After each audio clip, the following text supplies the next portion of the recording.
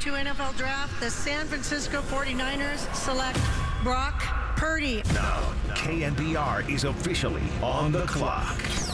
Here to cover the picks, it's John Dickinson, Dieter Kurtenbach, and Tracy Sandler. Sponsored by Golden State. When you succeed, they succeed. Visit them today at goldenstatelumber.com. On KNBR 104.5 and 680. San Francisco! The sports leader.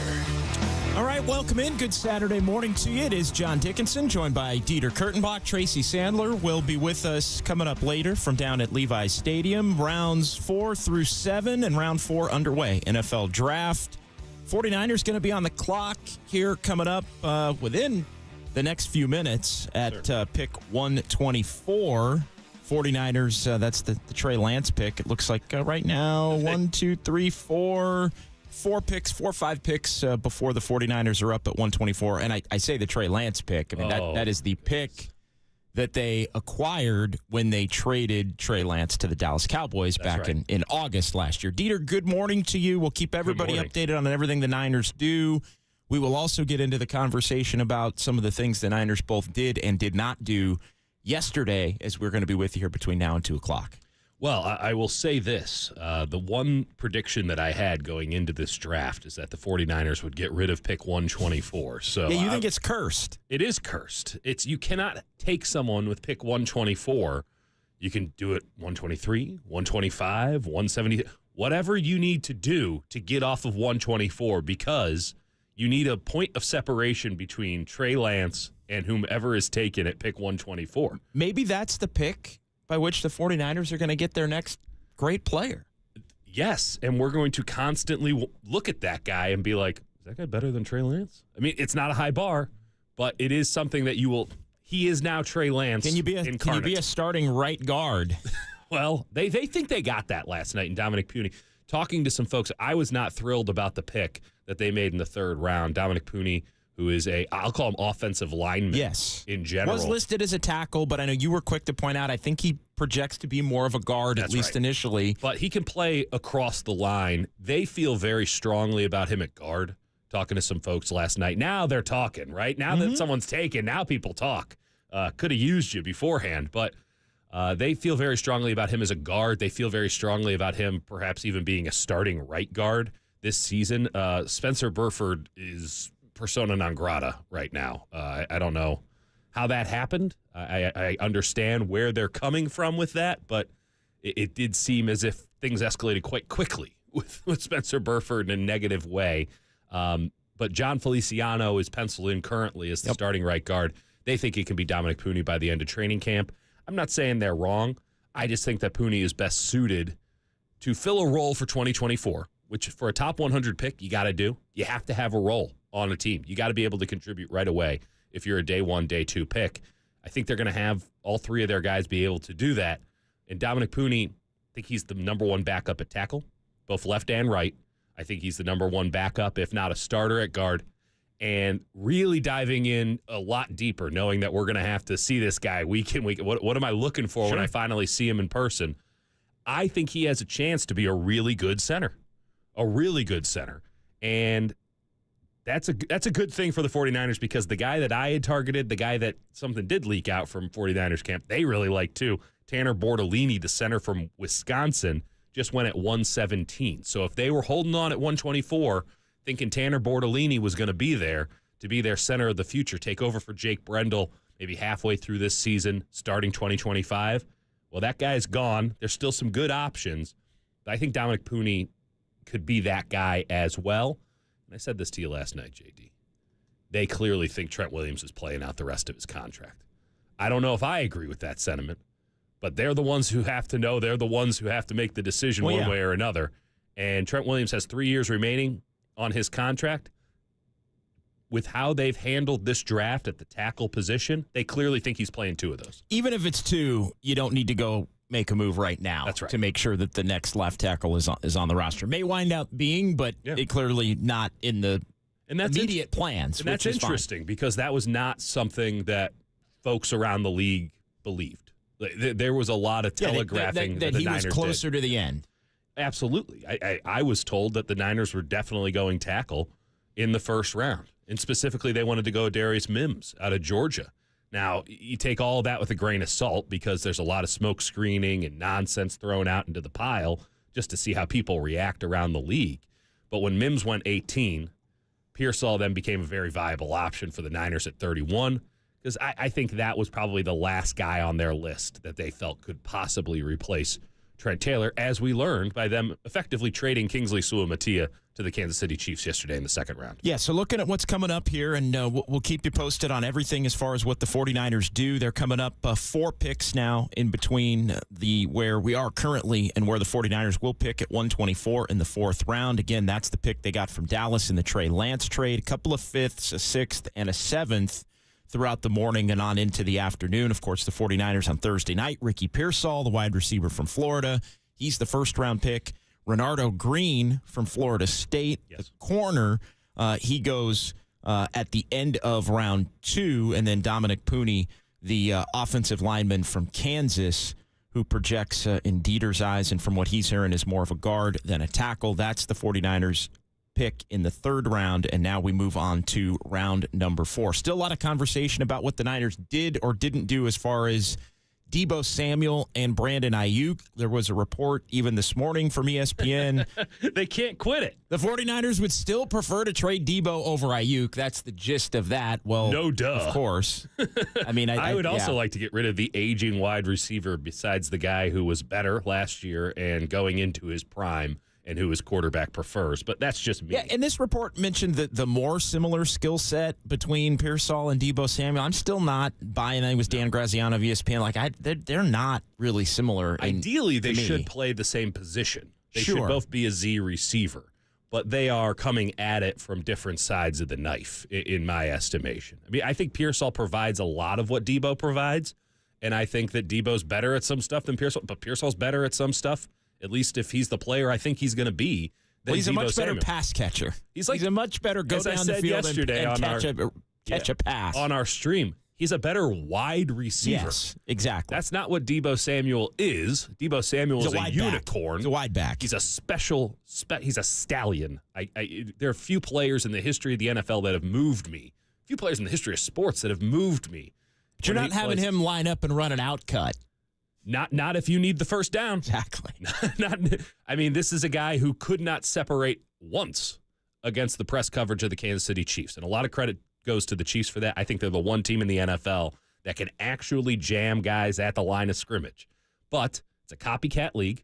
I think we've seen a lot of teams around the league today, yesterday, and certainly to a degree in round 1, follow the 49ers lead when it comes to drafting, which hit or miss. We got to be honest about that.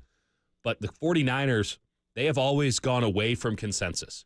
When you think about mock drafts and sort of the general draftnik opinion of what's going to happen, right? We got 7-round mocks. The 49ers are always way off on those. No one can ever predict what the 49ers do with those.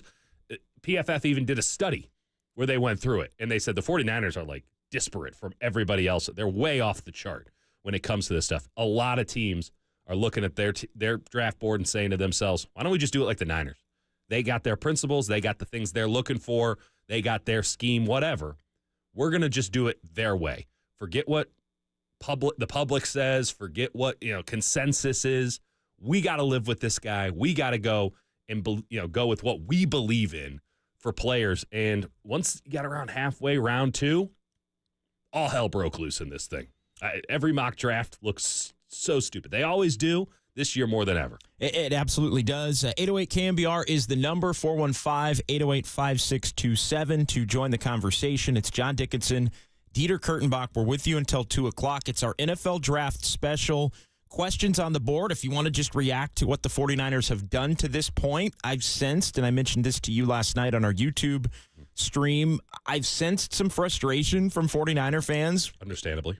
With who went off the board primarily in the second round. There were a lot of names that were just on a run, in sequence of Niner potential picks and players that they were linked to. Let's get into that coming up here as well, because did they really need the wide receiver? Did they need the wide receiver if they were going to keep both Deebo Samuel and Brandon Ayuk at the expense of corners? or offensive linemen, other players that could help at perceived greater positions of need. 808 KNBR, the number to give us a call or shoot us a text here. We'll pause. We'll come back. We'll get the 49ers pick coming up at 124, assuming they keep the pick. I know Dieter's hoping the Niners trade it because, in his mind, nothing Cursed can be associated with Trey Lance directly. It's all straight ahead right here. KNBR 104.5 and 680, the sports leader.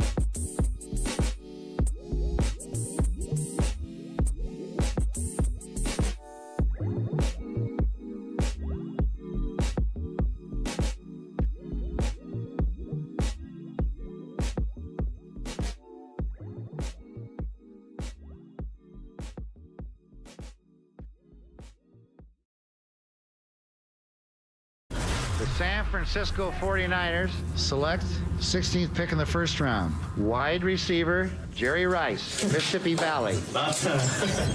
Now, back to the KNBR 2024 NFL Draft Special with John Dickinson, Dieter Kurtenbach, and Tracy Sandler. Sponsored by Golden State. When you succeed, they succeed. Visit them today at goldenstatelumber.com. On KNBR 104.5 and 680, the sports leader.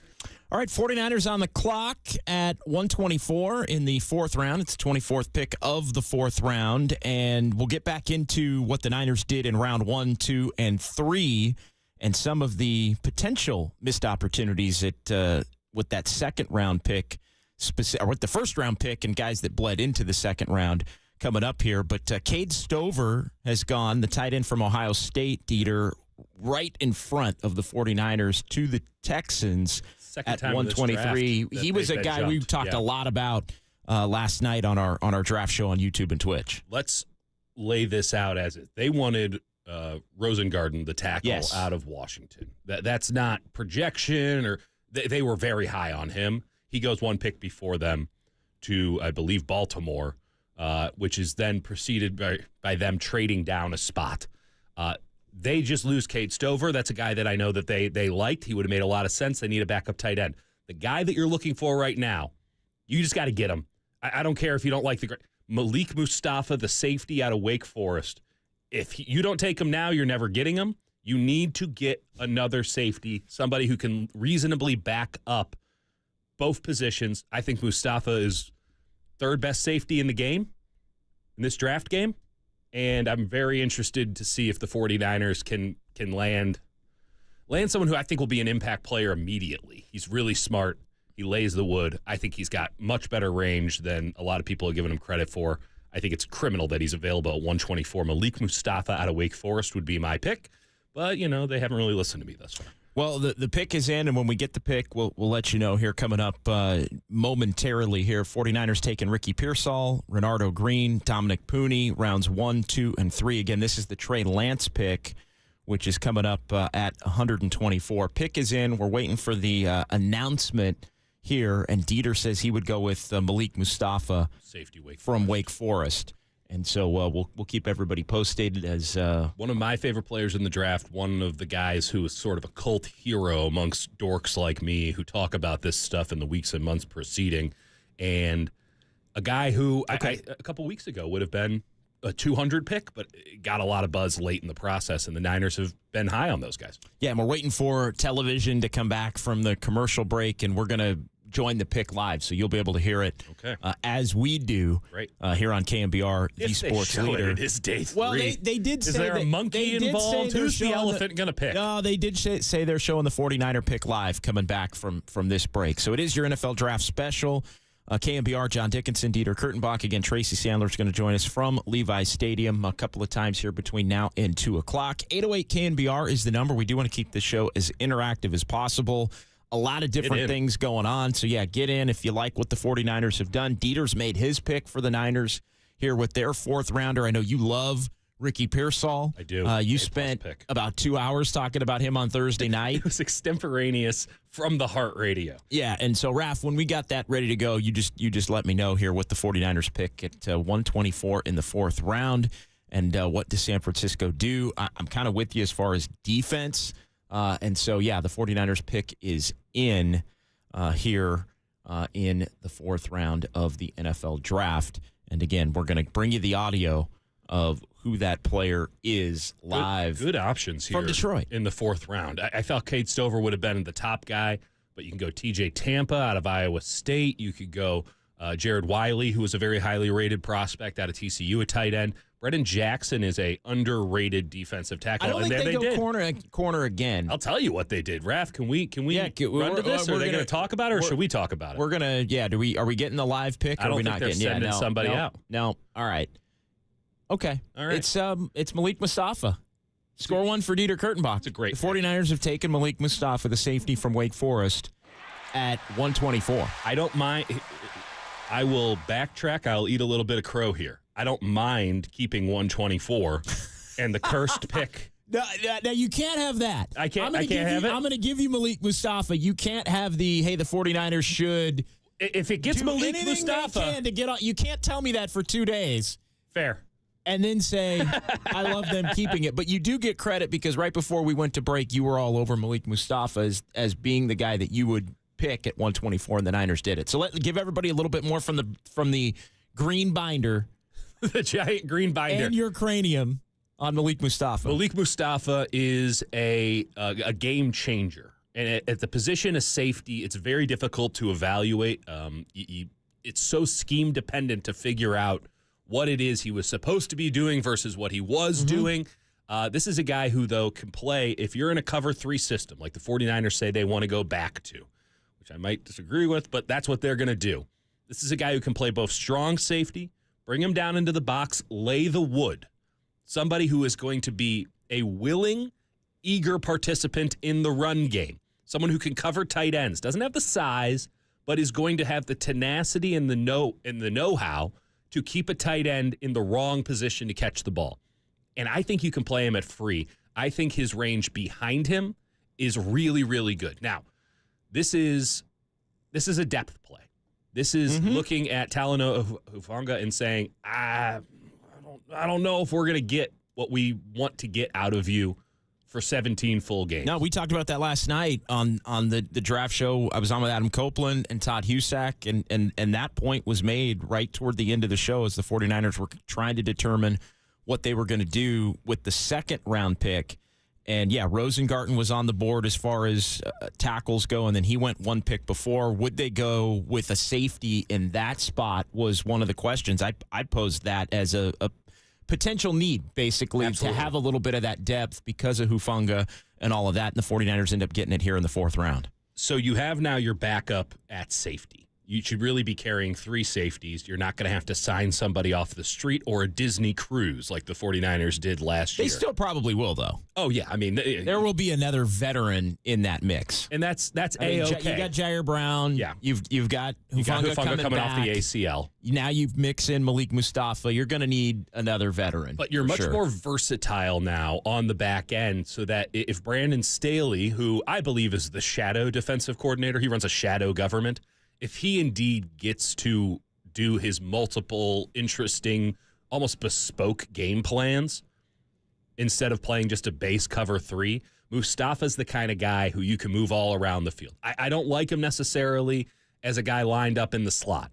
I don't think that he's that kind of safety.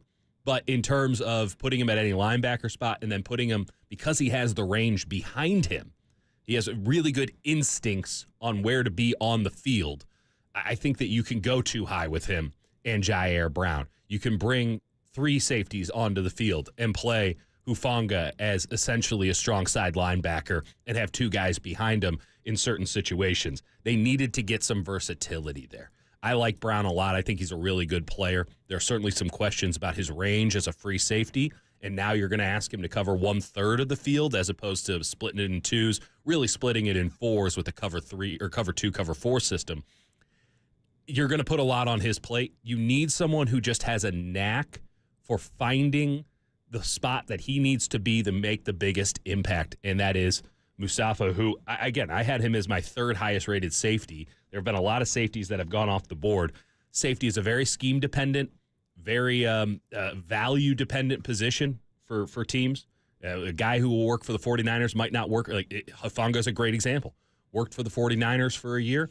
Wouldn't work for most other teams. But John Lynch, I can only imagine how much John Lynch is excited to talk about this guy going into his press conference later on today. I can only imagine that John Lynch was pounding the table for this guy. He's very reminiscent of a John Lynch. Not to say he's going to be a Hall of Famer or anything like that, but when you think about what made John Lynch great, laid the wood, eager, and smart. And that is what Malik Mustafa is. I think 49ers fans are going to love this guy. I've loved this guy. One of my 5-10 favorite prospects on the board. And, yeah, 124, cursed pick. If anyone can break it, Malik Mustafa. Malik Mustafa, safety, Wake Forest, goes to the 49ers, 4th round, 124 overall. Dominic Pooney goes 3rd round, 86. Renardo Green, 64, final pick of round number 2. And then Ricky Pearsall, of course, the 49ers first-round pick going back to Thursday night. Niners are going to be on the clock again, scheduled to be at 1:35. Now, they did have a compensatory pick at 132, but that pick was traded to the Eagles. To the Eagles, exactly, when the 49ers moved up to 86 to get Dominic Pooney last night. No problem with that. Again, we talked about this a bunch last night on the live stream. The 49ers have too many draft picks. Yes, they do. Is, to be fair, a good year to do it in. Because when you think about where the 49ers are at, you think about the issues that the 49ers had last year. I'd like to remind everybody, despite the fact they didn't win it, they played in the Super Bowl. So it wasn't like there's some scrub team here. This is still the class of the NFC. But this was a squad that I would argue wasn't the best team in football. I don't even know if I'd put them in the top 10 of the best teams in football when you talk about overall 53-man roster depth. And the post-mortem of their season, I think that was part of the conversation. The fact that in some ways, I don't want to say overachieved because the goal was get to and win the Super Bowl, but they could have got and probably should have got. And they by did. Both Green Bay and the Lions. We were there. We saw. I mean, they looked death in the eye twice, and they came through, which speaks to the character of the team, speaks to the character of the head coach, speaks to the character of the quarterback. Those two guys specifically. And it spoke a little bit to Steve Wilks as well. As much as he deserved to go, he did do pretty damn well in the second half of that game against Detroit in changing some stuff up. Too stubborn by half in the first half, and, luckily he made those changes. I don't know who told him to make those changes, whether it was Steve Wilks' own decision or not, but there were some adjustments made, and they won both of those games. But they got in the middle of the season. Yes. You had Trent Williams go down. You had Deebo Samuel go down. And by the way, that didn't speak to Kyle Shanahan. That didn't speak to Brock Purdy, where they couldn't adapt. They couldn't figure out what to do, and they refused to change course of the ship that is the SS 49ers in the middle of the season, where two guys who they've basically built their offense around failed to be on the field. And that's something that they have to work with because they had no even facsimile of a backup for Trent Williams, which is to be expected. He's one of the all-time greats. Or Deebo Samuel. And to not have somebody who could at least run the plays that Deebo likes to run, I mean, come on now. Come on now. Ray McLeod's out there. It was a joke. Ronnie Bell was out there. It was a joke. You didn't have a Z receiver who could at least pretend to be Deebo for a half, much less for 3 games. And in Ricky Pearsall, by the way, they have that now. He can at least pretend to be Deebo. He's going to be something different. I think he's going to be something spectacular. But you now have a backup at Z wide receiver. You have a backup at X wide receiver. His name is Juwan Jennings. And you have the depth at wide receiver from pick 31. Now you have depth at cornerback where you needed it number 2, the number 2 corner opposite Charvarius Ward. And by the way, you needed it because Charvarius Ward is a little long in the tooth now. So you need to get as many dudes in at corner as you can. Because you only had 1 if you want to include a nickelback last year. And now you have some depth on the offensive line. Now you have some depth at safety.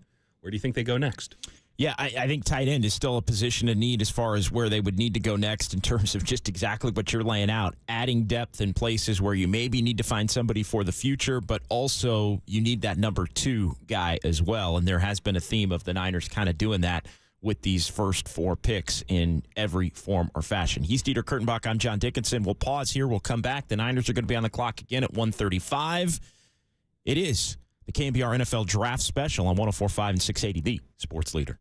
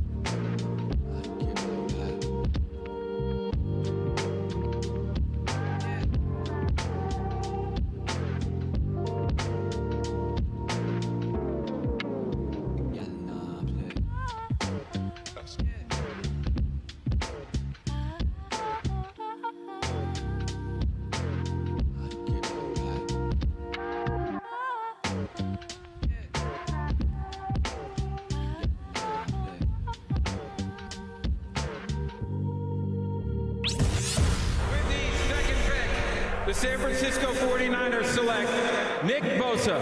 The clock is ticking. This is the KNBR 2024 NFL Draft Special, sponsored by Golden State. When you succeed, they succeed. Visit them today at goldenstatelumber.com with John Dickinson, Dieter Kurtenbach, and Tracy Sandler on KNBR 104.5 and 680, the sports leader. But here is the Niners selection that was just announced. Yeah, and CD, this is one of your guys here, Malik Mustafa. It was only one interception this year, but I thought one of the best tackling players in the secondary in this draft class. Love this guy. When you turn on the tape, I put him in my pound the table deal. Peter, when you turn on the tape, he almost looks like he's playing a little bit more sped up than others. He just appears suddenly, and all of a sudden, boom, he's in the picture, and look at that.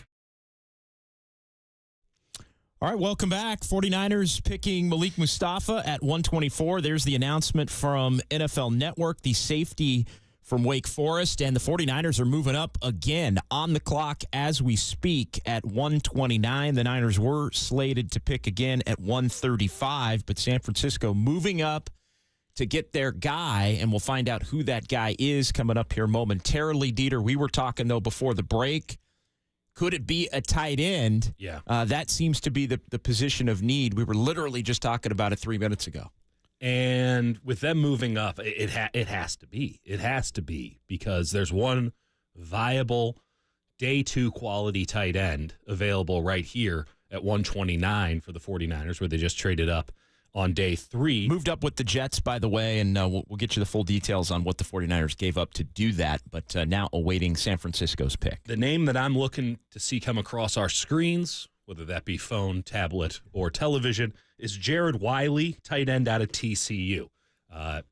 Originally recruited to Texas, transfers to TCU. We're talking big body, number 2 tight end kind of body, 6'6", 250 pounds.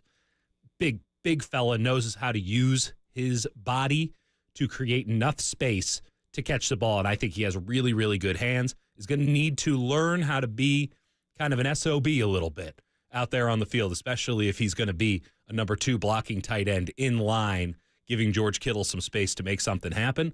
But I think that would be a very, very good pick for San Francisco at 129. Of course, there's about 300 other players that they could take here at 129, and this is taking quite a while for a round 4 pick for San Francisco. It is, and Nick Wagner of ESPN has what the 49ers gave up to move up to 129 with the Jets. They gave up 173 today in the 5th, and they also gave up 176. So the 2 fifths, they had a compensatory 5th at 176, a 173 from Kansas City. So the Niners were going to pick twice in the 5th. Those 2 picks are now gone. They still have a 6th and a 7th, and they still have 135. 135 was not part of this deal at this point. So the Niners are going to pick at 129 right here, and then scheduled to pick at 135, and then not again until round 6 because both of their 5ths are going to the Jets for the pick that is coming up here momentarily at 129. Another name that I could see the 49ers going with is Muhammad Kamara, the defensive end out of Colorado State. He's not a classic 49ers defensive end, but he's got great burst, got great go, and the 49ers are picking from Mexico here, which explains the delay. Gotcha. We have that on NFL Network as Kevin O'Connell is being talked to, the Vikings head coach on ESPN. We don't want to listen to him right now. Well, it's just unless you're actually in the house. Do they not build their draft coverage around what we need? Exactly. Then we're scanning all of our devices. Look at the collar on this Isaac guy. Guerrero is the pick, running back from Louisville. Okay, that was a name that. I'm sorry, Guerendo. Guerendo. I misread that. No wonder they Guerendo. went to Mexico for that pick. This is a. Apologies there. The screen was on the far end of the room. It's all good. Okay. I still think they need to go tight end later on in this draft. They still have in this round. They still have the opportunity to do it. I think that there was a bit of a run on running backs here. You had Ray Davis going, Will Shipley going just before that, Bucky Irving going just before that. So 3 out of the prior 4 picks had been running backs. The 49ers traded up because they loved Isaac Guerrero absolute athletic. Guerendo. Apologies. Now we're Isaac both doing Guerendo. it. Isaac Guerendo, 129, running back, Louisville to the 49ers. They traded up to get him. One of the buzziest players in this draft. Absolute athletic freak, Guerendo. 4.33 40-yard dash. This is when we He's talk a speed guy. When we talk about a one cut and go sort of dude, this is who we're talking about. There's not that many of those in college, despite the amount of zone that they run at the college level. There's a lot of guys who like to bounce around back there, wait for stuff to develop. That's not how Kyle Shanahan wants to run his offense. And Guerendo is going to run the football. This is not some third down, come on in, maybe catch a couple passes, though I do think he is quite good at that. This is a guy who is going to be a battering ram. This is a November, December, January running back. Now you have Christian McCaffrey available to do a lot more things for your offense because you have someone that they think they can trust in the backfield to run the ball 20 times a game. It's not something they had last year. Elijah Mitchell is a wonderful player, and he performed marvelously for the San Francisco 49ers. They couldn't trust him. Every time he'd play a game, he'd miss two. Well, and I'll just say this as devil's advocate, and I know you're kind of putting the spin on how would player X or player Y. We did it with Mustafa. We did it with Pooney last night at the end of the third round. You're painting the perspective of best case scenario of this player comes in, and this is how he would fit, assuming he shows he can play. I'm just going to jump in with the devil's advocate. Feel free. Any running back that the 49ers take anywhere, really, you never know whether they're going to be able to play immediately. Well, I would argue the entire NFL has that problem. That running back is and I'll even say that for Mustafa. Like Mustafa, great, like as far as being able to play both positions and versatile and all of that. But how often do fourth round picks come in and immediately make an impact? I'll give you that. Here's where I'm coming from. I've spent a lot of time with a lot of these guys. And I'm not coming down your road. No. Just Feel free. The road's open. This ain't a toll. I'm just saying there are certain guys on day 3. I am always going to lean towards liking them more than the consensus. Let's be real about where most people are coming from with these guys. They've never heard of them in their life, nor should they. It is a very weird place to be to have a strong opinion about Isaac Guerendo going into day 3 of an NFL draft. But this is what I'm about. And I'm telling you right now, I would have liked Wiley. Wiley was not one of my favorite prospects. He wasn't. I would have said this is a good pick because of need. I'm not totally sold on him as a player.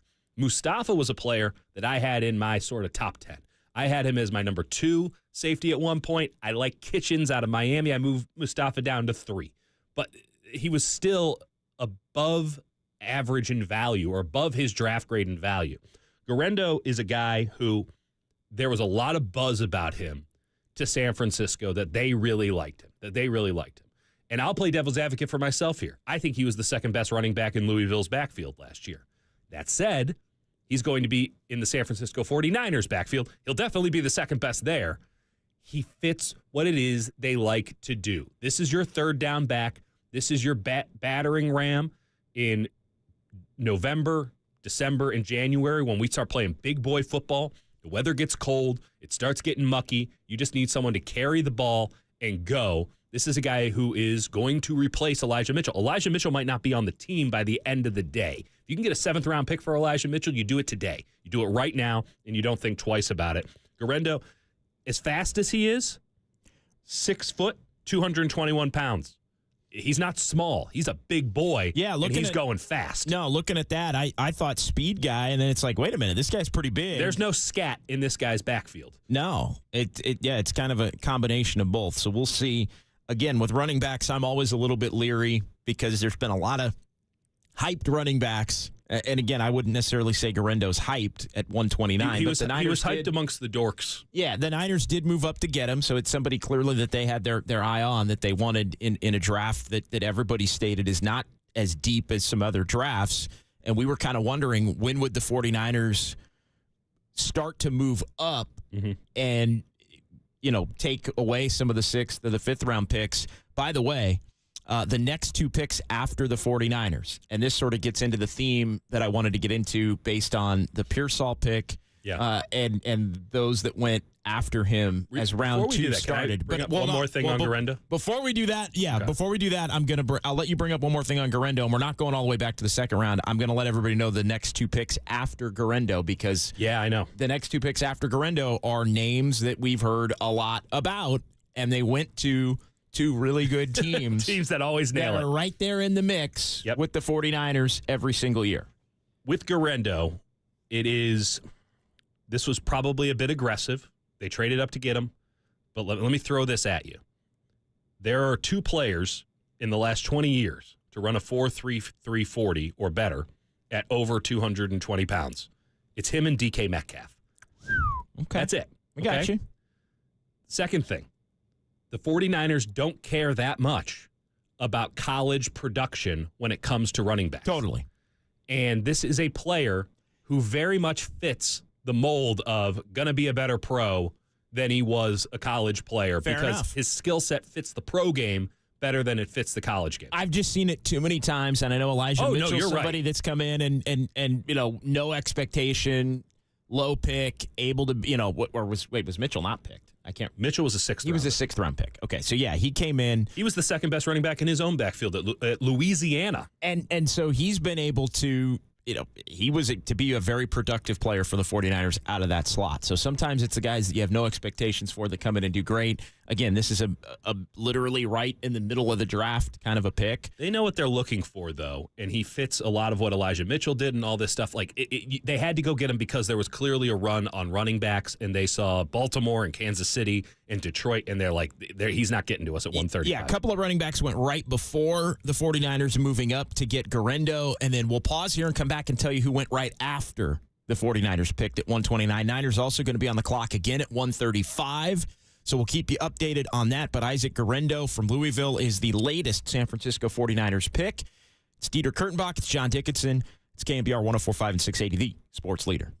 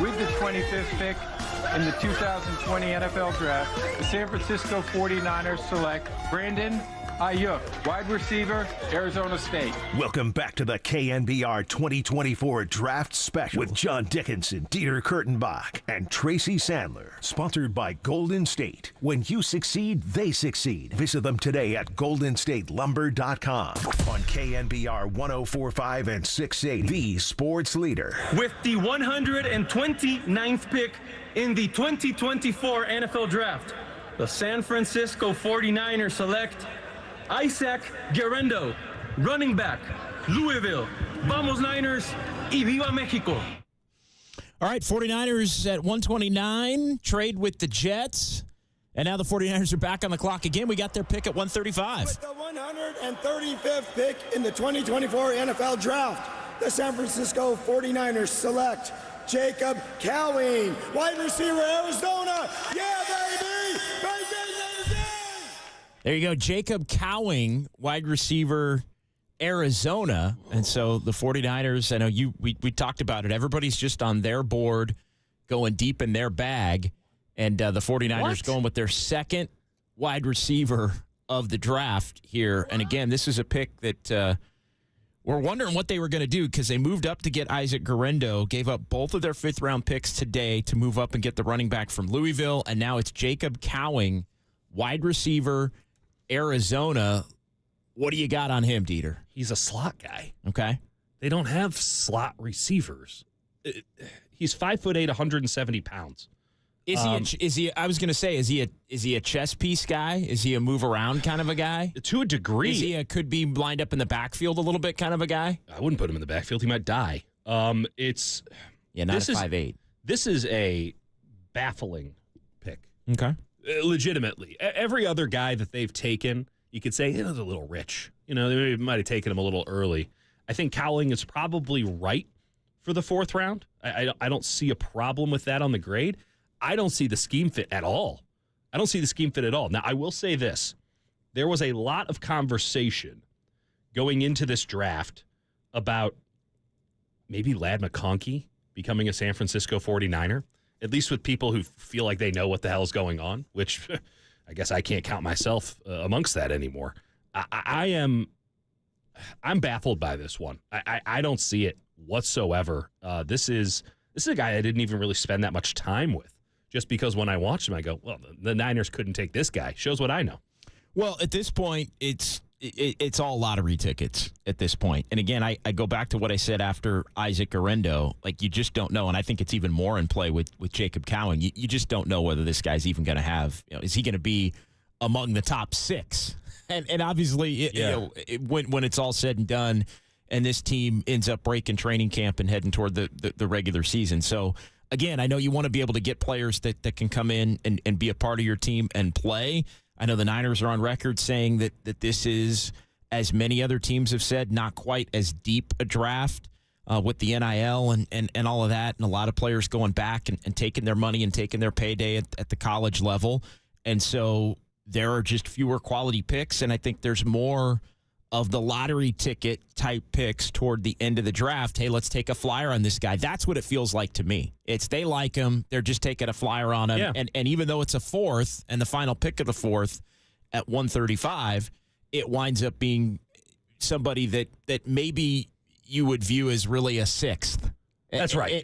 Everything has been shifted in a normal draft, maybe this is a guy who's a sixth who you're, not a lock to even make your team. I know you don't think of that typically with fourth-round picks necessarily, but I think that's kind of where we are with this. Day 3 should be flyers. You should be latching on to one thing, whether they have, like Isaac Guerendo, incredible athleticism and no production, or in the case of Cowing here, incredible production, but questionable traits. This is the first pick where I will say doesn't necessarily project to be on the team.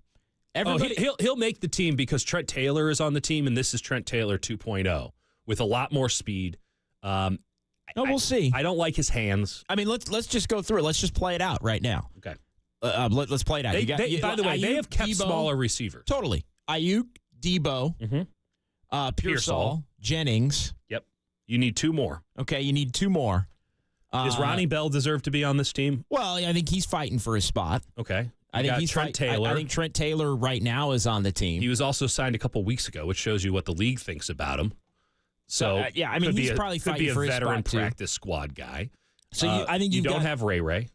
Don't have Ray. Cowing is somebody that he wasn't a return guy, was he? He was. Okay. So then I think that's part of it. He's 4.38 speed at 170 pounds. So this is a Trent Taylor upgrade because he is better than Trent Taylor. Full stop. He is a Ray McLeod replacement. Yeah, that's what it feels like. He's got a shot. I'll say this. Here's the absolute positive upside. I'm not going to compare him one-to-one to this player, but in terms of size, everyone say he's a slot guy because he is a slot guy. That's where he should be. But in a Kyle Shanahan offense, he had Andrew Hawkins catch over 100 balls in his 1 year with Cleveland. Andrew Hawkins is like 5'9".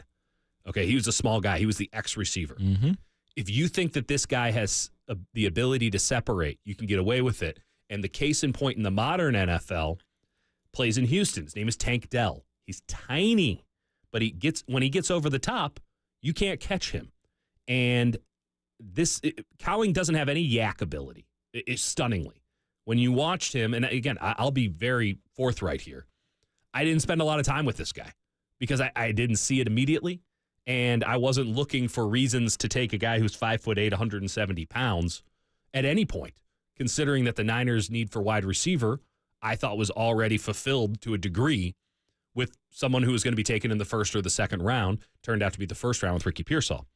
But you can play this guy across the board, maybe not at Z with the level of physicality they ask from that position, but you can play him at X. You can certainly play him in the slot. And Bobby Slowick last year showed that you can put up big numbers with a quarterback who wants to push the ball down the field with a guy who does have the ability to separate on deep routes. This guy, that is the one thing that I did see from him. I'll run through some of the quick numbers here on him. 2021, played 13 games, 70 catches, 69 catches, 1,300 yards. 85 catches in 2022, 1,000 yards, played 13 games, only started 11, interesting, and had 90 catches for 848 yards, but he had 13 touchdowns. I have some questions about his hands. Drops were an issue at Arizona. I have some questions about his ability to return kicks because he did mess up a couple of returns at Arizona. But if this is a Kyle Shanahan pick, I can see why Kyle Shanahan. I think all of them have to be every skill player on offense. But there are some guys that you know that Kyle's going to like more than others. The fact that Trent Taylor keeps coming back to this football team, that's what he's looking for. He's looking for somebody who can reasonably play instead of Trent Taylor. And I think I would imagine that Kyle has spent a lot of time watching what Bobby Slowick, his former protege, did with the Houston Texans this offseason, thinking to himself, I now have a quarterback. I got to change my offense a little bit more now. A little bit more. We've been adapting it slowly just because of the circumstances with Brock Purdy. Now I get a full offseason with my guy. I get a guy who has a very different temperament as a quarterback from the guys that I had previously in San Francisco, Jimmy Garoppolo, Nick Mullins, even Brian Hoyer going back. I need to shift my offense a little. I need to stay ahead of the curve. The guy that I just let walk out the door to go with my man DeMeco Ryans to Houston had a rookie quarterback who led the NFL in passing last year. I need to steal a little bit from some guy who took everything he knew from me. And again, Tank Dell would be the absolute best case scenario. This guy's a gamer. I'll say this about Cowing. He's a gamer. But I'm a bit stunned by this pick. Yeah, Jacob Cowing, wide receiver, Arizona, goes to the 49ers at 135. That was a pick that they had coming into the day, their own fourth-round pick there at the end of the fourth round, 135 overall. Fifth round is underway, and just to keep everybody updated, the 49ers no longer have fifth-round picks in this draft. They have 2 picks remaining currently right now, 215 in the 6th, the compensatory pick, and 251, which is their own pick in the 7th round. Everything else is gone. 49ers trading with the Jets and giving up 173 and 176 to move up to 129. That was the trade with the Jets for the running back from Louisville, Isaac Guerendo. And so we'll see if the 49ers end up trying to move into the 5th round. I mean, I don't foresee that at this point in time. We'll see what they even do with their 6th and their 7th. It could be a scenario where they look to maybe dump out even of those picks or take flyers. Everyone's going to be a flyer, and the Niners have done an exceptional job, obviously, in the past with flyers. Yes, they have. And again, what you're looking for on day 3 is somebody who either has great athletic traits that you think will be better as a pro than they were in college, because the games are very different, especially on the offensive side of things. And then, or you're looking for a guy who, like a Juwan Jennings, had this incredible production that you can't explain with athleticism or anything like that. All of the numbers say that this guy should suck, and yet he went out there and just kicked ass week after week after week. Those are the guys you're going for. Brock Purdy is a great example of that as well. You watch him, you see that he's a leader of men. You see that Iowa State went from being one of the worst college football programs to one of the best under his time there. And you say, well, he's 6 foot nothing, 190 nothing. The arm is, I think, better than it looks, but it's, he's still a little flutter in the ball. You can't quite explain him. You go, let's take a flyer on him, because the production was there, and then you end up getting a guy you're going to end up paying $45, $50 million to. All right, we move into hour number 2 as you listen to KNBR 104.5 FM and 680 AM, a Cumulus station, San Francisco. It's John Dickinson and Dieter Kurtenbach here, our NFL Draft Special, as we're going to be with you until 2 o'clock. 808 KNBR is the number to join the conversation, 415-808-5627. Just kind of recapping everything again for the 49ers, and we'll let you know if they do wind up with a pick in the 5th round, but currently both of those 5ths gone to the Jets to move up to 129. Of course, Ricky Pearsall, wide receiver from Florida. Renardo Green, end of the 2nd round last night. The cornerback from Florida State. Dominic Pooney, offensive lineman, Kansas. And then this morning, the 49ers have made a couple of picks. Malik Mustafa, safety from Wake Forest at 124. And then 129, we talked about the trade with the Jets. Isaac Guerendo, running back, Louisville. And then the most recent pick for the 49ers, Jacob Cowing, wide receiver from Arizona at 135. Again, the 49ers not going to be on the clock again, at least not scheduled to be for a while. 2:15 right now for the 49ers in the 6th round. So you look at where everything is at. Right now we're at 139. So we got some time, baby. We got some time. 808 KNBR. Yeah, we got some time. 76 picks basically away from where the 49ers are going to pick again in the 6th round. At least scheduled to pick. If their name again pops up on the board miraculously, we will be all over it. But we want to hear from you as far as just what do you think overall about the 49ers draft at this point? Do you like the Ricky Pearsall pick? Do you like Renardo Green from Florida State, the corner?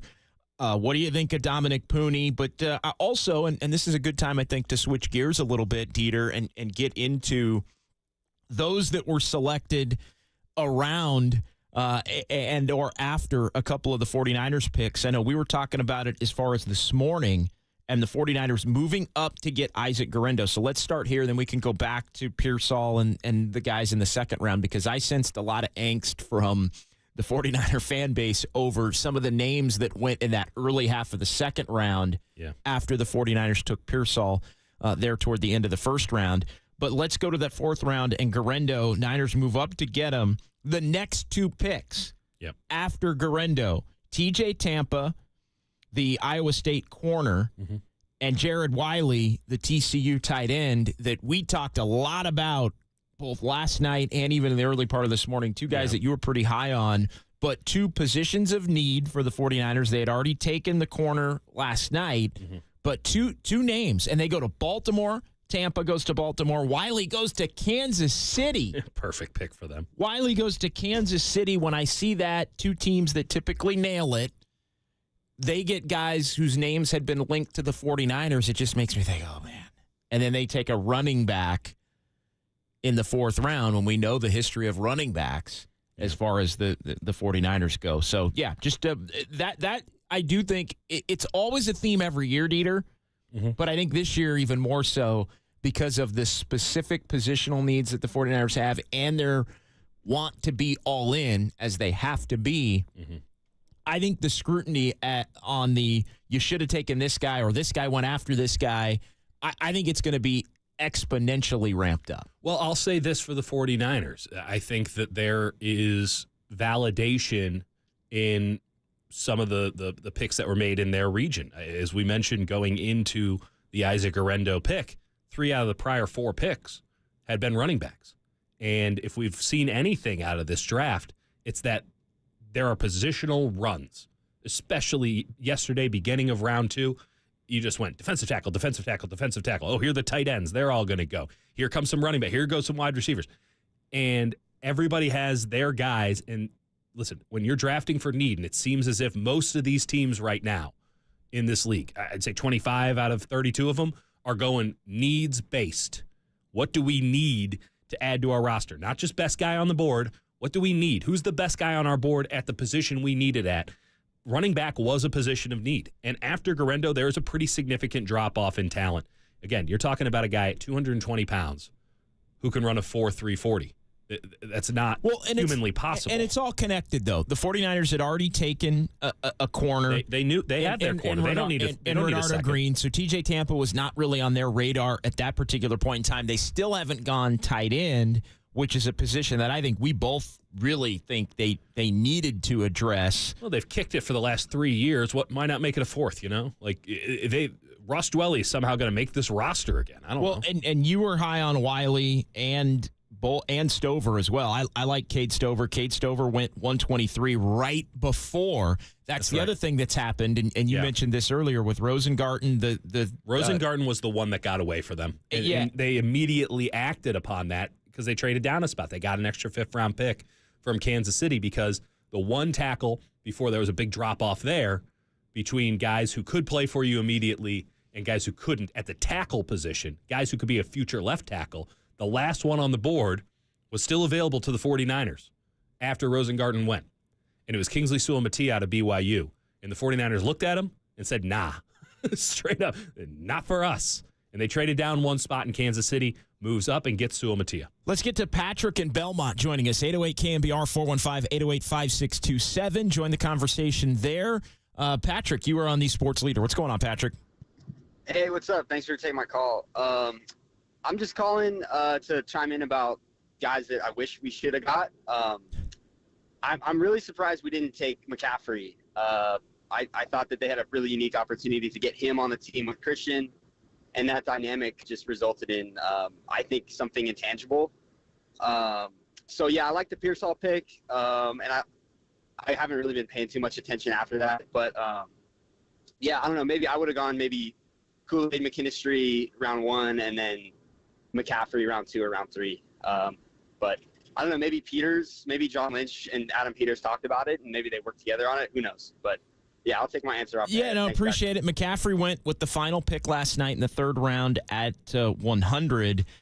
There really wasn't a need, certainly at 100, for Luke McCaffrey. No. And obviously the 49ers had moved up to 86. And look, if he had been around today, I think he would have been on the board maybe. But not there. He wasn't going to be a day 2 pick for the Niners. He shouldn't probably have been a day 2 pick for anybody. As I said last night, and I'll repeat again today, if Luke McCaffrey's name was John Smith, he would have been a 5th or a 6th round prospect. And it's not to bash at all with Patrick in Belmont because I think he highlighted why people are high on him. He's a McCaffrey. He's a McCaffrey. He'll know how to get things right. Yeah. He'll know how to do it at a high level. His dad was a great receiver. His brother's a great running back. He'll get it done. Again, not a third. No, entirely. Again, I think we have seen the best. If the Niners if he was around and with a couple of these 5ths that they gave to the Jets, you want to take a flyer there. Hell, even in the Jacob Cowing spot, I wouldn't have totally had a problem with it at 135. But he made more sense than Cowling. Frankly, yeah. But it's, again, the end of round 4 as opposed to pick 100. There's a big difference there. A top 100 pick is somebody who has to have a role for you on day 1 of training camp and the regular season. And I think Luke McCaffrey would have a better chance of being productive than Jacob Cowing projects to. At least in my mind, as we sit here on April 27th? No, because I can't tell you what position Luke McCaffrey can effectively play at a high level in the San Francisco 49ers offense because he's not a Z. But you could say that about Cowing? Cowing, well, they have not one but two guys on the roster that Jacob Cowing can model the game after, which is Trent Taylor and Ronnie Bell. Now, I would not model my game after either one of those guys, given the fact that they should both be on the chopping block here. But they don't they give more credit to undersized, sort of in-cutting, out-cutting, 6-yard route running guys than I give them credit for. Kyle Shanahan certainly does. He wants to have a guy who's going to be able to get open on short routes time and time again. Doesn't matter if they're short, if they get open on short routes. And say what you will about Cowling, I've said a lot already. I think he can do that. I think he can do that. All right, he's Dieter Kurtenbach. I'm John Dickinson. Let's pause here. We'll come back. We'll kind of reset everything. How you feeling about the 49ers draft as far as where they've gone in terms of position of need and what's been going on with Deebo Samuel and Brandon Ayuk? We'll give you the latest there. We'll also get into those second-round names that went after Ricky Pearsall went to the 49ers in the first round. It's all coming up. NFL Draft Special, KNBR 104.5 and 680, the sports leader.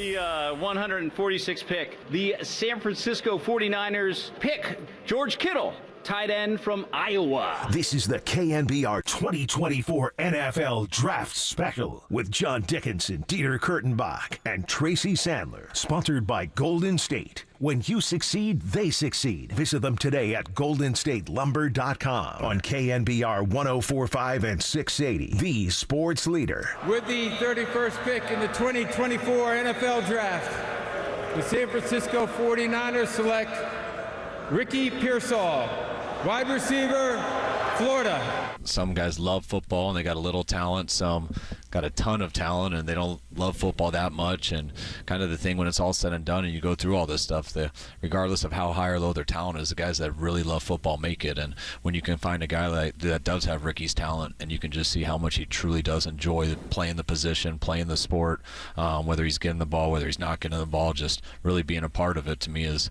really what makes guys successful in this league, not just 1 year, but throughout their career. Ricky Pearsall loves ball. So do I. That from Kyle Shanahan there, post first-round draft pick, 49ers taking the wide receiver from Florida. Yep. End of round one as San Francisco on the board there at number 31, and they take Ricky Pearsall. We welcome you back, our NFL Draft Special. John Dickinson and Dieter Kurtenbach.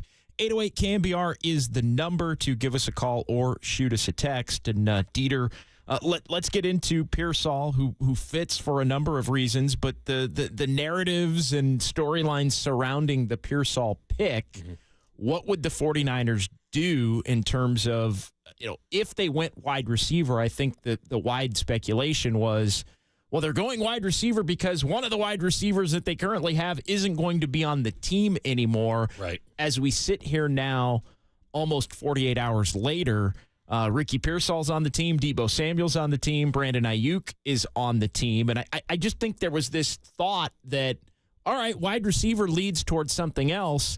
That hasn't happened, and I think that's led to a relitigation of maybe some of the names that the 49ers could have selected into the first round with some of the names that went off the board in the second round, which I'll get to coming up here in just a second.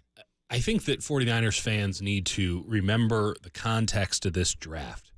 Let's first start with this. The notion that one of the wide receivers was going to go was a falsehood perpetuated by the media to gaslight you into watching the NFL draft. Like, if it was going to happen, it would have happened. And there weren't that many storylines coming in to this NFL draft. So when you have such an obvious disconnect between what the 49ers did and perhaps what they already had, it only then adds more fodder, more logs to the fire. But Brandon Ayuk was never going to be traded. If he hadn't been traded by April 1, he wasn't going to get traded because the 49ers weren't going to go into a draft and, do it by the seat of their pants. Pants on fire, let's figure it out on the fly. That's not how they go about their business. That's not how any team really wants to go about their business. There's not a lot of wheelers and dealers out here. They'll trade picks, sure. No one's trading a big-time, massive player just on a whim on draft day. And because we didn't have the Aaron Rodgers saga like we had last year at the draft, which, by the way, had been essentially completed weeks in advance, but they held it. They held it for media purposes all the way there because there's a lot of stuff to figure out with the 40-year-old quarterback on a big-time contract. Like, it was never a thing. Now, the Deebo Samuel trade stuff was a thing. It never came to fruition. And once it didn't come to fruition weeks ago, it wasn't like the 49ers had any more leverage to get something more from a team because it's a great wide receiver class. But the 49ers reportedly, hey, if anybody wants to give us a first-round pick for Deebo Samuel, that's right. We'd listen. Yeah, and they did. Which reportedly and they talked. Yeah. And there was a lot of smoke, and it fell apart. And I can't tell you if it fell apart on the team side or if it fell apart on the player side because the flip side of it is, just like with Brandon Ayuk, whomever's trading for Deebo Samuel, then you start talking about, okay, we got to give you a new contract. We have to restructure it because your cap number is $28 million this next year. That's not going to work for us. No team just has $28 million in cap space to bring in a Deebo Samuel. And if you're bringing in a Deebo Samuel, you're thinking, we got a Super Bowl contention window here. 49ers have to take that into account as well. So it didn't happen. It wasn't going to happen.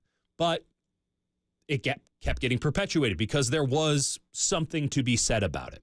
With Pearsall going at 31, we have to remember the context of this draft for the San Francisco 49ers. It's all about 2025. It's all about rebuilding the overall depth of this team, not just for this upcoming season, but for seasons beyond. And if we want to get really specific about that, and John Lynch said it flat out, we could have all inferred it, but John Lynch gave it to us straight. This is about building around Brock Purdy. This entire team is about to be... It's two timelines, really. Exactly. I mean, that worked out great the first time. But... Well, different franchise. Yeah, a lot of similarities. Regardless, they're going all in on Brock Purdy. They're going to give him the contract. Jed York said as much this offseason. Anyone with two brain cells to rub together knows as much. Totally. They're going all in. They're going to pay him $40, $50 million. The structure of your team has to fundamentally change when you have a $40, $50 million quarterback, because now you have a guy taking up 20%, 25% of your salary cap. You have to have guys who are on the cheap in other spots. The Niners have been living in an inverse world for the last 2 years, or at least the last year, which is we can pay anyone we want. We can go and get a Javon Hargrave. We can go and give Brandon Ayuk, who they will give money to, as much money as we want, because we have a quarterback who makes a rounding error. He makes less than $1 million a year. We can do whatever the hell we want. Teams like the Chargers, teams like the Chiefs, teams like the Baltimore Ravens, they have to be a bit more shrewd, because one player is taking up a quarter of all the money that they can spend. And the 49ers don't have to live in that reality today because Brock Purdy is still making a rounding error, but they do have to live in that reality come 2026. And the fact of the matter is they had 10 draft picks coming into this year's draft. I don't think they'll leave with 10 guys selected because they've already made some moves, but they needed to rebuild the depth 2018, 2019 style this year, because moving forward, they're not going to have great picks. They're going to, they're losing stuff left and right in the future. They're probably going to have to attach a couple of picks to get maybe something reasonable back on Debo. But Debo is gone after this year. It's a lame duck year for him. Charvarius Ward might be gone after this year. I don't think it's a lame duck year for him in the truest sense, but he could very well be cut. Christian McCaffrey might be in his final days with the San Francisco 49ers. There's a lot. Javon Hargrave is certainly in his final days with the San Francisco 49ers. They're going to have to go into an era of austerity once Brock Purdy starts making crazy money, and he will make crazy money, barring something horrific happening. And in doing so, you need to then take the guys who are already on your roster and promote them to other jobs, because you can't go out and sign anybody in free agency to take a starting job from a guy you just had to cut for money purposes, Eric Armstead style. So how are you going to get that depth? You draft it. You draft and you develop it. This upcoming year is all going to be about development of the players that they're taking now, but they're building a team for 2025, 2026. And I'll say this, and that may be going on in the background, but I don't think there's a Niner fan that gives a rip about that at this particular point in time. This team's coming off losing the Super Bowl. It's the second Super Bowl loss in the last 5 years, and I get it. That's what smart organizations do, and that's what they have to do. And look, the length of their ability to be competitive and relevant and all of that is going to be tied 2 timelines, JD, to the Brock Purdy next contract and everything, that a different way by which they'll have to operate to be able to get that done. Here's the one thing I know. I don't know if that team can win a Super Bowl, 25, 26, 27. I don't know, and it's not even worth getting into at this point because there are so many unknowns. The question at the forefront of everybody's mind is, regardless of, because I get it, that has to be in play. Planning it's for not the just in future play. has to be in play. That is the priority. Well, if that's the number, the number one priority needs to be win the freaking Super Bowl in 2024. So I don't think that's how they viewed this draft. I don't. And the counter I will provide is this. Fine, and that's fine. But I also can say like that I can. That's fine, but I'll push back in this sense. You can develop Renardo Green and Dominic Pooney and Malik Mustafa and all those guys can develop in the background. Oh yeah. But Ricky Pearsall better be the reason why, your offense is even more explosive than it was last year. Yes. And that makes you a level better. Like you need to get, I'm sorry, as a 49er fan. You don't need to apologize. You need to give me the shiny toy of how are we better than we were last year? Forget about 25, 26, 27, although that's still important. Okay. that can go on in the background, but nobody's going to be paying attention to that. Like we will be, because we're going to be at training camp. I fundamentally understand that the fan base's priorities and the team's priorities might be disparate here. But, JD, you got exactly what you're asking for here. You might not have known about Ricky Pearsall out there going into this draft. I'm telling you right now, he's here today and he's here tomorrow. He is the truth. And it's going to take about 5 minutes for anyone who goes to rookie minicamp, and if you're somebody who is going to go sit out there in the sun with us at training camp, you're going to find out real fast. Just because Dane Brugler or Lance Zierlein had him at 41 doesn't mean he's a bad pick at 31. Totally. And again, the counter I'll make to this can is... Can he play or not? That's the bottom line. Oh, my... But here's the thing. Can he play? He was my favorite player in the draft. No, I get that. And I like the pick, given everything that I've watched and read after the fact. I know you were on this guy before the pick. He is the shiny toy. Totally. For me. No, that's my point. No, that's the point. No, if he can be a complimentary third receiver to Deebo Samuel and to Brandon Ayuk, and he has a role day one. And has a role day one. That's the best of all worlds. He has that. He has his role day one. He's backing up Deebo Samuel, who you're only going to play 60%. I mean, Deebo played a lot less this upcoming season, not just because of injury. They took him off the field a lot, too. There were a lot of snaps he wasn't on the field. I want to get into some of the other names. I like the Pearsall pick. I kind of wonder. Don't come at me about Pearsall, JD. I like my issue is not the Pearsall pick, but I am playing devil's advocate. I love it for the fan base in terms of some of the guys that went right around him before and some of the guys coming up after. So we'll continue that conversation. Want to get to the Golden State Lumber and Building Materials text line? Phone lines are open. 808 KNBR 415-808-5627. It's John Dickinson, Dieter Kurtenbach, our NFL Draft Special. KNBR 104.5 and 680, the Sports Leader.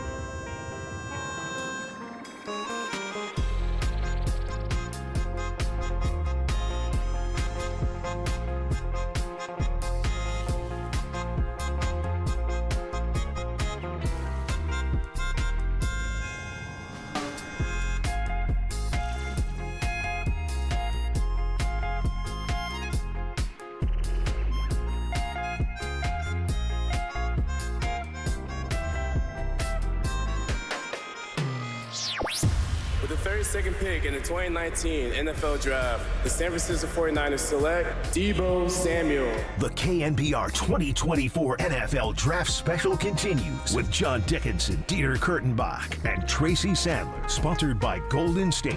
When you succeed, they succeed. Visit them today at goldenstatelumber.com on KNBR 104.5 and 680, the sports leader. With the 64th pick in the 2024 NFL Draft, the NFC champion San Francisco 49ers select Renardo Green, DB, Florida State. Detroit, I love. All right, 49ers go Renardo Green at number 64. That last night, end of round 2. It's our draft special. John Dickinson, Dieter Kurtenbach, KNBR, the sports leader. Tracy Sandler's going to join us from down at Levi Stadium coming up at 11:50. She's been on the conference calls with the 49ers picks, and the 49ers have made 3 picks this morning already. At 124, Malik Mustafa, safety from Wake Forest. Then the Niners traded with the Jets, gave up both of their 5th-round picks, so the Niners no longer on the clock in the 5th round as we currently sit. Isaac Guerendo, the running back from Louisville, and then the 49ers taking Arizona wide receiver Jacob Cowing at 135. And then, again, as we mentioned, a 6th on the board for the Niners coming up and a 7th. But the 49ers not going to pick again for quite some time. 215 is the next 49ers pick in terms of round. And just looking at the board right now, they might get back up. We're still at 147. So we got some time here in theory. We got a ways to go. It could change it any second. 8 picks away from where the 49ers will be next on the board. But yes, if they do pop up on the screen, if they do find their way back into the 5th round, we will keep everybody updated. But yeah, we were talking before the break, and let's get back into it. Ricky Pearsall, the wide receiver from Florida, with the 1st-round pick. And I do think, and you've said to me, hey, who are some of these names? Because I have sensed that there was, on both ends of the spectrum here, the 49er fans, there was this belief that if you were going to take a wide receiver, it was going to, and I know you already laid out the reality in terms of what you know and have heard as far as Deebo and Ayuk still being on the team, so we can set that aside. But there were names, either move up to get your guy in the 1st round, and there were some names that went after Pearsall that I think 49er fans were thinking, damn, this guy would have been a better fit. Also, and you mentioned during the break, the run on wide receivers right there in the early part of the 2nd round. And I think he's going to be, talking about Ricky Pearsall, compared to the other receivers that went around Xavier Worthy, who the Chiefs moved up to get with Buffalo. And I think everybody kind of went, damn it, when that happened. But here are some of the names. Darius Robinson, the edge from Missouri. Mm-hmm. Tyler Guyton, the tackle that ended up with the Cowboys at 29. That's right. Nate Wiggins, the corner out of Clemson. Worthy was linked to them. Wiggins was linked to them. Yeah. And then the guys in the 2nd round, predominantly, when you look at it, it's Cooper DeJean, the corner from Iowa, and Kool-Aid McKinstry from Alabama. That were big time linked to the Niners, whether they were maybe going to trade down a bit or move up to get their guy. Again, some of these guys went before the 49ers picked. So I think more than most drafts, because of the win now aspect of it for the 49ers and the specific positional needs, I think that you look at Pearsall and he's going to be linked to all of these guys around him more than other drafts. Well, that's just surprise, right? Because no one had mocked, no one had suggested that Ricky Pearsall was going to go 31. Exactly. But the way that just because it was surprising doesn't mean that it's wrong.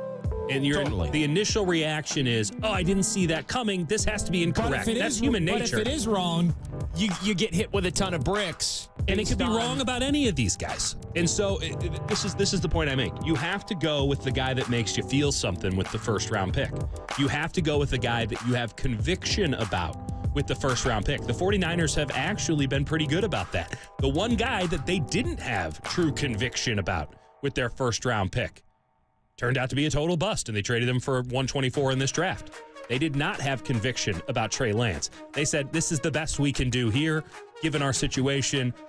I don't know. We might want to go with the chubby boy. Given the situation they traded up to get. Yeah, we kind of put ourselves in a corner here.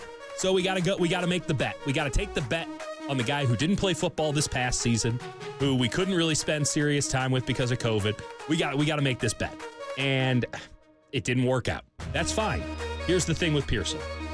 I think they're validated in taking him because of that run that happened immediately after. Carolina trades up to 32 to take Xavier Legette. Xavier Legette would have been drafted if we're hanging out with those mock drafts, if we're spending time and saying that this is gospel. Well, he was another name. He was right there. Yeah. He was right. We're talking 40 to 50. That's where Xavier Legette and Ricky Pearsall were supposed to go. Well, they went 31 and 32. And then Keon Coleman, another guy in that tier, these second tiers of wide receivers, who should have been a mid-second round pick. He goes 33. Lad McConkey, a guy who should have been in that area. He goes just after that. Yeah, 34. The 49ers knew there's going to be this wide receiver run, and the guy that we value more than anybody else, the guy that I valued more than anybody else, the guy who had more advocates in the scouting department than any other player I talked about, with any of them. Not just the Niners scouting, but any team. Everyone loved Ricky Pearsall. He was a football guy's guy. Totally. And they loved him. Everybody loves that. The Niners especially love that. So they're thinking, we're at 31. Are we going to be cute and then maybe not get the guy that we have fallen for, that we are head over heels about, or are we just going to do the damn thing and win? Because that's where their mind's at. They're convinced that this is the guy who will win. And you're right. He will be compared to everyone that they could have had. Well, and also the other positional needs, because I think you could make the case. Again, I know Ayuk and Debo not going to both be on the 49ers in 2025. Right. We know that. But what was the biggest positional need other than, wide receiver was a pretty big position need for this year? Well, you can, I think at 808 KNBR, we can get into the conversation if the listeners want to weigh in on it. Yeah. I think people wanted a corner and or tackle, had that ranked above wide receiver. Had Guyton been available, we would be having a very different conversation. I would imagine, first off, I know that Adarius Mims was sort of the last guy that they thought was viable as a left tackle prospect to replace Trent Williams whenever that happens, and to get in at right tackle relatively soon. He was the last guy with that kind of talent. Guyton is not a guy that I loved very much. He's not a name that I heard tied to the 49ers at all. So I can only infer further that when I heard a lot of people tying Mims to the 49ers, I can only infer that Mims was the last guy on their board. I thought Sua Matia was in that class. 49ers clearly said, no, he wasn't. You were wrong, Dieter. Sure. So when Mims goes at 18, tackle's no longer in question for the first round for the San Francisco 49ers. Should they have traded up to get him? We'll find out in a couple of years. But they would have had to give up a load to go up to 18 from 31. So I think tackle was out of the question. Beyond that, even if they liked Guyton, Dallas loved him. They ran to the podium to get him. Do you think if Guyton's there at 31, the Niners take Guyton? I do. But I can't tell you with conviction that that's what would have happened. They still might have taken Pearsall. That said, we would have had a very different conversation. Do you think they would have taken Wiggins if Wiggins had been there? No. Okay. No, I think Renardo Green was their guy. And I think that they saw Wiggins and Renardo Green in the same class because, honestly, there were... Well, yeah, if you think Renardo Green's better than Wiggins or he's a better fit than Wiggins, Renardo Green at was that point, you might as well polarizing prospect. There were some people that I talked to who said he was a middle day 3 pick, and there are some people who said this guy is first-round talent and that he should be in that class, even above McKinstry, above DeJean, and above Wiggins. There were people who believed that. And clearly the 49ers sided with those people more so than the others. So let's get into the two corners that went after in Cooper DeJean, because there was a lot of buzz about Cooper DeJean and the Niners, and Kool-Aid McKinstry, I think, was he's got the cool name. He does have a cool name. And he was a really solid player at Alabama. That said, he's the second Alabama corner to come off the board. He would have been, and he was. But there were a lot of question marks about his ability to play at the NFL level. His lack of physicality, his laissez-faire nature towards tackling. you can imagine him being a great player because he has the size and the athletic ability. But you hear Kyle Shanahan talking about Ricky Pearsall and how he loves ball, and we sort of roll our eyes at it. Well, if you're taking a guy at 31, you better think that he loves football. You better think that he's in it to win it. Well, you know what's funny, and I'm not saying this is necessarily a negative, but we were over at 21st Amendment on Thursday, and the 49ers make the pick, and we're about to go on the air, and it's Ricky Pearsall, and I kind of lean over before we're on the air, and I say to Adam Copeland, I say, did Kyle Shanahan take Ricky Pearsall because he sees a version of himself? Totally. and then Kyle 100%. Shanahan said it. Totally, 100%. By the way, that's how Kyle makes a lot of his picks. That's how Kyle makes a lot of his better, picks. faster, stronger, all those things. Yeah, well, he actually could obviously do something at the collegiate level. I mean, Ricky Pearsall ripped up the SEC when he was given a chance in an absolutely garbage Florida offense. You think about the Florida offense last year. They spent the entire season wondering if their head coach was going to get fired. They had turmoil on the coaching staff, left, right, and center. They're down to their third quarterback, fourth quarterback. They were playing walk-on at quarterback at times. They sucked on offense. Look, Ricky Pearsall was awesome every game he played. I like Ricky Pearsall, and I like. I'm going to keep defending him, JD. I like Ricky Pearsall more. Like, I'll admit, in the moment, I was like, I don't know. And then I heard you talking about him, which did sway me a little bit because I do think you know your stuff on this. And I read more about it. I watched more, and it's like, all right, I can see this. I'll also say this: I like Ricky Pearsall more in the context of he's going to be on the team playing. And Brandon Ayuk and Deebo Samuel are going to be on the team as well. Because I think that gives the 49ers – because, again, I understand 25, 26, 27 is important. You get to have your cake and eat it too with But them. I am – exactly. I am in the now. Like, I care far more about 2024 and how good or great the 49ers can be than I do – like, we're going to get to 25, 26, 27. Yeah. That's all important. Yeah. I'm not saying it's not. It is. But 2024 is what's most freaking important. Well, let's talk about 2024 a little bit. So the fact that both those receivers are still on the team and you go get Ricky Pearsall, I like that because I think he has the ability to make them more dynamic offensively, and they already were pretty dynamic offensively. Best offense in the NFL last year. And the question that I had going into this offseason with the way that they have handled their defense is how much more are you putting on this offense? This was a defense-first team for years because they didn't trust their quarterback. And now they trust their right or wrong, they trust their quarterback implicitly. They think he is Kirk Cousins 2.0, and there is no higher compliment in Kyle Shanahan's lexicon than Kirk Cousins 2.0. So they're all in on Brock Purdy. But the thing is, this 49ers defense is going to be appreciably worse this upcoming season. I don't like a lot of the moves they made in free agency. That's the other thought. And then you have the best offense in the NFL, and you're saying it needs to get better? Well, here's how it gets better. That was the other thought that I had was, as all of this is played out, is Kyle Shanahan compensating for the fact that he's like, hey, we're going to win with offense because I ain't worried about we're just winning with offense. I can control that. That's right. And I want more things I can control. I think that is very telling. So I took a dude who reminds me of me. Listen. If Kyle Shanahan was this good, Kyle Shanahan would have played in the league. Yes, absolutely.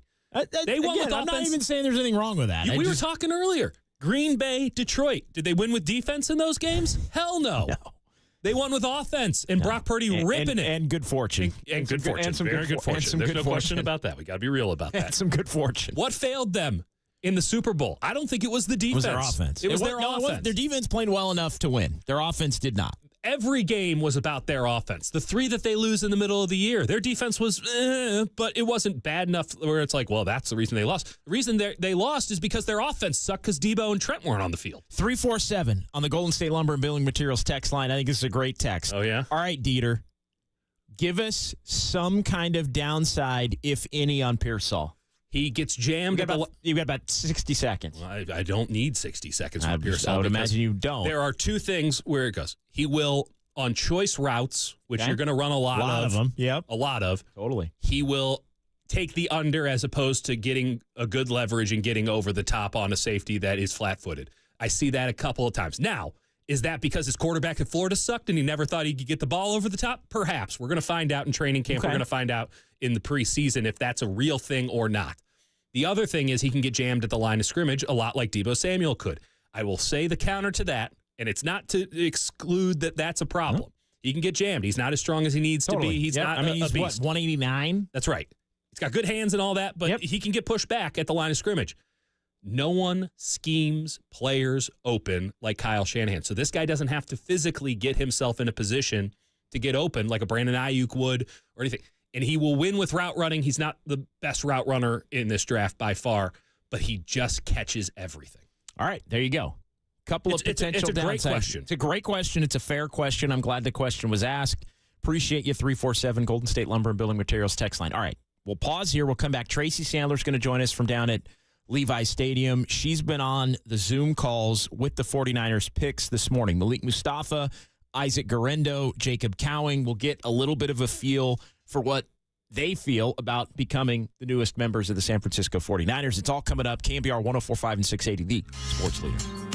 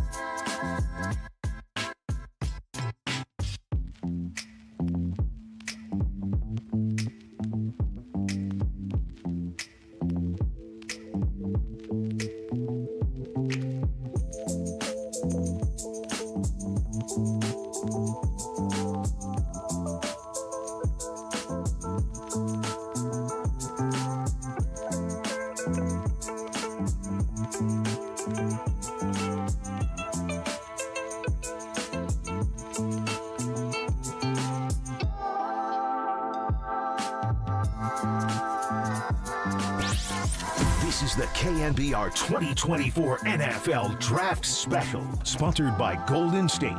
When you succeed, they succeed. Visit them today at goldenstatelumber.com on KNBR 104.5 and 680, the sports leader. Back with you here in our San Francisco studios. It's John Dickinson and Dieter Kurtenbach. 808 KNBR. 415-808-5627. You want to jump in here before we get to Tracy? When you do the draft from a 49ers perspective, it's important to also keep an eye on who your rivals in the NFC are taking. I got a whole segment blocked out for that. Well, I would later. love to get a head start on it right now because Aeneas Smith out of Texas A&M just went to the Philadelphia Eagles at 152, and Aeneas Smith is a dude. And show everybody the binder, by the way. If you're watching on the stream. There has not been enough Dieter's binder today. I've got a whole Dieter binder segment. Well, let me put it to you this way. We got a lot of time. Aeneas Smith is a player that I had as a tab. Ooh. He's a tab player for Dieter Kurtenbach. And we're going to just leave that in. We're just going to tease that. Like, what is a tab player? We'll go back to my binder later. Yeah, we're back. Yeah, Dieter's binder coming up at about 12:15. I got one for every year of the draft, folks. But right now, let's go out to Levi Stadium, joined by founder and CEO of Fangirl Sports at Tracy FGSN, FGSN.com. Tracy Sandler joins us here on KNBR, the sports leader. Hello, Tracy. Good morning, almost afternoon to you. Good morning, almost afternoon to you both, but I now need to know what a tab player is. Like, I don't think I can continue on until I at least have some sense. Dieter, it's up to you. Go for it. A tab player is a player that I valued above all else. Have you seen the binder, by the way, Tracy? Did you see the binder last night on the? I think last night I did. Yes, last night I saw the binder. So the binder, I have multiple different draft guides. I have my own notes in it.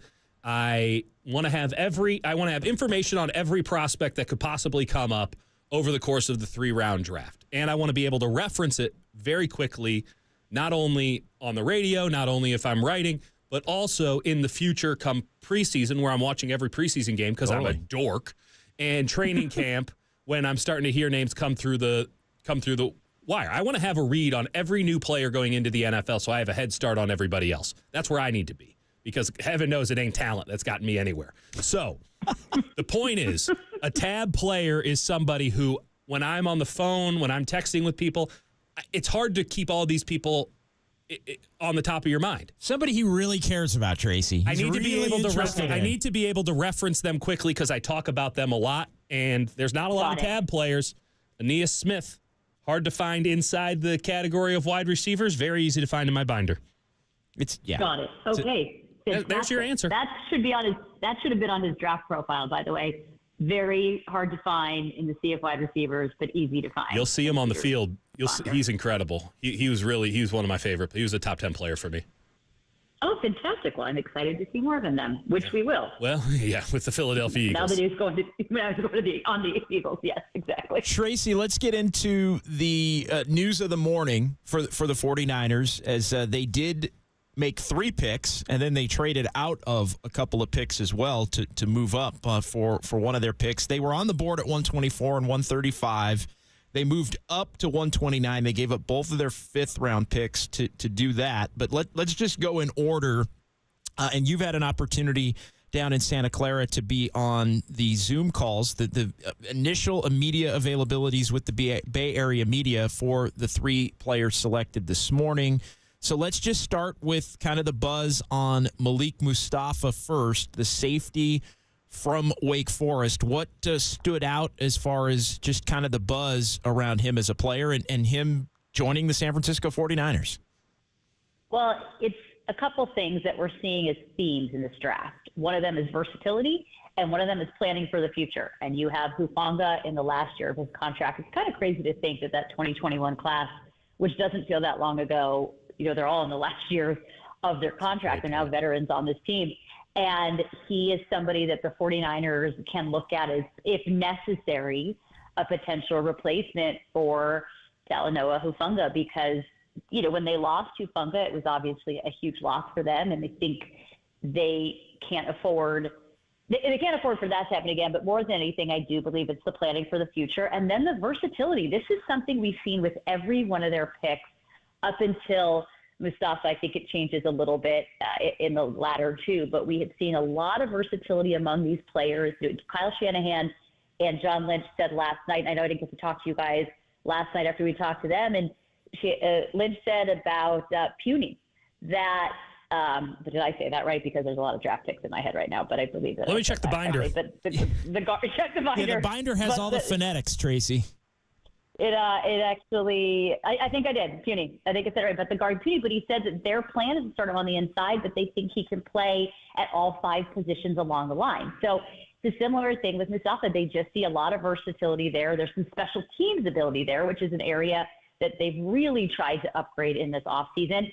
And again, the planning for the future, because that's what I think this is really about. They're a top-heavy roster. They're going to have to make some decisions next year, and they're going to have to pay their quarterback. So they have to start thinking in these terms. And I think they got a lot of guys in this draft. They'll have on rookie contracts for the next 4 years that are potential replacements for the guys that are going to command a lot more money in this next offseason. What was the sense in talking to Malik Mustafa, just personality fit, excitability to be with the 49ers? Did anything stand out as far as him? Yes, for sure.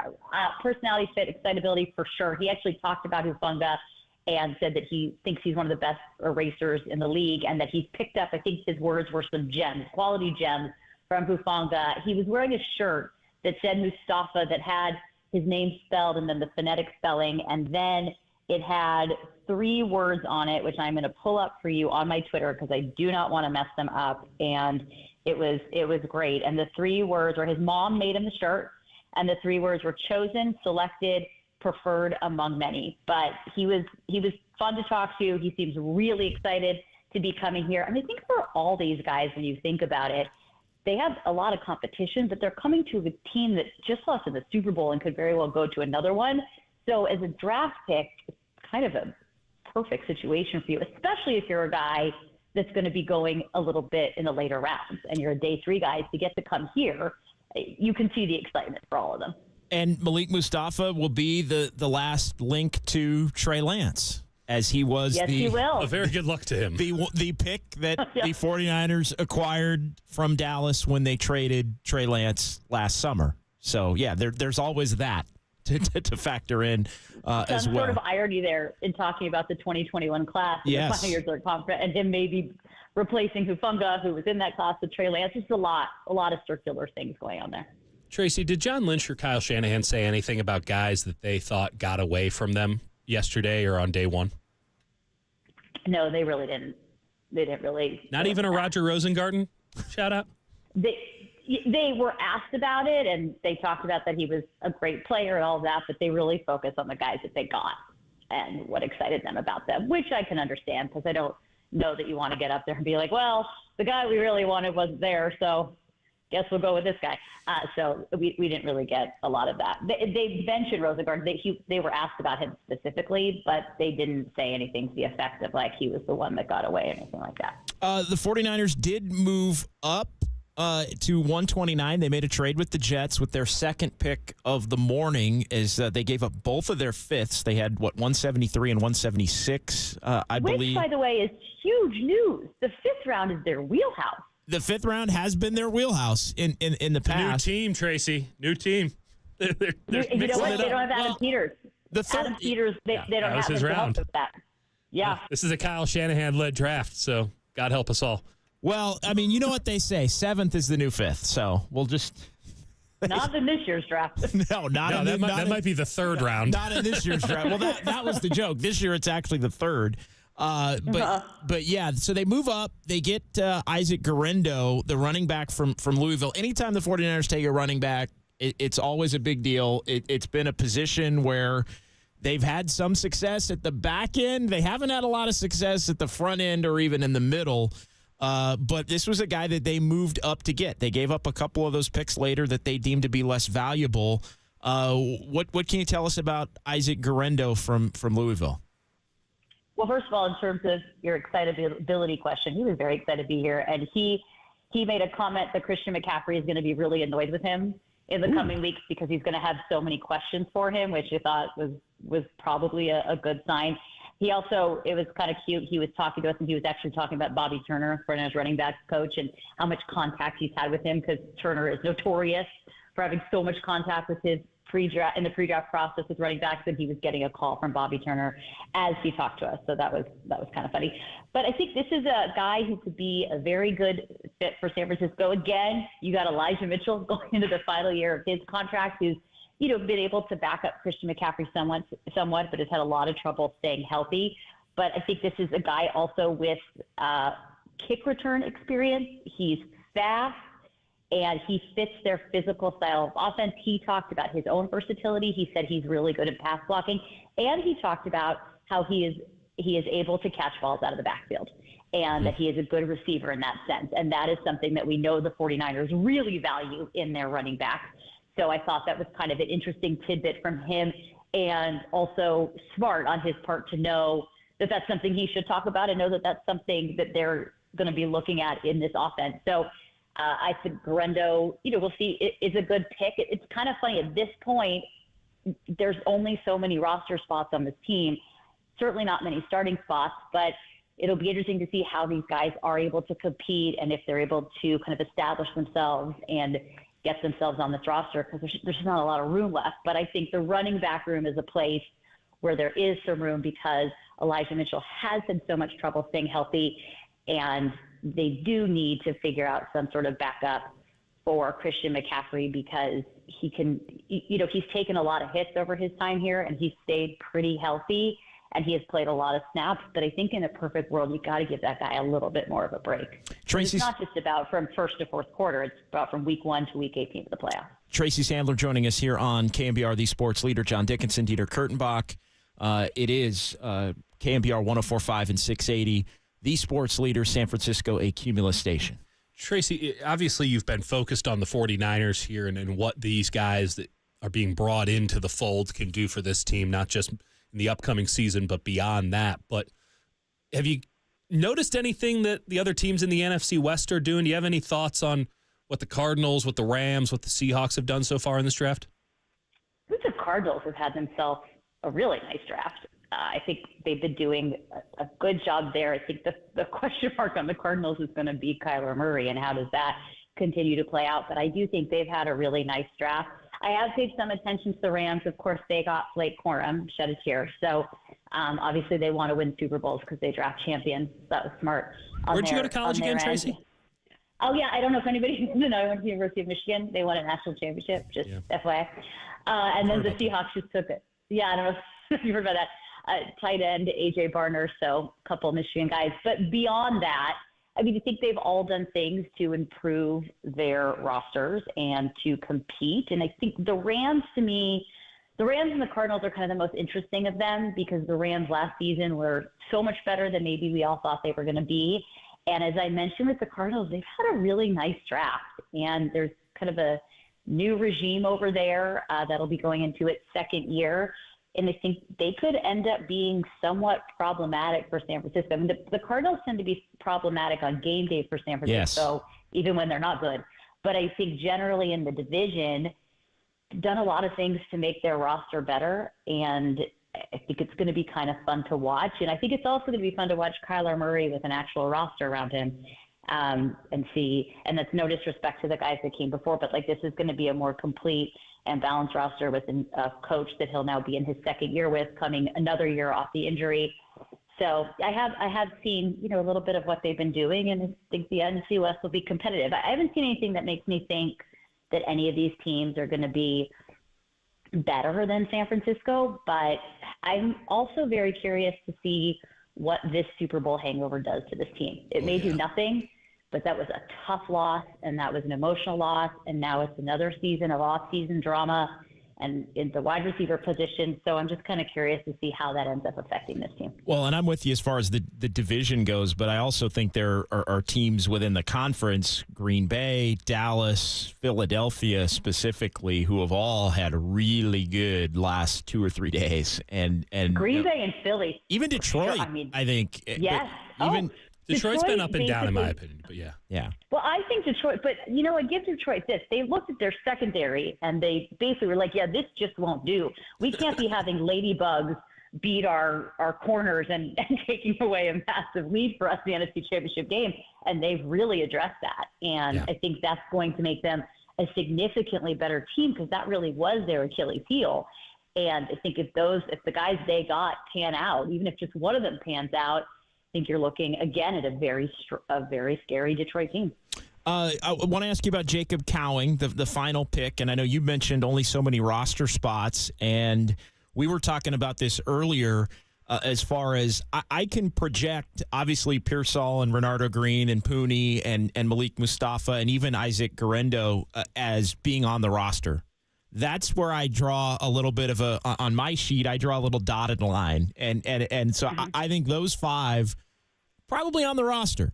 Jacob Cowing, Yeah. I think he's immediate. I think Jacob Cowing and anybody that comes after him today are on the fighting for a roster spot conversation, maybe eventual practice squad. We were kind of wondering, all right, another wide receiver. What has kind of the buzz been about Jacob Cowing within the room, and when you got a chance to talk to him, the wide receiver from Arizona? Well, he's definitely very excited to be here. That was on the excitability. And he actually been working out with Ricky Pearsall in Arizona in his pre-draft process. So that was a little interesting tidbit. I think you're right. You nailed it. He's small. He's fast. He's very fast. Or not very fast, but he's fast. They keep really trying to find that speedy wide receiver where it's not going to be Danny Gray. So who can they get to be that guy? And he's really a true slot guy. But I think he definitely has an uphill battle. He has done some punt returning. The numbers are not tremendous. I want to say 6.7 yards per return, which are not, tremendous. And 2 fumbles. That's going to be, that's also less than tremendous. Yes. So that's in my draft finder, Dieter.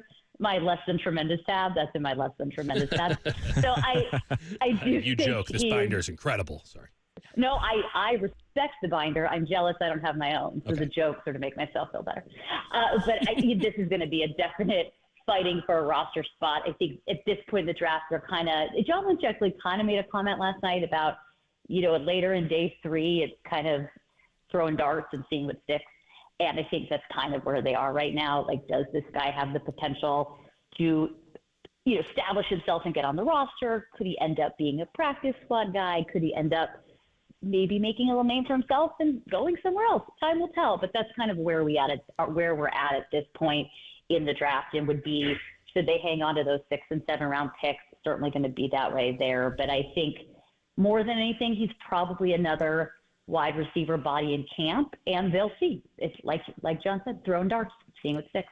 I don't know if I agree with John entirely on Cowing not making the roster, though I do think that there's a good point made and that it's John not Lynch obvious. John Lynch did not. Oh, you mean John Dickinson? Yeah, yes, JD. Sorry. Yeah, John Lynch coming out and saying our 4th-round draft pick might not make the team would be a pretty bold statement. Yeah, not the 4th rounder. Well, I guess, he was a 4th rounder. Regardless. The 4th rounder that I in my mind have is a 6th rounder. I'm That's sorry. right. Yeah, I'm with you. Tracy, do you think there's anything to the fact that their quarterback is a kid from suburban Phoenix? They just drafted a wide receiver in the 1st round from suburban Phoenix. They just drafted another wide receiver in the 4th round from suburban Phoenix. Brandon Ayuk spent some time at Arizona State. I don't know what's going on, but they sure seem to like the Valley of the Sun here with their passing game. Well, they also, don't forget, spent all that time in Arizona in 2020 when they got kicked out of Santa Clara. So I don't know how. Were they exploring? Because that would have violated league protocols. I don't think they were exploring, but maybe they really enjoyed their time in the hotel. I don't really know. I have heard a very different story. Yeah. Well, I don't think we're going to get into that on this particular. Fair enough. The lost year. Kyle will still sometimes go into a very deep, dark place talking about it, and you're like, "Oh, buddy, come on He back, will. come on back to us." Yes.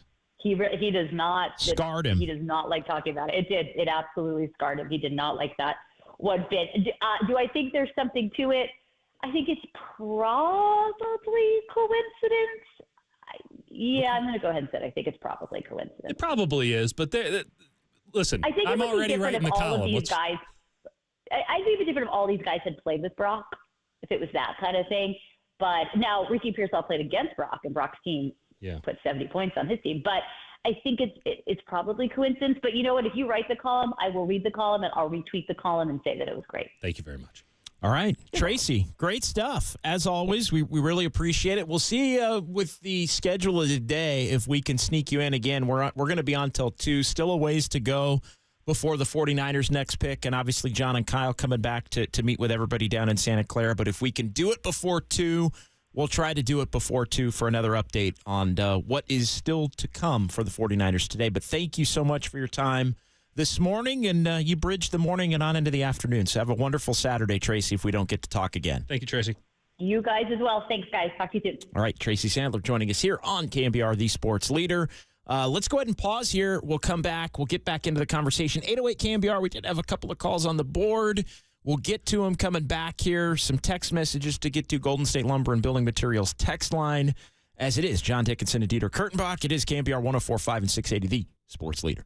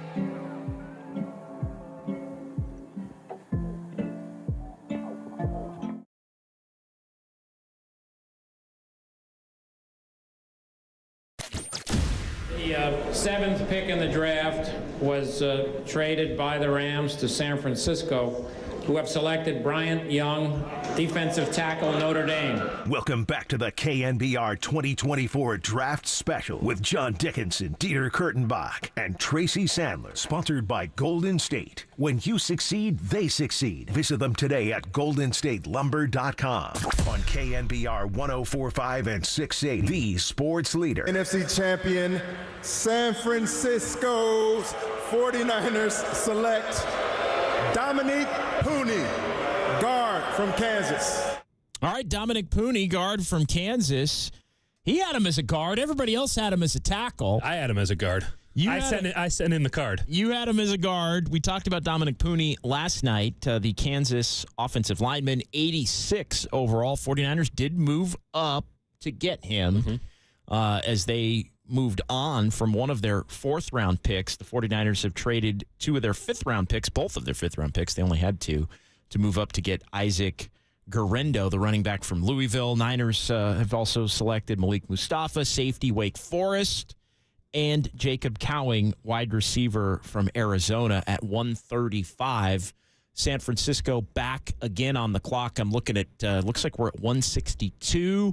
And the Niners are next scheduled to be on the clock at 2:15, not 2:15 p.m., although it may get to that point, but 2:15 in terms of their selection, and that is 53 picks away, Dieter. 808 KNBR, the number, 415-808-5627. Our thanks to Tracy Sandler.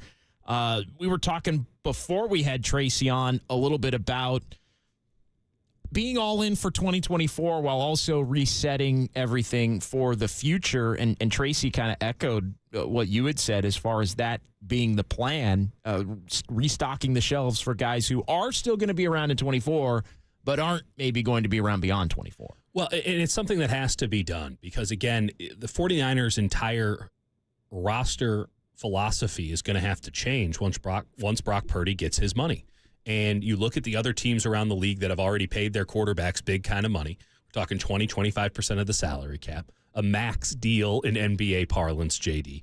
And you have to get guys who outperform in the role that they are asked to perform at on cheap money. That's how you do it in the NBA. Yep. You got to get, catch and shoot guys. You got to get a defense only guy. They're your mid-levels and your minimums. That's right. And with the 49ers, when Brock Purdy starts making big money, okay, where do you want to put the very few slots of mid-money and other big-money players? Where do you want those to be? Where do you prioritize around Brock Purdy? And the 49ers are going to have some tough choices to make because they have a lot of big-money players currently that will still technically be on the books by the time Purdy's money starts coming in. And so they have made it very clear to everyone in the league they intend to sign Brandon Ayuk. That makes a lot of sense. You have a big money quarterback, big money wide receiver. They have a great connection. No, you can't let Brandon Ayuk go for anything less than a Godfather offer, which never came. And here's the other thing with Brandon Ayuk. It took you 2 years to get him right to be where he is now. Like, that was the part that, for me, was the most insane about the notion that Brandon Ayuk would not be on the 49ers roster unless they built him up from nothing and less than nothing. Yes. Like, and to me, that, like, why would he fits both timelines? That's right. He's coming into his prime. Exactly. He's just starting to show you. Now, if you don't have a Deebo Samuel on the field, who the offense is still predicated around, when you don't have a Christian McCaffrey, perhaps, in the not-too-distant future, how much more important is it to have a Brandon Ayuk? And the 49ers firmly believe that he can take another step beyond this, or two, and they're going to pay him as such. So he better. But then you also have left tackle. Trent Williams is still going to be under contract. They believe he's going to play it out. Okay, no questions there. One of the all-time greats. We'll see what he looks like next year. I did not love his Super Bowl. I've watched Super Bowl now 4 or 5 times. Every time it's like, oh boy, Trent, what happened to you, buddy? And he wasn't great in the playoffs either, all things considered. That said, older, injuries pile up. We'll see what happens there. He's one of the all-time greats, so you got to give him the benefit of the doubt. But Deebo Samuel, he's done after this season. George Kittle, there's going to be some questions about him moving forward. Can he stay on the field, 1? And 2, how much longer can you bet on him giving you 13, 14 games a year at the production level that he has been giving it to you on both the blocking and pass receiving And that's side? the one position where the 49ers have not created an heir apparent at this point. We can make cases that it's Pearsall's been going 3 to years fit. that they should have done it, and they haven't done it And yet. Renardo Green we haven't talked enough about maybe Renardo Green. Let's try to do that at some point here in this hour, Be my because pleasure. I think we talked a lot about Pooney last night. Pearsall obviously is the headliner, the number one. I think we've spent a decent amount of time here in the first couple of hours of the show on Mustafa and Guerendo and even Jacob Cowing. Yeah. So we'll get into Renardo Green coming up, the Florida State corner that was selected in the second round. But, yeah, that you can look at these picks and others as, okay, you can see where the 49ers are going as far as the future planning. They don't even have a number 2 tight end right now on the roster. No, they don't trust Let Latu. alone an heir apparent to Right. George Kittle. The irony is that if they were going to have done it, they should have done it earlier than they had taken Guerendo. Sorry. Yes. Guerendo. Isaac, probably. I'll check the pronunciation guide here. But that would have been the time to do it because there was a massive drop-off from Wiley, the kid at TCU, who went to the Chiefs immediately after the 49ers took Guerendo, and the next guy up. Now, the 49ers with the number 2 tight end, if you're thinking 2024, you just need someone who can block. You don't need somebody who's going to step necessarily in because those guys aren't available now for George Kittle's job. They're not available anymore. So you're just looking for a good blocking tight end, and you probably don't need to do anything about that anytime soon, which is probably why the Niners have a nice big gap here. But going back to Pearsall and the Ayuk conversation, you're right. It took 2 years for them to teach Brandon Ayuk how to be a San Francisco 49ers receiver. Now, he did not come in with the expectation that he would be a willing blocker and somebody who was out there looking for blood as a wide receiver, which is what they truly value, someone who is an asset in the run game as much as he is an asset in the passing game. Pearsall does have that temperament. We'll see if he has the physical strength to do it. Ayuk now has the temperament. I don't know if he's the most physically strong guy, but he's certainly a very capable and very willing blocker, and that is the priority for San Francisco. At the same time, there's a lot of nuance to what the 49ers do with wide receivers, not just with the blocking side, but also with route running and obviously all the gadget stuff that they like to do, orbit motion, things like that. I think Pearsall has a really good leg up on a lot of that stuff, given what he did at Florida, but they're still going to need time with them, which goes back to your point where you feel a lot more comfortable with him at 31 because Deebo Samuel is still on the team. Yes. And Brandon Ayuk is still on the team.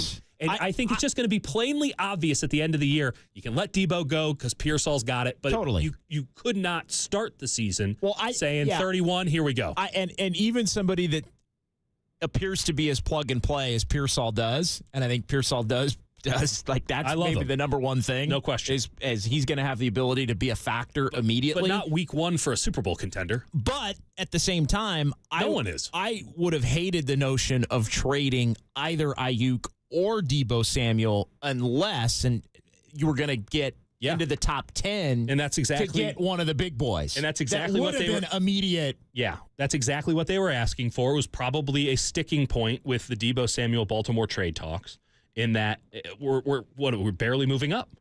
Oh, great, we have 2 first-round picks here at the bottom. Can I now turn that into somebody like a Malik Neighbors? Can I turn that into probably not. Probably not, because we saw what happened. All the quarterbacks went off the board by 12. They were gone. Yeah. All the great wide receivers were off the board. I wasn't a big Brian Thomas guy. He was sort of floating in the middle there between the second tier and the first tier. The first tier were all off the board. Brian Thomas is going off the board in the middle of the first round, probably where he deserved to go.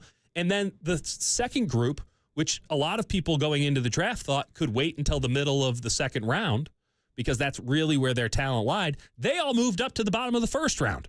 And it wasn't Pearsall that started it off. It was Kansas City going with Xavier Worthy. They traded up to get him with Buffalo. What were your thoughts when Worthy ended up at Kansas City? Well, it's interesting because it ties to the Pearsall thing. Because my thought was, of course. Well, they signed Hollywood Brown, So they clearly wanted to replicate the speed that Tyreek Hill had, of course, without being Tyreek Hill. So they signed Hollywood Brown, and the theory is he can take the top off the defense, and then Travis Kelce can just go do what he does in the middle of the field with now more space to operate. And that was a big issue they had last year. They had no downfield threats whatsoever. And their offense was not what it had been. No. And every play was either... They were a defensive first team, we saw in the Super Bowl. Every play they had on offense was either Isaiah Pacheco taking 45 steps to go 3 yards, which is incredible. He ran like a Flintstones car. Or it was Travis Kelce doing his wiggle waggle, I'll figure out what I'm doing once I'm out there sort of thing in the middle of the field. Or Rashee Rice running a 4-yard drag route. Right. That was their offense. Well, it was one page in Madden. That was their entire offense. The 1 4-yard drag route turned into a big game. There's no question that it was a good play. I'm just saying they didn't have a playbook. They had a play sheet. And let me tell you, it was probably half of the big menu that Big Red has in front of his face. They ran 4 plays all the time. And it was the only when they had the advantage early in the game, when they can scheme everything up and practice all of those plays, that they actually looked like a competent offense. Right. Once they got into a game, they're like, we got nothing. We got nothing for you. So let's just run our 4 plays. Let's get the lead and have the defense hold on. And now what they can do is that they can, in theory, with either Hollywood Brown or Xavier Worthy, because Hollywood Brown's always injured and generally untrustworthy, the fact that Arizona he's now on his 3rd team. He's been in the league for 5 years. He's not trustworthy. They signed him. He'll probably turn into something for him, but they needed to go get a guy who long-term they can view as that burner down the field. 4.27, 40-yard dash. I think it was an all-time record. I don't love him as a receiver, but you can't teach speed like that. That's 2 ticks faster than anybody else. And ultimately, the thing that sticks out with me is Buffalo needed a wide receiver. They went and got Keon Coleman at 33. They did. They passed up on Worthy. They passed up on Pearsall. They passed up on Leggett out of South Carolina. Yeah, because they had all those options. They were ahead of the Niners. They were ahead of everybody before they traded with Casey. And I get that they like Keon Coleman. I think Keon Coleman's going to be a very solid player, very boom or bust kind of player. In that offense, it probably would be more boom than bust. But all things considered, they're going to now have to look at Xavier. They made a trade with the Chiefs. I know. They're going to have to look at Xavier Worthy every week and wonder, is he the one who got away? Did we mess up? Because they made a choice to not take him, and they let him go to their number 1 rival. And I think when the 49ers got on the clock at 31, having just seen that Buffalo did that, and having just seen that Buffalo is going to have to look their enemy in the face and say, oh, we could have had that guy. Now they have that guy, and that guy just beat us. They're thinking, we can't let Pearsall go to another team. We will never forgive ourselves if Ricky Pearsall goes to another team because they love him that much. Well, and I think they did see some other players at other positions throughout the first couple of rounds go to some other teams. That's right. That they may end up seeing again. That's right. And dread, even though, again, you can't pick everybody. But, yeah, the other thought that I had with Buffalo was, wow, wait until that AFC playoff game where Worthy's running a 9 route. That's right. And I don't believe Buffalo has taken anyone who can cover him on the 9 route. Not that there might be anybody who could, but Buffalo's defense fell apart last year, and I'm wondering if they feel like they're in a position to cover Xavier Worthy. They went Keon Coleman, Cole Bishop at safety, Dwayne Carter, Ray Davis. They have not taken a corner yet. They need a corner. All right, he's Dieter Kurtenbach. I'm John Dickinson. We're with you until 2 o'clock. 808 KNBR, 415-808-5627 to join the conversation. We'll come back. And we'll give you a little more on Renardo Green. We've talked about Pearsall. We've talked about Pooney. We've talked a lot about the guys who picked today. Let's focus in a little bit on the guy who went Green at the end of the second round. We'll get to Dieter's takeaway from that big green binder. Also, we did get a text about the 49ers first-round picks. We'll get into that between now and 2 o'clock. And Dieter has one more lukewarm take on how the 49ers should spend. This ain't lukewarm. It's right. There's one of their final 2 picks. Either 215 or coming up in the 7th round, 251. It's all straight ahead right here, KNBR 104.5 and 680, the sports leader.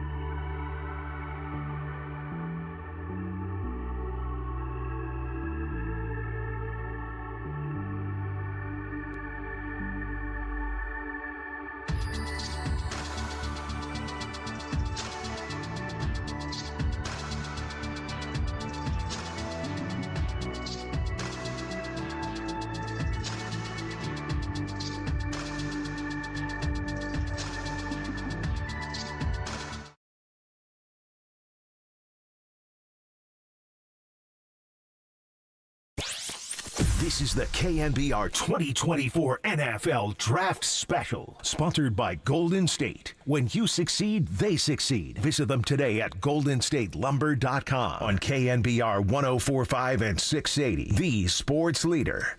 With the 64th pick in the 2024 NFL Draft, the NFC champion San Francisco 49ers select Renardo Green, DB, Florida State. Detroit, I love. All right, welcome back. Renardo Green, 64 overall last night, end of round 2. He goes to the San Francisco 49ers. We welcome you back. It's John Dickinson, Dieter Kurtenbach, our NFL Draft Special. Niners again scheduled to be on the clock at pick 215 in the 6th round. They've also got a 7th. They've selected Malik Mustafa from Wake Forest, the safety. They traded up with the Jets. Isaac Guerendo, running back Louisville. Jacob Cowing, wide receiver Arizona. Those are the picks from earlier this morning. Ricky Pearsall, we've talked a lot about him. Dominic Pooney, we talked about him last night on the YouTube stream, the guard from Kansas. But Renardo Green seems to me, Dieter, to be maybe the most under-discussed among the 49ers picks, at least to this point. San Francisco taking a corner position of need. They didn't do it in the first round. They went with Pearsall, that left corner, for the next pick overall. And the 49ers took somebody you thought pretty highly of. I was much higher on Green than most. Now, I will say there were folks out there in the scouting community and the draftnik community that viewed him even higher than I did. It's not surprising that he's not discussed, because this is the kind of player who just goes out there, gets the job done, and doesn't bring up any discussion, good or bad, because it's cornerback. No one really knows what you're looking for. There's not a lot of nuance to that position in the general consent, like the general thought about football. He just went out there and did the job. We didn't notice him all game. That seems like a good thing. This is a man who will be neither seen nor heard from in a good way for years to come. He is not the biggest guy. He's 5'11", 186 pounds. Played a little safety at Florida State, played corner at Florida State, and everyone goes off about, he had one interception in college, just one. Well, he defended 14 passes last year. And what this guy does better than perhaps anybody else in the draft that the Niners could have had in the first or second round, so not including the elite prospects, but the reasonable first or second round, day 1, day 2 prospects. What he does better than anybody else is he flips the hips, and then he is all over you like glue. And it doesn't necessarily make sense because some of his, combine numbers aren't 4.5 40. The 20-yard is 4.60. Like, some of this stuff doesn't make sense, but you watch him on tape against good ACC competition, against high-level competition, played against LSU. He had a monster game against LSU last year. He wasn't getting burned or anything. He was just on their hips the whole time. And at a certain point, a quarterback's going to look over there and say, maybe I should try him. And every single time, they got. He was just solid, consistent. The word that I would use to describe his game is professional. And if you're going to a true cover 3 system where he has to take on 1/3 of the field, that means you're coming up square shoulders, wide receiver at the line of scrimmage. You're riding with him for a little bit. You're trying to get a hand on him, knock him off his route, and then you are flipping those hips, and you better be on him. You better be on him if he's running that 9. And this guy, despite a lot of the things that would say he can't do it, just did it again and again and again. 14 passes defended last year. That means he got a hand on the ball and made something happen. He's aggressive. He's tenacious. Maybe a little too physical at times, right? I mean, that would be the one knock on him. Some penalties. Yep. I'm sure that's there on the binder. In the full binder recount. But that's okay, I think. You want physicality. You want somebody that's unintimidated. You want somebody that's going to get in there and make his presence felt. Everyone would like to have the guy who can blanket somebody and then also turn their head and catch the football. Totally. You know what? NFL teams don't really give that much of a damn about that. Let the Dallas Cowboys worry about making flash plays at corner, because you can scheme to burn guys like that. Here's the thing with Renardo Green. You can't scheme a way to burn him. Now, you might have more speed than him. You might beat him 1v1, but you are not as aggressive as he is, and he can get a little handsy when you're going, especially in the red zone, tight quarters, you can get a little handsy. He will have some illegal contact penalties this year. But when he is on you, he makes the play, and the play doesn't have to be he caught the ball. The play just needs to be that the receiver didn't get the ball, and that's what pro teams really care about, because interceptions are a fleeting notion. It's boom or bust. And when you're playing corner in the NFL, the last thing you want to have is bust. The last thing you want to have is bust. Well, and if you're picking up penalties, are they penalties because you're tentative or in the wrong spot? These are errors of commission. Or are they penalties because you're over-aggressive dude trying to make stuff happen? Yeah. And his penalties are predominantly the latter. I think he's a really solid pick. Now, let's be clear about some value here. This was richer than a lot of people would have taken him. But again, he was a polarizing prospect because he didn't have the interceptions. It wasn't obvious. It wasn't clear-cut that this is some elite dude. But what he does at a very high level. And what he does is very valuable, probably more valuable than the other thing. But there's no flash to his game. There's no stank on his game either, but there's no flash to his game. And so, again, some teams are going to have him higher on their boards than other teams were. Some teams are looking for that flash, looking for that pop. Not the 49ers defense. They're just trying to hold the damn line at this point. That's where they're at. Well, and he fits in the lens of you have Mooney Ward, you have Lenore, you have some veterans that you've signed that are going to be in the mix. And now you get Renardo Green, who's another depth piece that has the potential to play, but also is, as a second-round pick, a part of the future. And I know Renardo Green goes on to the post-pick Zoom and goes through the general statements that you have to make. Love being here, excited to get for the team. Does all that stuff, and I imagine. Who doesn't love that? Who doesn't love a guy that doesn't want to be? I would love it if someone would be like, I did not want to be picked by this team. I hate this situation. I'm going to be a problem from day one. I'm actually more of a Texas, Florida. I told him don't Carolina take me. Guy. I told him don't take me. That would be incredible. But that didn't happen. It hasn't happened. And it won't happen. Regardless, a lot of the people who are on those Zooms, and I'm throwing some shade here. I don't expect everyone to give a damn about the draft the way I give a damn about the draft, but it is frustrating. I think most people do first 2 days. First day especially, and that's the beauty pageant. But even day 2, round 2, round 3, I mean, these are guys. These are guys who have to have a role day Thursday or Friday, you need to be on the team and have a role. If you get picked Saturday, it's much more of a crapshoot. And Renardo Green was a guy who I think a lot of folks around the league, depending on who you talk to, if you talk to anybody, and if you were just going off of mock drafts, you would have seen 4th, 5th round pick. So I don't it's ridiculous for me to expect that a lot of people on the Zoom call with Renardo Green with the 49ers media who aren't draft heads, who aren't about that life, are going to know who this guy is. They're finding out about him for the first time is what I'm trying to say. And in that, they ask, what is it that you do? And he says, I can play nickel, I can play safety, I can play corner. Well, he can play safety. I did watch him a little bit play safety at Florida State. He wasn't very good at it. I don't think he was instinctual at that spot, and there's a reason they moved him to corner. But I'll say this about Florida State. That might have been the best team in college football this past season. I know they didn't play in the playoff. I don't think they should have played in the playoff because their quarterback went out. But that might have been the best team in college football. They might have won the national championship if Jordan Travis was still there. Totally.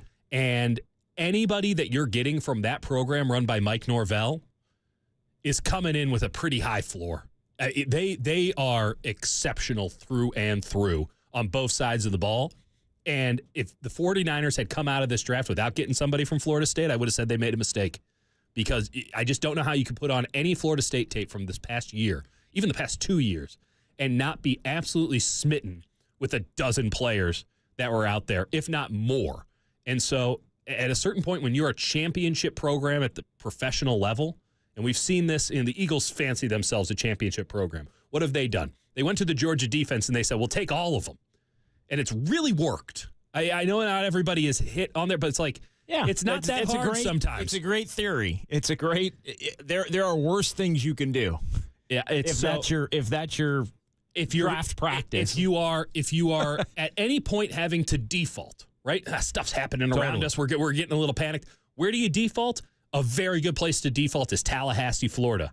Who was a guy who in this range who played for the Florida State Seminoles? Because you know what? At the very least, I feel confident that that guy can come in and play professional football because that's what every single player on Florida State looked like these past 2 years. All right, so there's a little bit more on Renardo Green, second-round pick for the 49ers. We're going to come back. We'll get back into the first-round pick for the 49ers, and we had a text that, frankly, somebody that had a little pause and wanted us to go back into the annals and examine. I don't know if I want to go there, JD. Kyle Shanahan and John Lynch's ability to make selections in the first round. So we're going to do that coming up next. We got a little over an hour to go. We'll get you the 49ers picks if they come here before 2 o'clock at 2:15 and 2:51. It's John Dickinson, Dieter Kurtenbach, KNBR, the sports leader.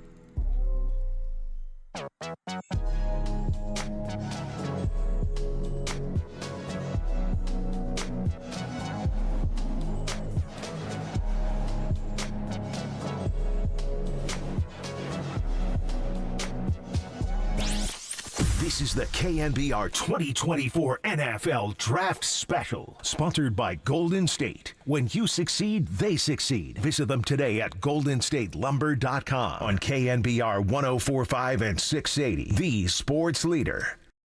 With the 31st pick in the 2024 NFL Draft, the San Francisco 49ers select Ricky Pearsall, wide receiver, Florida.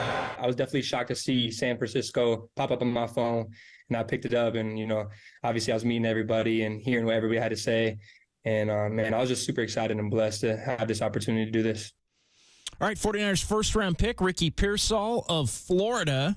As we welcome you back, our NFL Draft Show. It's John Dickinson, Dieter Kurtenbach with you here for another hour and a little bit before we get you to Giants baseball. Giants and Pirates coming up tonight right here on the Sports Leader. 808 KNBR, 415-808-5627. The Golden State Lumber and Building Materials text line as well. And the 209. Shout out 209. Shout out 209. Let's talk about John and Kyle's inability to pick in the first round. Mm-hmm. They've only hit on one player in the first round besides Bosa their entire tenure. Of course, talking about Brandon Ayuk and then listing Solomon Thomas, Mike McGlinchey. Mm-hmm. I don't think Mike McGlinchey at 9 was a miss. It wasn't. Mike McGlinchey's making a whole lot of money. He mentions, all right, Bosa's a hit, Ayuk is a hit, Kinlaw bust, Solomon Thomas bust, trade 3 first-round picks. Reuben Foster Trey Lance bust. Reuben Foster was one that wasn't listed that I brought up here. Yeah, 31, yeah. Reuben Foster ends up being a bust. Looked like it was going to be a really good pick. Obviously, for obvious reasons, not. Great football player. Yeah. When he was on the field, injured a lot, and, he's not in the league anymore. No doubt. So bust. Bust. No question. That's a whiff. So does that give you any pause as to the 49ers and the Ricky Pearsall selection? No. Not in the least bit. Me either. You know why? Because no one has a 100% hit rate in the first round. If they did, we would know. It would be pretty obvious. True, but what would you say to the? And I'm just going through. I don't think McGlinchey's a bust. I mean, he was a starter. He was fine every year. He wasn't a great player, but he was he got a second contract, not with you, correct. And that was the correct decision to not have it be with you, correct. But 209 Artie, how is Lance a bust? Well, how is Lance a bust? Lance is a bust. He was traded for pick 124 in this draft and nothing else after being the third overall pick in 2021. We don't know that Trey Lance, the player, necessarily is a bust for his career. Probably is, but we can't. But we don't know that for sure. Yeah. In fairness, but we do know that pick was a bust. Let me put it to you this way: the Trey Lance still isn't the backup quarterback in Dallas. He's the third stringer in Dallas. They traded nothing to get him. The 49ers received nothing back. He was a bust for the 49ers. They traded. It's not just that they took him third. They traded 3 first-round picks. Yes. Kyle Shanahan had to have his red suit sitting in the closet for 3 years, the one that he uses on first-round draft night, because this is the first-round pick they've had since Trey Lance and Ricky Pearsall. So, 1, I would say small sample size. 2, Kinlaw didn't work out. That was because they drafted for need. That's because they didn't go with their conviction. That's because they had to replace DeForest Buckner. And it was a mistake, and they admitted it very quickly thereafter. Even before Kinlaw had shown that he wasn't about it and that he wasn't going to be a guy in this league, the 49ers are like, we really messed up letting Buckner. We should have figured something else out. Definitely. Nick Bosa at 2, easiest pick that anyone's ever had to make. Yes. So we have to give them credit for that. They didn't screw it up. Arizona could have taken him. They traded back into the first round to get Ayuk, correct? They did. Yeah, they traded with the Vikings, go to 25. That's a hell of a hit. They're about to pay him as much money as any receiver in the NFL. Solomon Thomas was a terrible pick. A terrible pick. You'd want a better hit rate. It was his first. You would want a better hit rate than they have. I will say that. Let's just go with when they've had a full season, right? So John Lynch showing up weeks before the draft. Kyle Shanahan gets the job in San Francisco officially in January because he was coaching in the Super Bowl. February because he was coaching in the Super Bowl that year. Correct. So they didn't have an off season. They didn't have a scouting department. Everything was makeshift. And what did John Lynch do when he came in? Well, I got connections at Stanford. And to be fair, Solomon Thomas was a beast for the Cardinal. Absolutely incredible. And you can see in a one-gap system how it would work. It didn't work. By the way, Solomon Thomas is still in the league, but he was a bust. No question about it at 3:31. You're taking the risk with a Reuben Foster because he was a top 10 talent physically, traits-wise, but a total case off the field. Turned out to be a total case off the field. Okay. I'm not going to discount. I'm not going to say it doesn't count, but let's just look at the drafts that they've had since they've actually been established and had a full offseason. Mike McGlinchey's not a bust. No. Not a miss. Wasn't a miss. It's not Can't a miss. Be a bust. He's definitely not a bust. If the standard of bust or miss is Mike McGlinchey, everyone is failing all the time. If you start every year. Started a Super Bowl for you. Yeah. I'm not. Guess at 9 overall, you're taking a right tackle. Look at this year's draft. Maybe the 49ers were ahead of something.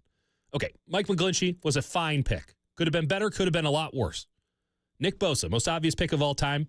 You get credit for that. You get credit for that. Javon Kinlaw was a failure.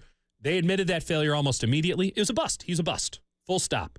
Even when he had moments, he was a bust. Yep. Ayuk, major hit. Then he made up for it entirely by getting Brandon Ayuk. And then they go with Trey Lance, who is an all-time bust as it pertains to the 49ers. So we have a lot of hit, and we got a lot of miss. I don't think that we can say one way or another if the 49ers are good at this or not. And by the way, the 49ers also deserve credit for, they had some busts in the first round. Their quarterback was the last pick of the draft. Their tight end, who's going to the Hall of Fame, was a 5th-round pick. Their middle linebacker, who's the best middle linebacker in the game, was a 3rd-round pick. These guys, whether it was Adam Peters or Rand Carthen or Dieter Kurtenbach leaking stuff into the facility, maybe it was Greg Papa making all the picks. I don't know. But they have done better with boom in the day 3, day 2 than any other team. It doesn't matter where they got taken if they turn into ideal premier players. But again, the devil's advocate to that, and the thing that the fans will say is, well, damn it, you hit on those. If you also hit on your firsts, well, we wouldn't have to be talking about the 49ers losing Super Bowls then, would we? Well, I was going to say, then there'd be 6 and 7 Lombardis. That's and right. Not 5. That's which right. Has been stuck on for the last 30 years. And I'll say this. The structure of the draft as it used to go down at 49-49 was that the first-round pick was a consensus pick. Everyone had to come to an agreement on who the first-round pick was going to be. And that's tough because that's a very limited list of names that you say you can take in the first round. And we saw in the first round this year, stuff goes crazy. There's a lot. This is not like a mock draft where everything is stable. This is a very fluid, live environment, and things that you planned on happening probably aren't going to happen. So to have a consensus on your first-round pick, as I believe most teams in the NFL do, there's not just like one guy making the call, but to have a consensus there makes it tough. You have limited options. Second round, that's typically going to be Kyle and John taking their guys. Those are the guys that they're pounding the table for. In fact, the third round was Kyle's round, and we've seen how that's gone outside of Fred Warner. And then day 3 is who do you, regional scout for the Midwest, feel strongly about? Who do you get on the table? Make a case. Give me a PowerPoint while you're at it.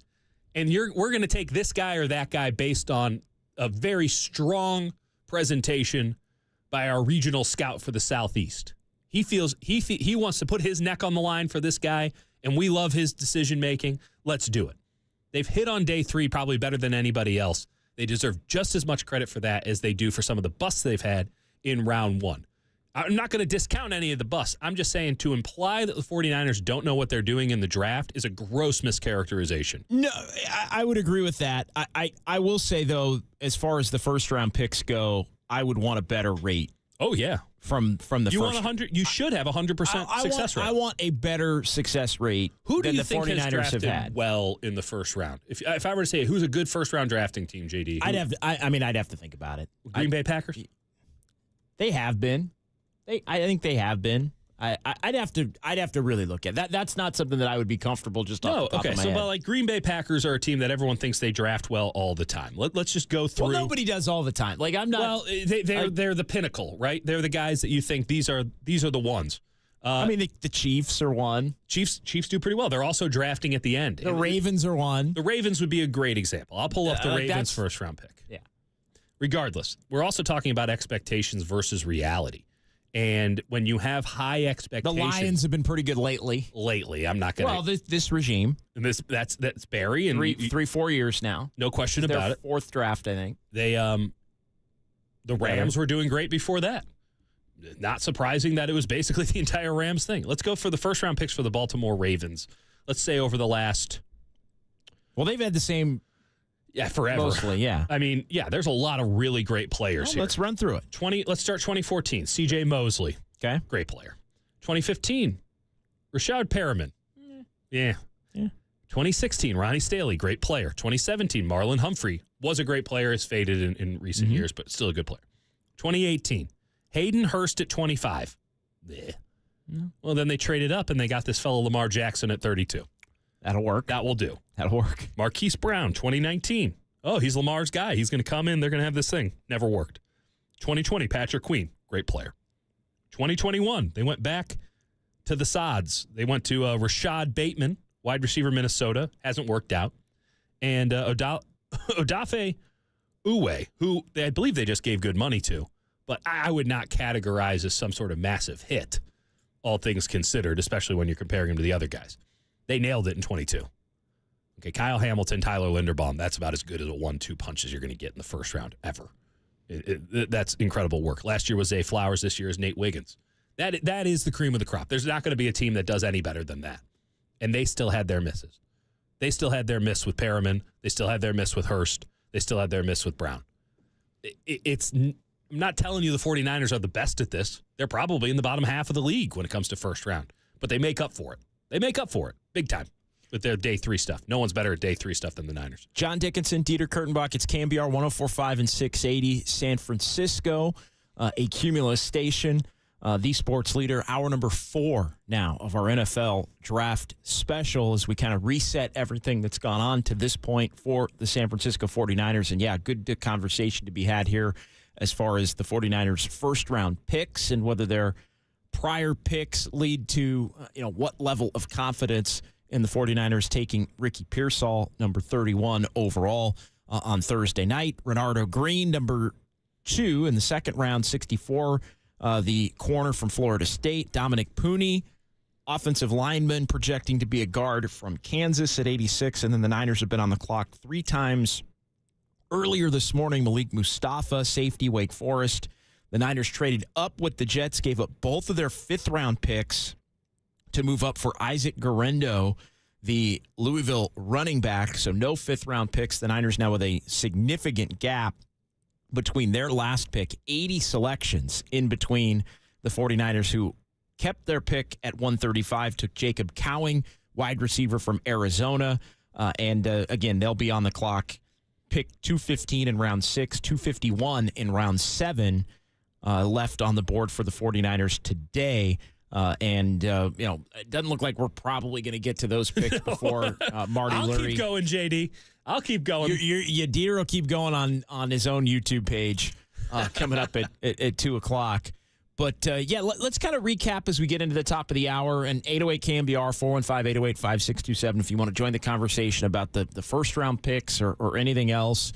We're going to get into, between now and 2, some of the other teams competing with the 49ers, what they've done. We're also going to get into something that Dieter had to say as far as a position that the Niners should take a flyer on. There's somebody that Dieter was really high on that's off the board just within the last couple of minutes. So we'll get into that coming up at 1:15 as well. And then what's left for the 49ers in their final 2 picks at 215 and 251. But let's keep everybody updated on what's happened today to this point for the 49ers with Mustafa, Guerendo, and Jacob Cowing. Mustafa, safety, Wake Forest. This is a guy who is going to be your strong safety alongside Jair Brown. If not immediately, then very much in the future. I think that there are some real questions about what Talanoa Hufanga, somehow an All-Pro at one point. Why do you think that is, by the way? Is it the injury? It's the fact that there wasn't mobility and then the injury on top of it. Think about how the injury happened. He gets put one-on-one. Tampa Bay was carving him up in the passing game, and he gets drawn out one-on-one against, I believe it was Chris Godwin. And Chris Godwin made 2 shimmies, and his knee exploded. I mean, there's no nice way to put that. He cannot cover man-to-man in the NFL. He has, and I was saying this even when he was having his Pro Bowl season, he's a strong side linebacker. If you're running a true cover 3, yeah, that you need somebody like that. That's the Cam Chancellor and the Legion of Boom, right? It's somebody who's in the box, an in-the-box linebacker, bringing the thunder, making plays. He can absolutely do that. But the lack of mobility in this more spread out, more air raidy NFL is a big, big problem. And other teams were highlighting it again and again and again. And this was starting to happen at the tail end of that Pro Bowl season, and it was certainly happening the last 2 years. So it's just not a viable thing for the 49ers to give this guy, who they love and they think is great energy for the locker room, like they really like him. I don't think that they can place a big bet on him, given the pedigree that he earned early in his career and what the market will probably pay him just because of that reputation. Regardless of what you think of Mustafa, I will say this, and Hufanga coming off of the injury, they're still thin, I think, at the safety spot in terms of overall depth. You need another one. They need another one. I think they need another veteran. That's right. And, I think that's right. And not another, I'm not saying 215 or 251 as far as the 2 picks left. That's just another, it's just another shot flyer at the dartboard.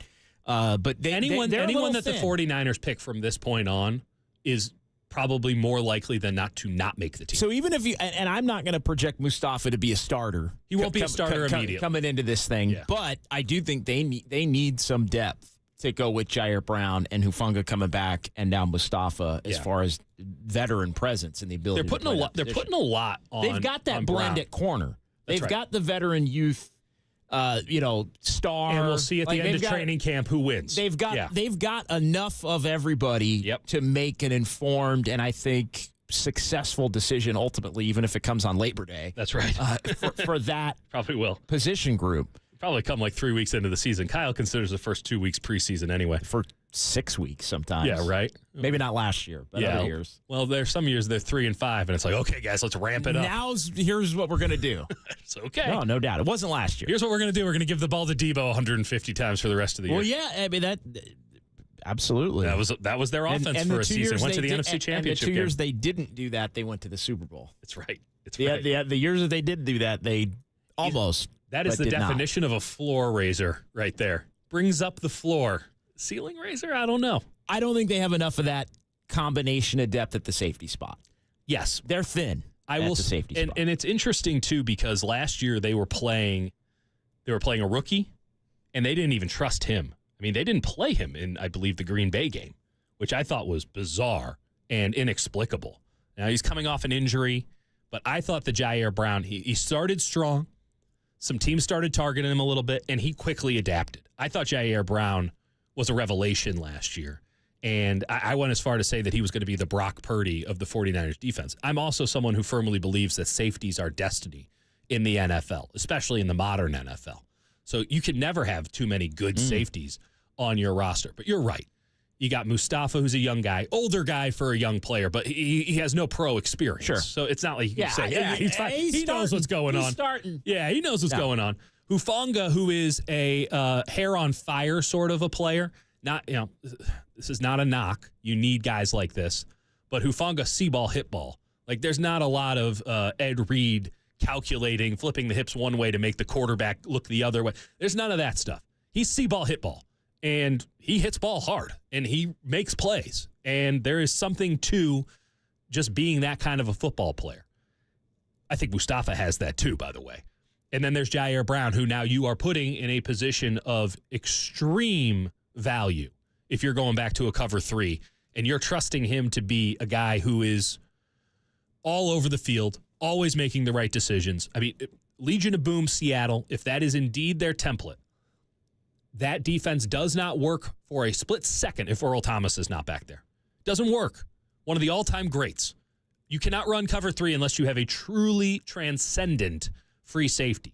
I think Jair Brown could be that guy. I really do. I'm very high on Jair Brown, and I think we're all of a strong opinion about Jair Brown in a good way. I think that they definitely need to bring in a veteran, and luckily that market is so crappy that they will be able to do so. Let's get a couple of quick thoughts on Isaac Guerendo as well. He was the 49ers pick. They moved up to get him, moved to 129, gave up a couple of fifth-round picks to the Jets. That's why they've gone a prolonged time here without being on the board. And so let's look at Isaac Guerendo, the running back, and Jacob Cowing briefly here, about 90 seconds. Isaac Guerendo was the second best running back in the 49ers could have taken on day 3. Number 1 was my guy Tyrone Tracy Jr. out of Purdue. Once the 49ers took Pearsall as a Z receiver replacement down the line for Deebo Samuel, the need for a Tyrone Tracy sort of fell out the window. He's both a running back and a wide receiver who's a really good gadget player for Purdue. So that puts Guerendo, who is a classic one cut and go, crazy straight line speed, wide running back. One of the only 2 players in 20 years, 4'3", 40 at over 220 pounds. Isaac Guerendo and DK Metcalf. I'll take that athleticism all day, every day. Not surprising at all that the 49ers were all in on Guerendo. They need an Elijah Mitchell replacement. And in fact, I don't think that Elijah Mitchell should be on the team as of today. I think you just move on. If you can get a 7th-round pick for him next year, you just do it and you move on, because this guy is going to be your number 2 back, and that's something you really need because we saw Christian McCaffrey wear down as the season went on. Who did the Jets pick? Well, both of the Jets picks are in at 173 and 176. Great pick. The Jets took, and everybody always. Hey, I'm not just saying that. Jets took Isaiah Davis, running back, South Dakota State, with the first of the 2 picks they got from the Niners. They also took Quantez Stiggers. Out of the CFL, out of Toronto. This is a guy who barely played high school football, didn't play college football. 2 years ago was in the fan-controlled football league, playing semi-pro. You might remember the fan-controlled football league as the worst thing that's ever been put on television. And the Toronto Argonauts of the CFL saw him. He was the Rookie of the Year in the CFL. He would have been a great San Francisco 49er. Big, physical, athletic, got a mean streak to him. Get a little handsy at times, maybe a little bit over-aggressive.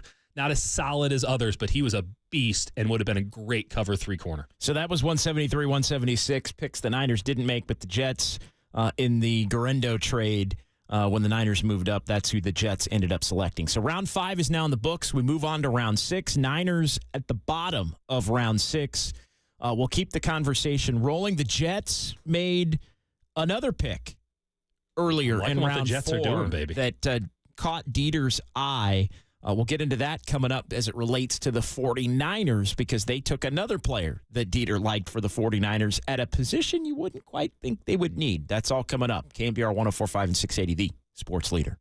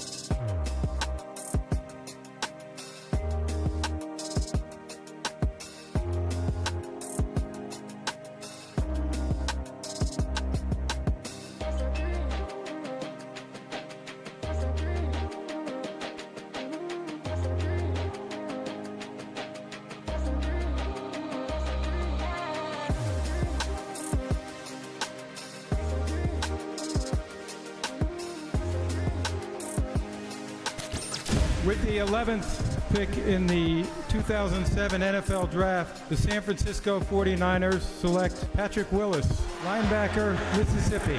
Welcome back to the KNBR 2024 Draft Special with John Dickinson, Dieter Kurtenbach, and Tracy Sandler. Sponsored by Golden State. When you succeed, they succeed. Visit them today at goldenstatelumber.com. On KNBR 104.5 and 680, the sports leader. With the 129th pick in the 2024 NFL Draft, the San Francisco 49ers select Isaac Guerendo, running back, Louisville.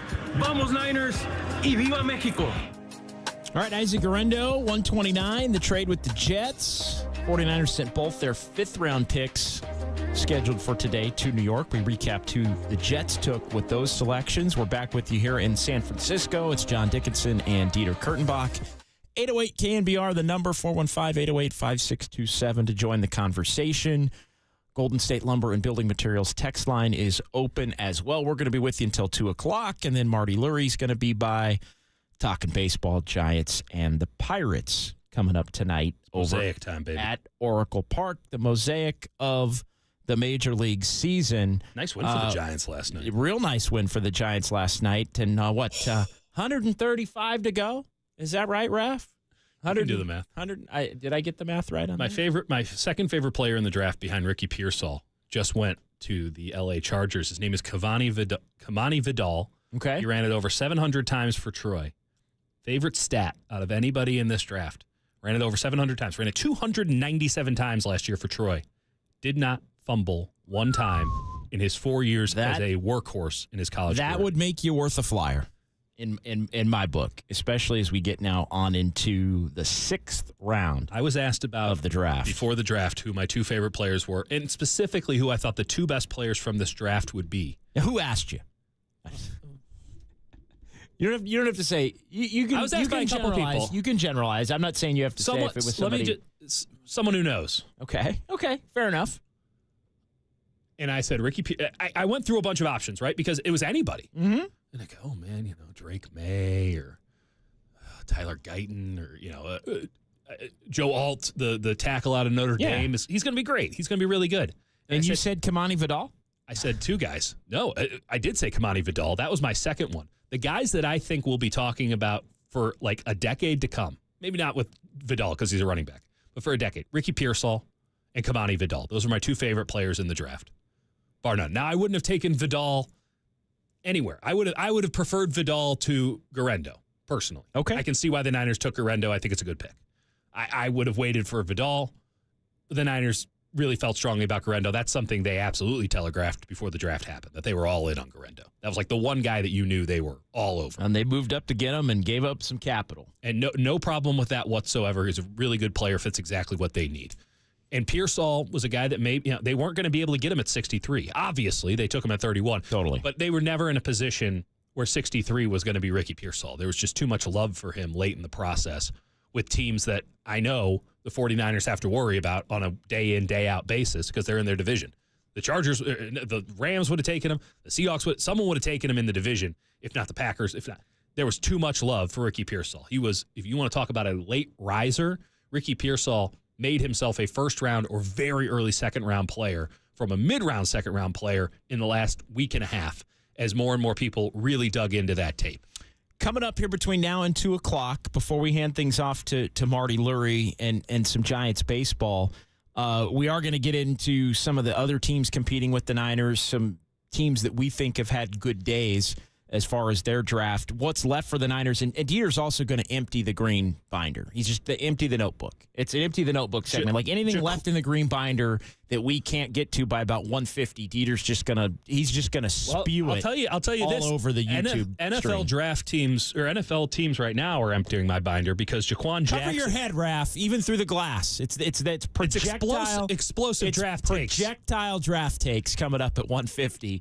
Jaquan Jackson off the board. Wide receiver out of Tulane. I preferred him to the kid they took out of Arizona, Cowing. I prefer him, and he goes at 182 to Tennessee Titans. Cowing's the one pick among the picks to this point for the Niners where I'm like, Yeah. Whatever. He might not be. I can see the vision with Pooney. I don't know if I agree with it, but I can understand where they're coming from, and there's certainly enough meat on the bone there where I can give him the benefit of the doubt. I didn't know enough about Guerendo, but he fits. Perfect. That's an A pick. He fits. I like the Renardo Green pick. Green is a B pick, right? Like he's never. You think he starts right away? I wouldn't be surprised at all. Now, you want me to say flat? He's going to have to earn it. I would say no. Let me put it to you this way. I don't care if he starts right away, but I think come November 1, he'll be starting. I think that they have good options as veterans at that spot right now. I think they love Yasmin, the guy that they got from the Saints. I think Rock Yasan Rin, whatever, from the Colts that they got is a viable option there. I think that they think highly of Ambry Thomas still, somehow. I know no one else does, but I know that they still like him because they haven't cut him yet. Now, they brought in some serious options to compete. I do think that they are going to. They haven't taken anyone to back up at nickel. I think DJ Jones, that might be his name. It's the Auburn nickel. I'm looking at nickel. I'm looking at the Auburn kid. Chase Lucas. Chase Lucas is a good player. Come on, Hall. I'll pull him up here. Tyler Hawkins. Let's go to the binder. Oh, he's a safety. DJ James, Auburn. I don't believe he's been taken yet. Oh, I'm talking about their depth chart right now. Oh, right. No, I'm saying that they don't have it's Diamador Lenore. And by the way, nickel is base these days. Everyone wants to say, they're a 4-3 team, they're a cover 3 team. No, you run base nickel in the modern NFL. Yeah. So you're gonna have this nickel back on the field all the time. And I have no problem with that being Diamador Lenore at all. Lenore and Chase Lucas is what I've got on my chart right now. I would like to see them add somebody else who can get into that mix. And I think the best nickel in this draft, a guy that I thought could have gone day 2, DJ James. I apologize for not remembering his name off the top. I think he was 23 for Auburn. That's how I remember most guys. Right. He's still on the board. Oh, boy. I mean, if the Niners want to get a little fancy and move up and go get him, that would be a good option. Now you got some real depth there. But I think Renardo Green will be. At this point, though, how do you even move up? Next year's picks. Yeah. If you feel strongly. I mean, there's a great value to be had. I would also like to caveat all this by saying if there's a guy who's still on the board at this point, it's probably because NFL teams know something we don't know. And in this era of misinformation and gaslighting and social media, there's not a lot of truth to be had. Used to be that you kind of knew the warts on every player going in. Now with such a negative sports media world that we have, everybody's warded up. And some of these big storylines of this is why this guy can't happen or this is why this guy's going to fall, they don't ring as true. So I would just say if a guy has fallen 3-4 rounds beyond when he should have gone, there's probably something there. Whether it's medical, whether it's off the field, there's something there that we don't know. I want to get into the guy that the Jets took just a few minutes ago, about a half hour ago. Yeah. The quarterback from Florida State, Jordan Travis. That's right. And you said to me at one point, as we were talking about what's left for the 49ers, you said, hey, I think they need to take a quarterback. I didn't know at that point Travis was the guy. The Jets took him, and you were like, damn it. You literally hit the table in here during a break. Yeah. Because that was the guy you thought the Niners should take a flyer on as a back end of the draft quarterback. Yeah. The Jets ended up taking him. Just kind of roll through that. He went 171. 171. So it was right in that range of where the Niners were potentially going to pick had they not moved up for Guerendo. And listen, I think Travis could have been a guy who got taken as early as round 2, round 3. If you felt very comfortable about where he was at in his injury recovery. Yeah. He had a gruesome injury. Yes. At the end of the season. Yes, and everyone remembers. It ended Florida State's season. Yep. The guy's a game changer, and he's very new to quarterback. He came into Florida State as an athlete, and they moved him over to quarterback, and over the last 4 years, he's learned the position on the fly to the point where he was a Heisman Trophy finalist last year. If not, he should have been. He was one of the best players in college football, bar none. A true dual threat option, and somebody who just is a leader of men. And I know that there's a lot that is put into traits and all these things. At a certain point, you have to have it between the ears. And everything that I've heard about Jordan Travis is that he is beyond reproach when it comes to having it going on between the ears. He sees the game like an athlete. He makes plays like an athlete, but he has all of those baseline requirements you need from a quarterback. And there was a lot of fluff and nonsense and anger and general incredulousness thrown the Atlanta Falcons' way when they took Michael Penix Jr., who was the number 1 quarterback on my board Not that anyone cares about my board, but my number, I would have taken him over anybody else, including Caleb Williams. Apologies to Bears fan Raft behind the board right now. But I would have taken Michael Penix Jr. 1 overall, 50 over, it doesn't matter. That would have been my guy. If I need a quarterback, I want Penix.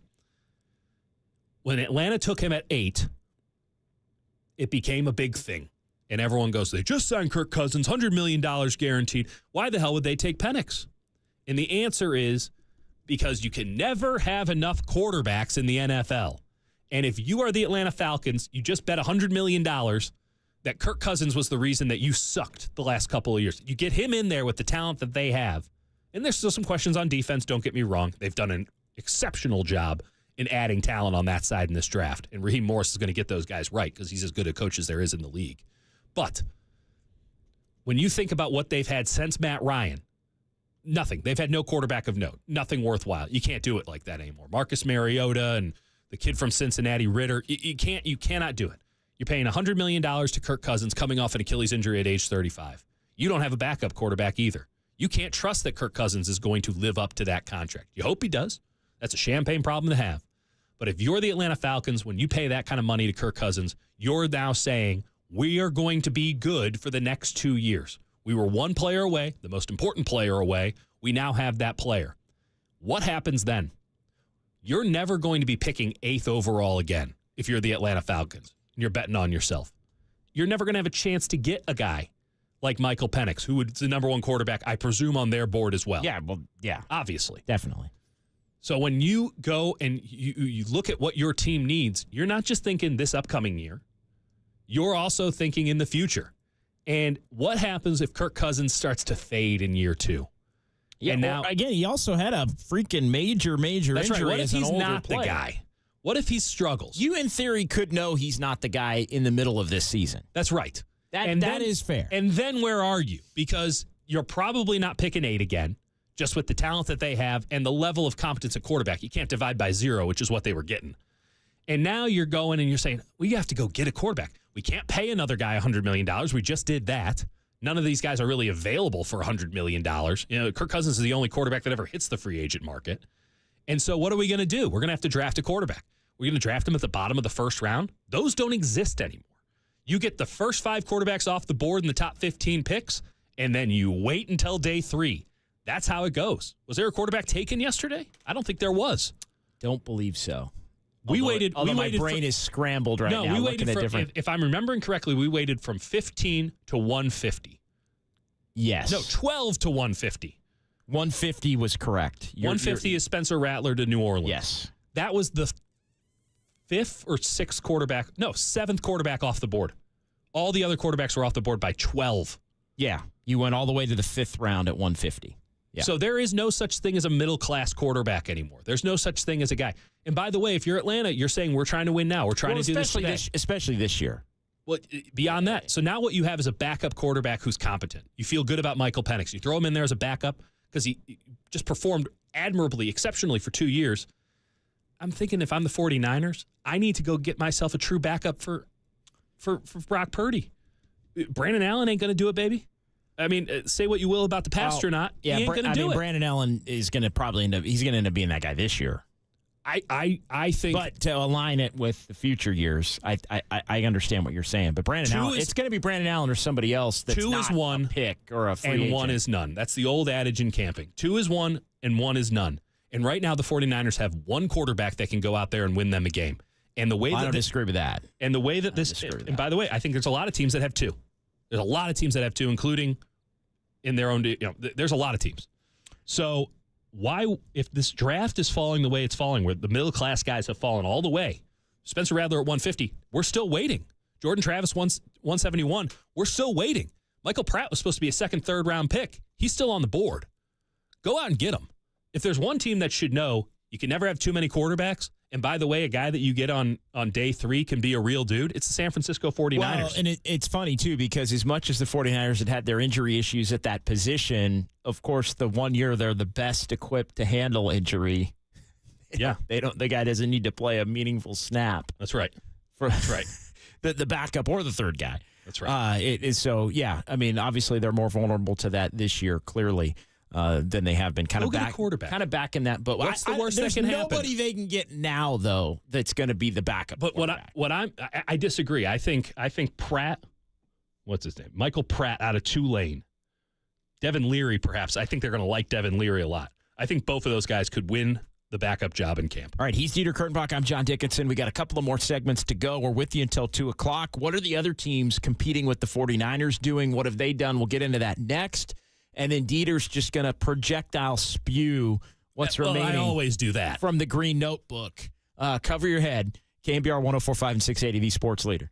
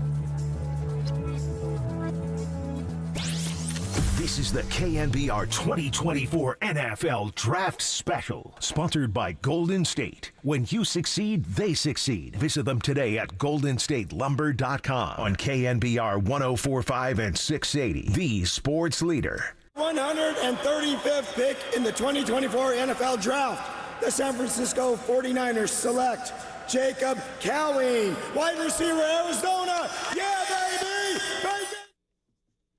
Jacob Cowing, wide receiver, Arizona. You hear it there. 4th rounder, 49ers. That is the last time San Francisco was on the clock. We welcome you back. Leaving us high and dry. It's John Dickinson. It's Dieter Kurtenbach. We're here for another 20 minutes or so. I forgot about this hat tip 707 because it did happen after the initial signings. The Niners did sign Joshua Dobbs. Yeah, that's right. The astronaut. To be the backup quarterback. Well, no, he's in the room. I mean, he's in the room. Brandon Allen probably thinks he is. Was promised backup quarterback. Right. I'm sure they told Josh Dobbs he's the backup quarterback. Here's the thing. If either of those guys has to start a game, I'm picking the other team. I think you can win a game with Josh Dobbs. I think you win a couple of games with Josh I think Dobbs. you can win a game with Josh Dobbs if he shows up midway through the week and the other team doesn't have a game plan, because that's what we saw last year. And the second that they actually had a week to prepare for him, he started looking like ass. It was the astronaut.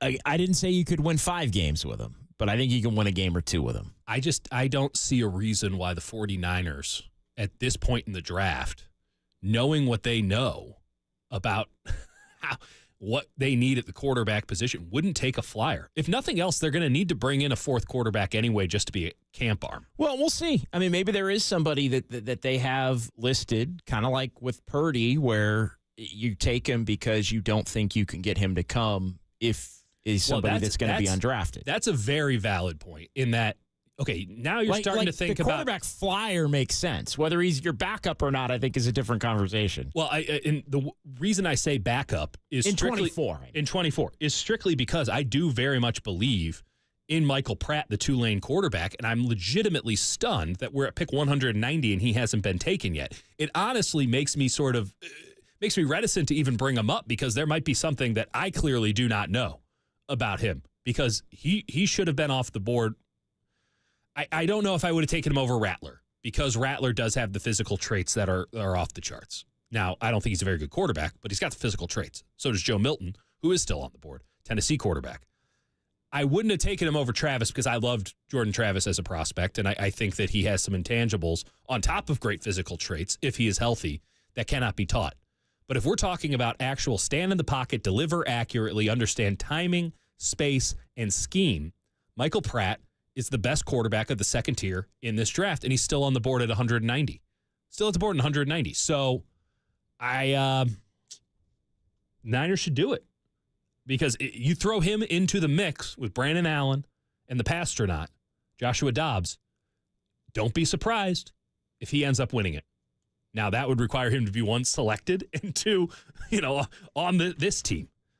But I don't know if either of those things are going to happen. More unlikely than likely. But if I'm the 49ers and I'm sitting there and I still see Pratt on the board here, and let's say another 9 picks get to 200, package those 2 7s together, throw in a next round 7, do something, go get the guy. Yeah, and the Niners on the clock again right now at 2:15. We're at pick 191. Arizona set to make that pick, which is in. Let's quickly here. We got a couple of minutes. Let's go in the division. The other 3 teams in the division. I'm going to start with the Rams. Jared Verse. Yeah. They went Florida State. The Florida State defensive tackle. Fisk. Fisk, yes. Braden Fisk. Fisk would have been a great scheme for the Niners. Blake Corum. Yeah. Running back, Michigan. Anything stand out from those 3? Yeah. And then they took Cameron Kinchins as well. Kinchins out of Miami, safety, very good player. The Rams do this at a very high level. I'm not a Corum guy. Verse, Fisk, Corum. Those 3. Verse was the best defensive end in this draft. He was the best defensive end in this draft. It's criminal that he was able to get to the Rams at 19. Yeah, all the quarterbacks and everything that was going on with the tackles and all that. Yeah, it's a great pick. It's a no-brainer pick. It's going to immediately work. Fills a need for them. Great pick. Fisk is exactly what they want. They got 91 there in the middle. Obviously, they lose Aaron Donald, but they got that big white guy Hecht in the middle. He's a really good player. They played him out of position a lot. Him and Verse in the middle is a crazy explosive interior, And I think the 49ers, I don't think they're going to be kicking themselves because they weren't in a position to take him. Not at 31, though he was someone we talked about at 31. It was going to be a stretch beyond a Pearsall stretch. They were never going to get him at 63. He's a great fit. He's a great fit for what they do. I'm not in on Corum, and I think Kitchens out of Miami, a really good safety, but I like the safety the Niners got better. Seattle, Byron Murphy the second. Yeah. In round 1, then they didn't have another pick until round 3. Christian Haynes of Connecticut. They go interior offensive line there. And then I'm looking at I lost my page there as far as the rest of their page. General thoughts on Seattle? Seattle has drafted very well lately, and they did not do very well, in my opinion, in the first 2 rounds. I'm not a Christian Haynes fan. Do you like A.J. Barner or Nehemiah Pritchett? I like Pritchett. Everyone that they have taken so far is fine. Kind of an underwhelming first glance at Seattle. What they have done in this draft is they have brought in high floor prospects. These are guys who aren't going to let them down, and perhaps they'll just be steady starters. Now, they did just take DJ James at 192, and that's a pick I really like for them. Mm-hmm. He was my number 1 nickel on the board. They got him at 192. And you know that Seattle's going to need a nickel. That literally just happened. Came in. Okay. That's my favorite pick that they've made so far. Everybody else is fine. A.J. Barner in the 4th round is a stretch. Tyrese Knight, the linebacker out of UTEP, I don't see it with him. They saw something. They've done a lot better at linebackers than I have. Let's put it that way. I like the Rams' first couple of picks. The first 3, we talked about them. I think Arizona has had... They've had arguably the best draft of anybody. I think they've had the best draft of the division. I think they've arguably had the best draft of any team in the National Football League. Okay, Marvin Harrison, Darius Robinson, Max Melton, Trey Benson, the headliners, Isaiah Adams in the 3rd. They got your guy Riemann 3rd round as well. They had a lot of picks early. Elijah Jones as a corner, and by the way, they're making some hay with it. This is another team that is operating on their own draft board because Trey Benson, yes, 3rd round. Trey Benson was the best running back in this draft. I mean, they had 7 picks in the first 3 rounds. They needed all. They had 4 3s. They needed 4 3rd round. They needed 9 starters out of this draft. Now, I am not high on Isaiah Adams. 2 firsts, a second, and 4 thirds. So here's what they have. They have a bona fide number 1 wide receiver day 1. He steps in the league, and Marvin Harrison Jr. Yep. Out of the best wide receiver class I've ever seen, he was the best wide receiver. He might be the best wide receiver prospect in the last 10 years. He might be the best wide receiver prospect since Megatron. He's unbelievable. Now, I thought also Malik Neighbors was right up there with him. He's really, really good. Great wide receiver class. Darius Robinson, you want to talk about someone with a high floor? Yeah. My goodness. This guy was a monster at Mizzou, and you can play him at 4 different spots along the defensive line. So whatever the Arizona Cardinals need, which is almost everything, he can provide for them and do it at a very high level. Max Melton out of Rutgers, big physical corner, great athletic ability. I wasn't the biggest Melton guy. Cornerback's a very difficult position. If you feel convicted about taking a cornerback, that's the right region to take him in. No problem with that pick at all. Benson was the best running back in the draft. 3rd round. He's going to be a stud. Absolute stud. What a joy to watch. I'm not high on Isaiah Adams out of Illinois. I think he's more a guard than a tackle. Okay. But then I love their next pick. Yeah, you love Riemann. He was about 3 rounds too early, or 3 rounds earlier than I thought he would go. I thought he was you thought he was a sleeper. I thought he was a deep sleeper, and that someone was going to come out looking real sharp. George Kittle 2.0 sharp. Well, they took him in the 3rd round. But again, this year's 5th is, this year's inflation has gone rampant, JD. Right. 5ths are now 3rds. Elijah Jones out of Boston College is a player that cornerback, again, a deep sleeper. They didn't want to wait. They didn't want to see if he would fall to them. Just go get him now. And by the way, when you have all these draft picks, you can just take some swings on guys. You can make risks. You can take risks like that. You don't have to play the economics game. Damerson out of Texas Tech, the safety. He was probably the better Texas Tech safety, and there was another guy who was taken much earlier. Sorry, a lot of these guys I only know as their number on their team. Right. Xavier Thomas out of Clemson. 45, John. I love 45 in the middle. But, Xavier Thomas out of Clemson, fine. Honestly, I didn't see it off the edge. I thought there were better options available. Right. But then Christian Jones, who was I recognized it. I recognized it, JD. Christian Jones, getting him in the 5th round is a steal. He should have been a 2nd or a 3rd round pick. Again, you don't know what's going on behind the scenes to where he falls. But Christian Jones is a guy who could be their starting left tackle this year. So I really like what Arizona's done. Quick timeout. Final segment straight ahead before we get you to Marty Lurie.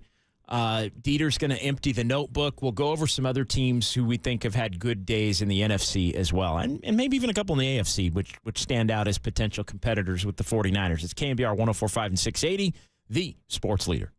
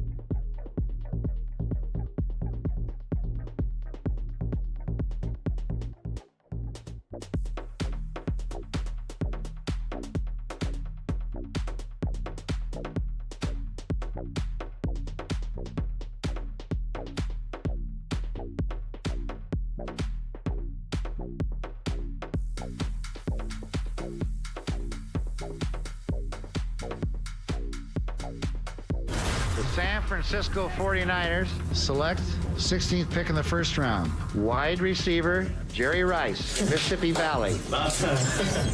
Now, back to the KNBR 2024 NFL Draft Special with John Dickinson, Dieter Kurtenbach, and Tracy Sandler. Sponsored by Golden State. When you succeed, they succeed. Visit them today at goldenstatelumber.com. On KNBR 104.5 and 680, the sports leader.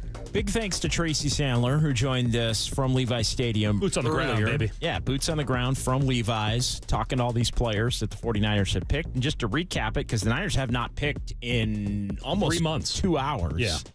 135, Jacob Cowing, their last pick, wide receiver, Arizona. They also, in the trade with the Jets, Isaac Guerendo, running back, Louisville, and Malik Mustafa was the first pick. They were coming in rapid succession. Basically, every time we went to break, the 49ers were making a pick the first hour plus of the show, and then it's been nothing for the last basically 2.5 hours. They're going to be back on the clock coming up at pick number 215. We're at 196. We ain't going to make it right now, so we're not going to make it here in the next 7 minutes that we're on the air before we hand things off to Marty Lurie, and then round 7 at 251. I know I want to give you an opportunity to empty the notebook. It's been fun doing the YouTube show with you last night and this show here for the last 4 hours this morning and on into the afternoon. Anything stand out? Any tabbed players that have not come off the board as of yet. The only one, well, I'm shocked that Michael Pratt, the quarterback out of Tulane, we just talked went about over that, and you still think the 49ers should be on the market for a flyer quarterback. I think they should move up with whatever minimal amount of capital it would take. See, I wouldn't be giving up anything next year. I wouldn't be. I wouldn't do that. I'd wait and see 215. I'm with you. I think at this point. What other positions, by the way, before we I'll give you one. Tight Linebacker end is one, and okay, I'll give you the names.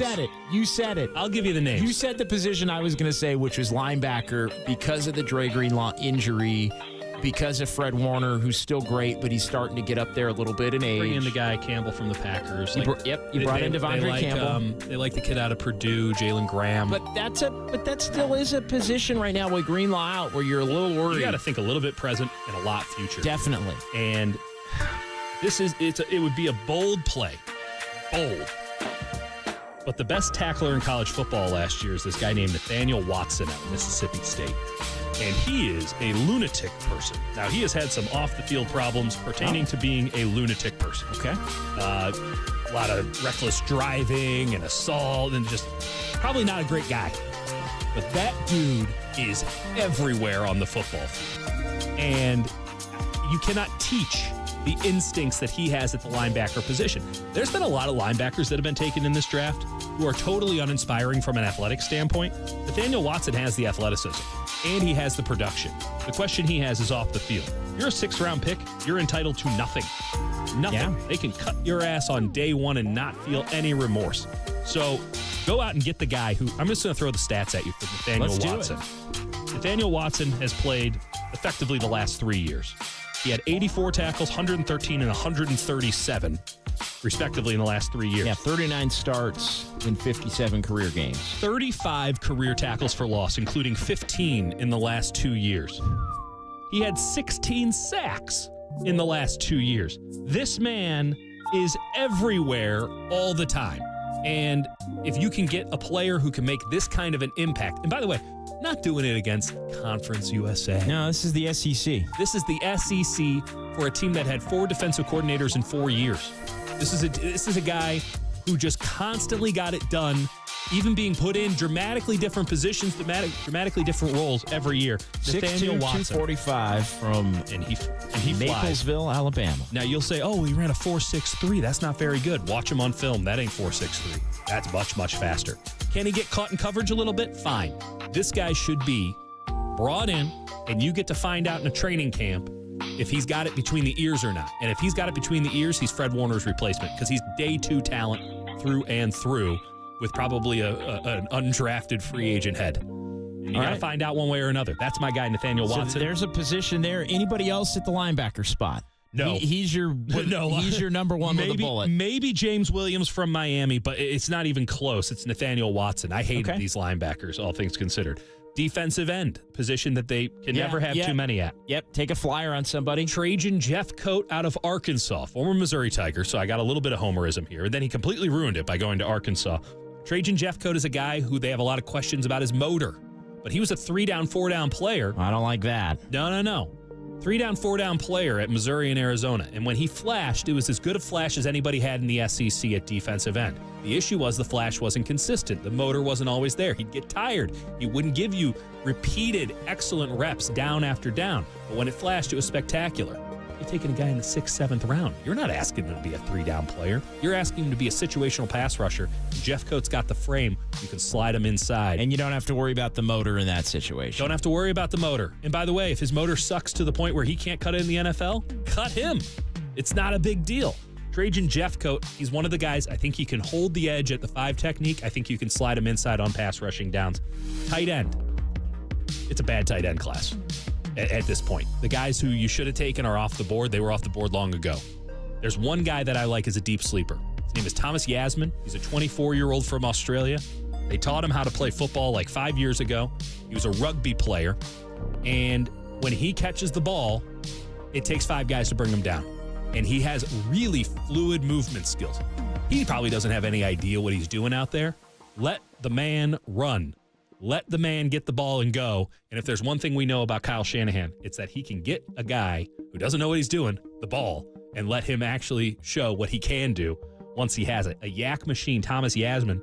I'd be surprised if he's drafted, but at this point in the draft, make sure someone else doesn't get him. I would say if you had to identify the 2 picks for the 49ers here in the next hour or so, the final 2, go Nathaniel Watson and Thomas Yasmin. I think they're flyers that could pay off bigger than damn near anybody at their positions. There you go. And Dieter, you've been all over this. You've been naming guys here between last night and today. I mean, you had Malik Mustafa minutes before the 49ers ended up picking him at 124 overall early in the fourth round today, but the 4th round of the draft overall. And you've been on guys that we've watched come off the board that didn't go to the 49ers as well. Yeah. So you've been pretty piped in on this thing. And, so bookmark those names. Yeah, well, don't worry. I'll be putting the binder out for everybody. Final 45 seconds here. I just want to thank you. It's been a pleasure. Always. Last night, I mean, we have flown through basically 7 hours together. You want here. to keep going? 7 of the last. Well, yeah, we're going to keep going on Raf's YouTube page. That's right. Via cell phone, which he has to create right now as we're walking down Battery to get a sandwich. That's right. That's right. where we will. No, it's always a hell of a time with you, JD. It's I don't know. We got something going here. We're Ayuk and Purdy. You almost seem sincere when you say that. I believe it. I believe it deep down in my core. I believe in you like I believe in Ricky Pearsall. Now I know it's true. Now, I wasn't so sure, but now I know it's true. For Dieter and for Raf, appreciate it. Marty is coming up next right here. We got Giants baseball, KNBR, 104.5 and 680 Sports Leader.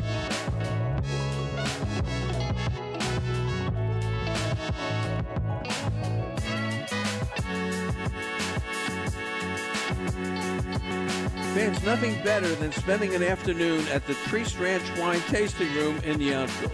You can relax as you enjoy a selection of limited production estate wines paired with local artisanal cheese and charcuterie. Your host will guide you through each unique pairing while sharing the incredible story of Priest Ranch. Now, while you're there, you must try the food at our new restaurant, The Kitchen at Priest Ranch. It's right next door to the Priest Ranch Tasting Room and serves amazing, fast, casual food. That's an afternoon.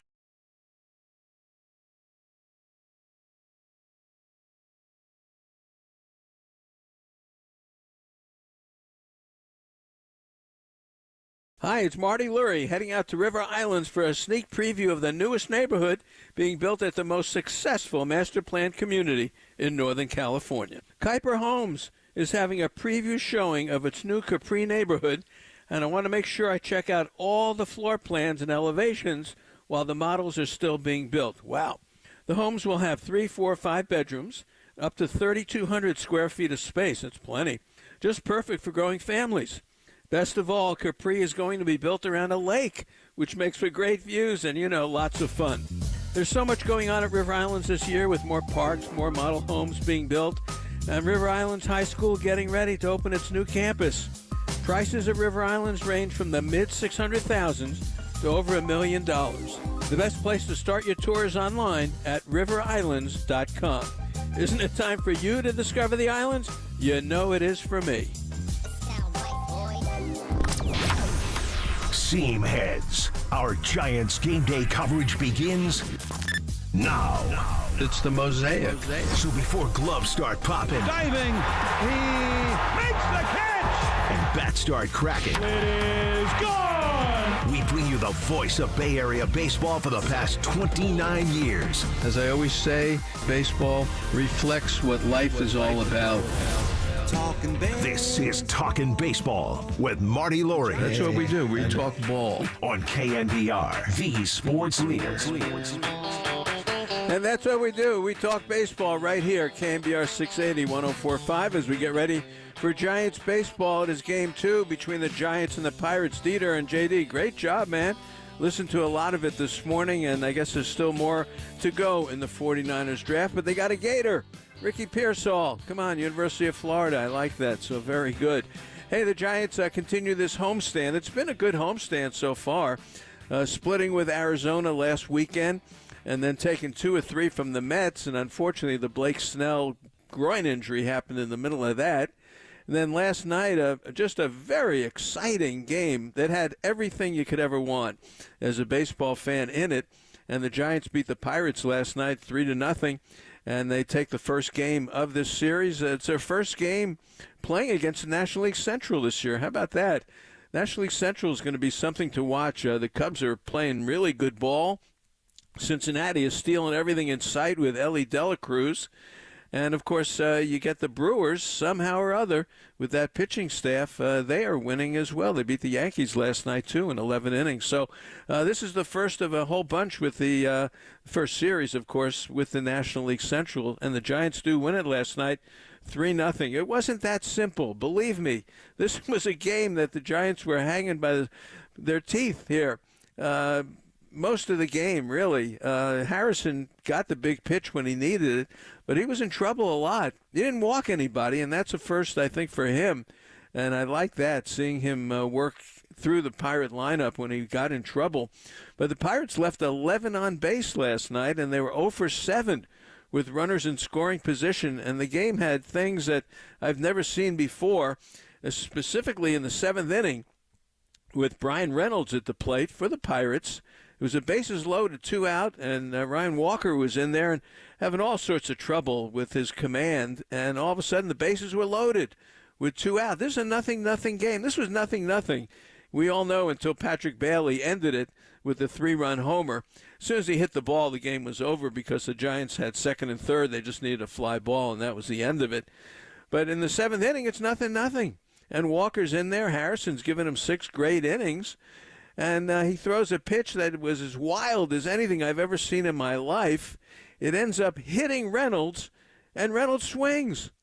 And it's strike 3. You can't run, even though it's the 3rd out of the inning, because once it hits him, the ball is dead.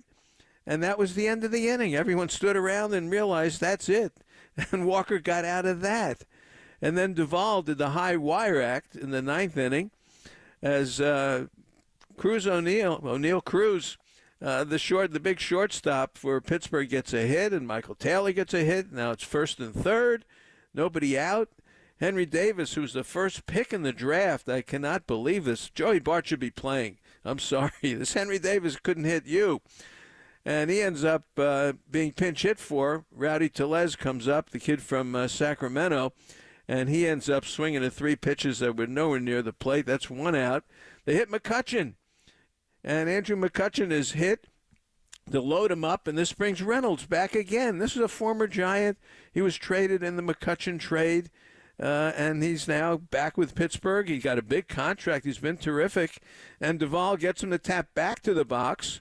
He throws to the plate to get the force out, and then Bailey throws to first to get Reynolds, but now with the wide lane now, and on streaming, you can see I'm putting my hands apart now. We do live stream the show now at YouTube at KNBR.com and KNBR.com live stream and all that stuff. And he throws it down to first, and he really has no lane to throw it to because the runner is sort of in the way. And I don't know how he missed Reynolds' head, but he did. And the ball got to first base for a double play to end the top of the 9th inning. Wow, how about that? Then the bottom of the 9th, and Conforto is really carrying this team, I must tell you. Michael Conforto is really doing a good job. He really is. And he ends up getting a walk. And then Chapman, and I was texting with my good friend Eddie Muller. I'll drop that name, from TCM, Turner Classic Movies, and we were texting about the game, most of the game, and I said, Chapman's just going to shoot one through to right field. That's what he loves to do when he needs a hit. And he hit one up the middle instead, and it got past the shortstop, and now you had first and second, and David Bednar is having a terrible season. And the Giants have his brother, and he's been hurt as well in the minor leagues. So Bednar then uncorks another wild pitch. Joey Bart, who's in the game, has no chance whatsoever. Now it's 2nd and 3rd, and they don't walk Bailey. They don't walk Bailey. You know, the run on 3rd is the one to win the game. Bailey's run means nothing. They don't walk him, and they let him hit, and he goes to 2-0. Well, it was 2-0. It was early in the count. And he gets a fastball, and he just didn't miss it. It's like the one he hit into the kayak last Sunday, which was just unbelievable. he hit it the same way. He just crushed it. Bailey is having a heck of a good beginning to this season. He really is. His catching has been, I think, exceptional. And he's got a lot of big hits. He doesn't have the big numbers and all that kind of stuff, but he's got 10 RBIs now with a big 3-run homer, and the Giants win it 3-0 last night. Not simple. Believe me, it wasn't simple. There was a lot of dicey stuff going on in this game. Pittsburgh doesn't hit very well, and the Giants don't hit very well now, but the Giants do one thing, and that is they pitch. And I've said this since spring training, and I'll say it the whole year. The Giants pitching staff is going to carry him. They've got to hit. They've got to hit a little bit more, and they've got some people who are not hitting right now who I think will hit, and Soler is one of them. I think he is going to get it together and hit a little bit better. Estrada is another one who's out with the hamstring right now, and he is starting to crank it up a little bit. Yastrzemski as well, and Slater too. I think eventually they'll hit. But this is a Pittsburgh team that doesn't hit a lot. The Giants don't hit a lot, but the Giants pitching is exceptional. Now with Snell on the DL, next week they're going to have a decision here when they go to take on Boston. Now Boston's another team that's struggling. I realize their record may be 13-11, but they've got trouble scoring runs. They've got a ton of people injured. We'll see what that looks. The Giants are getting the Red Sox. I'm going to tell you right now, they're getting the Red Sox, in my opinion, at the right time, because the Giants got Logan Webb set up for Tuesday. Then the question is, what will they do after that? Will they bring Mason Black up and throw him in there? Will they do an opener? Will they show Sean Jelly or something like that? Because they can skip, with Monday being a day off, they can open up the rotation just a little bit. But that rotation of the Giants has gone great, just great. And today there's more coming. Pittsburgh last night 0 for 7 with runners in scoring position. The Giants 1 for 5. Giants at home now are 8-6. Pirates on the road are 8-7. The Pirates have lost 12 of 16. And you look at the last 3-4 in that order, not a lot of power there. And if you can shut Reynolds down, which most people do now, this O'Neill Cruz is trouble. But you got McCutchen at the top, and he's got his 300 homers and his 200 steals, and he's a fabulous player for the Pittsburgh Pirates. But Andrew McCutchen has seen his better days. So the Giants should take advantage of this and get something going today. 37,110 last night, 2 hours, 23 minutes. Harrison, 6 innings, 5 hits, no walks, 7 strikeouts. And Quint Priester, who's good. They got this Paul Skeens who throws 100 every other pitch. He's going to be up probably next week. And they've got Mitch Keller as well. Today we're going to see a lefty for the Pirates. He's a tough cookie. I think we've seen him before, and that is Martin Perez. He's a world champion with the Texas Rangers of last year. He's been all around. He's been on Minnesota, Boston. He's done the circuit. But he's from Venezuela. He's 33 years old. He's great in the clubhouse. He's been great with O'Neill Cruz, who's been struggling. He's relaxed him and done jokes with him and all that kind of stuff. And he goes against the Giants today. He's a lefty, so I'm sure we'll see Flores in there today. I'd like to see Wade all the time, to tell you the truth. And then, of course, Slater will probably be in there as well. But for the Giants, it's another pitcher, and it's Jordan Hicks today. And Jordan Hicks is 2-0 with a 161 earned run average. The whip is 0.93. He's been everything the Giants could hope for, and he goes today. Only his 14th Major League start. Righties against him, 4 for 49. Yes, 4 for 49. Lefties 12 for 45 with 8 walks and 8 strikeouts, so the lefties have given him a little trouble. So, special day in our family today. Grandson Noah is going to be 18 years old, and his birthday is coming up, and he's at the ballpark today with a whole bunch of friends, and Bonnie and Greg, and the Byer family and the Nibby family, Suite 10, were nice enough to give them the suite so Noah could have the big 18th birthday at the ballpark today. So happy birthday, and I can't wait to see you. All right, coming up, John Shea is going to talk with us about a whole bunch of things. We've got the Giants game coming up in Rickwood. John did a lot of good work this week in the Chronicle in the last couple of weeks. So we're going to talk some ball with John Shea. We've got Game 2, the Pirates and the Giants. It's a gorgeous day at Oracle, and more coming up right after this. KNBR 680, 104.5, the sports leader. Talking baseball with Marty Lurie on KNBR 104.5 and 680, the sports leader. Everyone likes a party, but everyone loves a party at Original Joe's. With 3 private dining rooms, it's the perfect spot to hold your next big event. From christenings to corporate gatherings, we'll make your next party San Francisco special. Original Joe's, see you at the counter.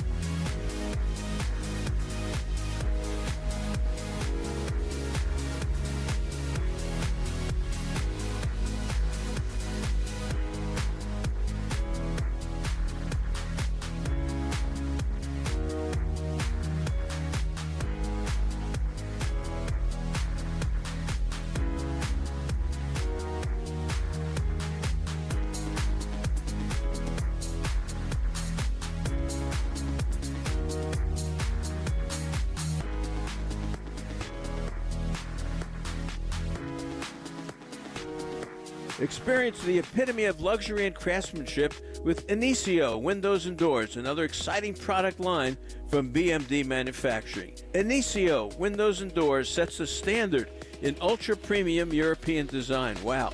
For the most demanding American building standards. Available both in steel and aluminum, they are meticulously engineered to elevate your living space to new heights of sophistication. Learn more about Inicio Windows and Doors today.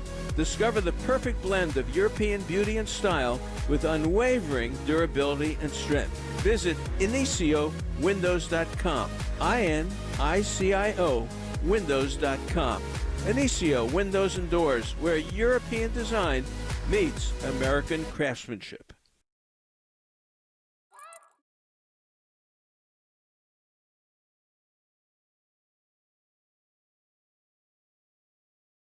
Here's the set, the 1-1 pitch. There's a drive into deep right field. Way back there. Adios! The ball game is over. A walk-off 3-run homer for Patrick Bailey. And he has created a frenzy here at Oracle Park.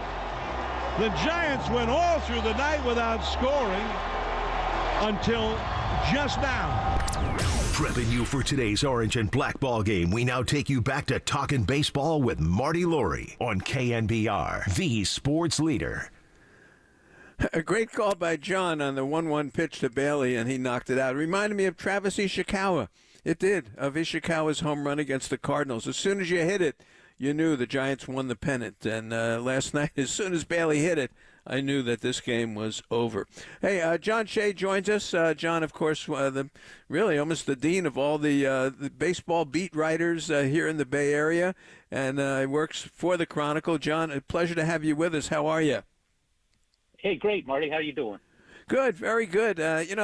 Last night was one of those games that you have to win if you're the Giants. You're taking on a Pirates team that's, they've lost, at that point, 4 and 11. They've lost that many, and you got them nothing in the ninth inning. You got to win that game, and the Giants were very dramatic last night. It's one that you say, boy, that's one we'll remember.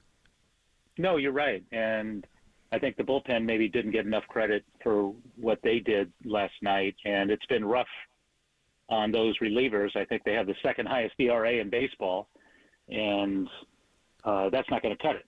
So that's one area that the Giants didn't really focus on in the offseason. They got hitting, they got defenders, they got starters, but they kind of left their bullpen alone, and we'll see if that comes back to haunt them. But it certainly was lights out last night, or just as good enough to maintain the shutout.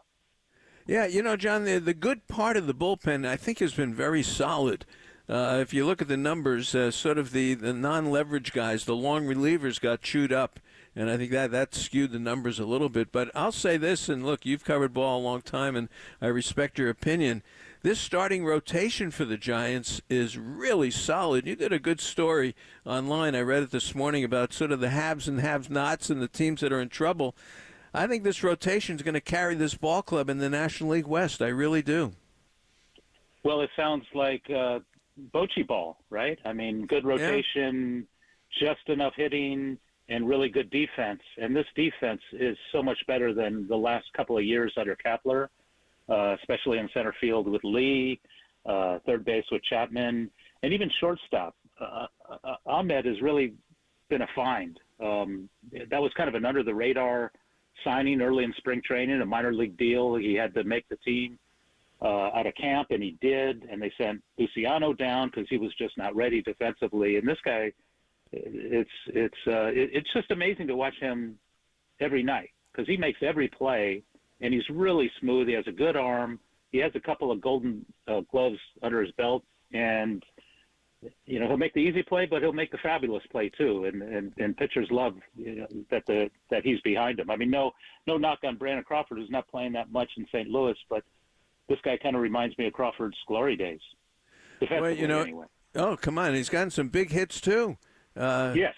He's gotten some big hits. He's given him really something at the plate in that 9 spot, so far this season. You wrote an interesting story this morning, a little bit about Dusty Baker. And Dusty was in the news this week, and he got a very special Lifetime Achievement Award from Baseball Digest, which is one of the great publications that's been around for years and years. But you brought up the point that, when Dusty takes over a team, they win. And when Dusty leaves, they lose. And look at the Houston Astros. And you had a good article on this morning. I read it online. The Astros are in Mexico City today to take on the Rockies of all teams. But man, if you look at a team that everyone said this is a team that's going to be in contention to be the Astros, it's just the opposite. No. I mean, the Astros were supposed to battle the Rangers once again for who's the best team in the AL West, and it's only the end of April. It's 1/6 in. We have 5 months to go, and all kinds of things are going wrong in Houston. I mean, they picked up Josh Hader, and he's just not as I mean, they wish they had Mason Miller, who is the opposite, who's getting outs. Hader is not, and they gave him $95 million in the offseason, and he's got an 8-something ERA. But Houston's rotation, it's like 5 or 6 guys who have been on the injured list already, including Verlander. Bregman's not hitting, Abreu's not hitting, but also they don't have Dusty Baker anymore. If you look back at the history, you're right. I mean, when he took over the Giants, they were this close to moving to Florida, right? With Bob Lurie, and then The McGowan Group took over because the National League owners vetoed that relocation plan to Florida. And then next thing you know, here comes Dusty Baker, here comes Barry Bonds, and they win 103 games after losing almost every game the year before. And then he goes to Chicago and a team that hadn't been winning, and we all know game 6 in 2002 with the Giants, and then game 6 in 2003 with the Cubs. Some crazy stuff happened, but they won right away. It's almost like Billy Martin back in the old days, except Billy would take over a team and he would win right away. Yep. But then all kinds of chaos would ensue, and he'd get fired within 2 or 3 years. But Dusty doesn't bring chaos; he brings stability, which is why they brought him into Houston. Remember when he took over the Astros? Yeah, they were a good team. They were in the ALCS every year, but they were a complete mess because of the scandal, the cheating scandal. And they were firing general managers, they're firing managers, and they're getting rid of players. And then Dusty comes in and just the calming influence, and they win a World Series again, this one legitimately a couple of years ago. And then he's out of the game, and we'll see what happens to Houston. But, I mean, Dusty had a great track record in Cincinnati. He won 3 out of 4 years he got to the playoffs, and they haven't won a playoff game since. And Washington, obviously, he won like 95 and 97 games consecutively, and they got rid of him. So, that's not good enough, right? But so anyway, yeah, the same thing is happening in Houston when they needed a lift, and he was the guy to provide it. Boy, John Shea with us. Of course, John writes for the Chronicle. It reminded me of the Billy Martin story. Remember Charlie Silvera, the old catcher for the New York Yankees? A wonderful man, and we loved seeing him. He's a scout, and loved seeing him at the ballpark. And he would say wherever Billy would manage, Charlie would be his coach. And he would say Billy would go see the owner at 12 o'clock and get fired, and I'd be fired at 12:05. That's the way it used to work. Yeah, Charlie was Yogi's backup catcher, and he didn't play much because Yogi played all the time, including both ends of a doubleheader. And he once told me when players on the other team were razzing him because he didn't get any playing time, Charlie would turn around and say, "Yogi tips me more than you make." And he had 5 rings. Come on, Charlie Silvera, 11. Which brings me to another. John, you were very prolific this week in the stuff you were writing. Art Shalek. And we mentioned him last week with Bruce Jenkins. The oldest living major leaguer, 100 years old. We're lucky enough to have him in Sonoma. And you wrote a beautiful story about Art, who just had his 100th birthday, and he's another former Yankee. And it really was a very interesting story. Tell us about it. Yeah, you're right. I mean, he's a local guy, too. He grew up in Mill Valley, a native of the town, and went to Tamalpais High School, and the home of Brian Murphy and Ann Killian and Glenn Shores and all these greats. But he came a little before the Hall of Fame. But he came a little earlier. 1942 he got out, and then the war broke out, and he was in the military, Navy man for 3 years. Didn't touch a baseball. Then after the war, he came back to Marin, went to college at Marin, played some semi-pro ball, and got noticed by the Brooklyn Dodgers and signed with them. And after a few years in the minors, he got traded to the Yankees. And suddenly he's called up in 1951. This is a little soft-throwing 5'9" lefty, right? But he got called up, and the guy he replaced on the roster was Mickey Mantle, because that was Mantle's first season. He and Mays broke in together the same year DiMaggio bowed out. And, Mickey was scuffling at the plate. He was chasing bad pitches, and they wanted him down in the minors to work on his approach. And up steps this little lefty from Mill Valley, and they give Yogi Berra as his roommate, and he replaces Mickey Mantle. So it's like, oh, my gosh, who am I? And the next thing you know, he's got 3 World Series rings his first 3 seasons. He didn't pitch that much. I mean, those teams were awesome. They were stacked. And he got into the 53 series, but he didn't play 51, 52. They beat the Giants, they beat the Dodgers, and then they beat the Dodgers again. And he finally pitched in that 53 series. So he has 3 World Series rings. And I said, hey, you still got him. And he was wearing 51. And he said his daughter had the one from 52. And I said, where's the 53 one? He said, well, one time we were moving and we couldn't find it because my wife hit it so amazingly that no one could find it. So it just got lost in the shuffle, and they never found it. But, yeah, later in life he worked in sporting goods and title insurance company. But it was great to hang out with him a few days before his birthday. He turned 100 yesterday. Just a wonderful and gracious gentleman, and remains a great storyteller. And it was really cool this week to have written about the two oldest players in baseball, Art Shallock and then Bill Greason as well. Well, Bill Greason is another story which connects you to, of course, Willie Mays, and of course John is the author of the best biography ever of Willie, number 24. But Bill Greason had a big part of Willie's career, and we'll get to Birmingham and the Rickwood game coming up in June. But you did write about Bill Greason. People should know about Bill Greason, and I learned a lot from your column about him, John. I really did. No, thank you. And he will turn 100 in September. Obviously a different road to the big leagues, African-American. He had to deal with the racism. Art Shallock, none of that, obviously. But Greason was Willie's teammate on that 1948 Birmingham Black Barons team that played in the final Negro Leagues World Series in 48. They discontinued it. Jackie was up in Brooklyn, and other players were being signed, and interest started to go away in the Negro Leagues, and they didn't have another World Series after 48. So Mays and Greason played in the final one, and Greason is 7 years older than Mays. They were rookies on that 48 team, but Greason had just come from the service himself. He was fighting in the Battle of Iwo Jima, when Willie was a sophomore in high school, and lost some of his close friends in that battle. And he told me that he made a pact with God. He said, hey, if I ever get off the island here, I'll do whatever you want me to do. And sure enough, his calling was the ministry. And he's been preaching every Sunday for more than a half century in Birmingham, still down there. But he was in the majors briefly. 54 with the Cardinals. That was Willie's breakout year with the New York Giants when he made the famous catch and all that, MVP. He just came out of the service. But 54 Cardinals, Bill Greason got into 3 games, and he hardly pitched. His manager, Eddie Stanky, had no trust in him. And really the only African-American – he was the first African-American pitcher on the St. Louis Cardinals. This goes way back before Bob Gibson. So Greason tells me he didn't even have guys to play catch with before his starts. So obviously he wasn't prepared. And but it was kind of a mess, and he got sent down after like 3 appearances.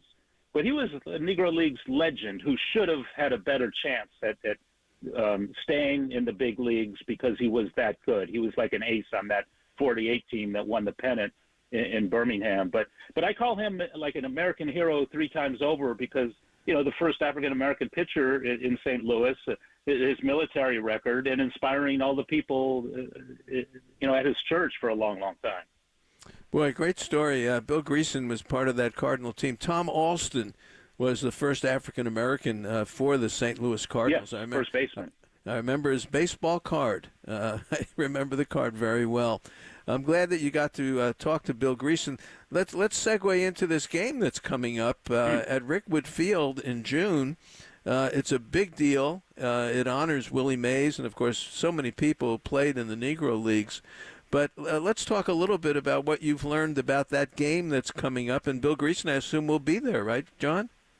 Yeah, they're trying to make a big deal out of it. And they've invited about 116 players who appeared in the Negro Leagues. I mean, obviously, a lot of these, or most of these, played in the later years in the 50s when the Negro Leagues weren't up to par like they were in the 20s, 30s, and 40s. Obviously, because all the best players, or some of the best players, because some teams kept blocking blacks like Boston and the Yankees, and even the Cardinals took forever to integrate. How about the Phillies? The Phillies, yeah. Of course, yeah. Next thing you know, it's 1948, it's Birmingham, and you go back to that ballpark in Birmingham, and it's the oldest ballpark in the country, professionally speaking. And I was there to kind of research Willie's childhood and interviewed some old teammates and childhood friends and everything. And I think I visited that old ballpark every day. I was there for almost a week. It's just gorgeous. It's beautiful. Now, they're fancying it up, so I have a couple of issues with that, if only because if you go in there, say a few months ago, it looked like it was in 1948. If you go in there on June 20th when this game is being played, field, you're going to see another video board when you come in. And all these vintage advertisements up on the wall that just were part of the cool vibe are going to be covered up with a padded outfield, a green pad. So it won't have the same vibe that it has had, but they're going to try to do as much as they can to make it authentic. And obviously it's a tribute to not only Mays, but everybody who played in the Negro Leagues from 1920 all the way up till the late 50s and 1960. And even after that, like there was a team called the Kansas City Monarchs that continued to trailblaze and barnstorm, through the South and the East. Well, John Shea talking about Rickwood Field and the game with Giants and Cardinals June 20th. Very special. John, Gary Adkowski is going to be on the show, and he's an illustrator.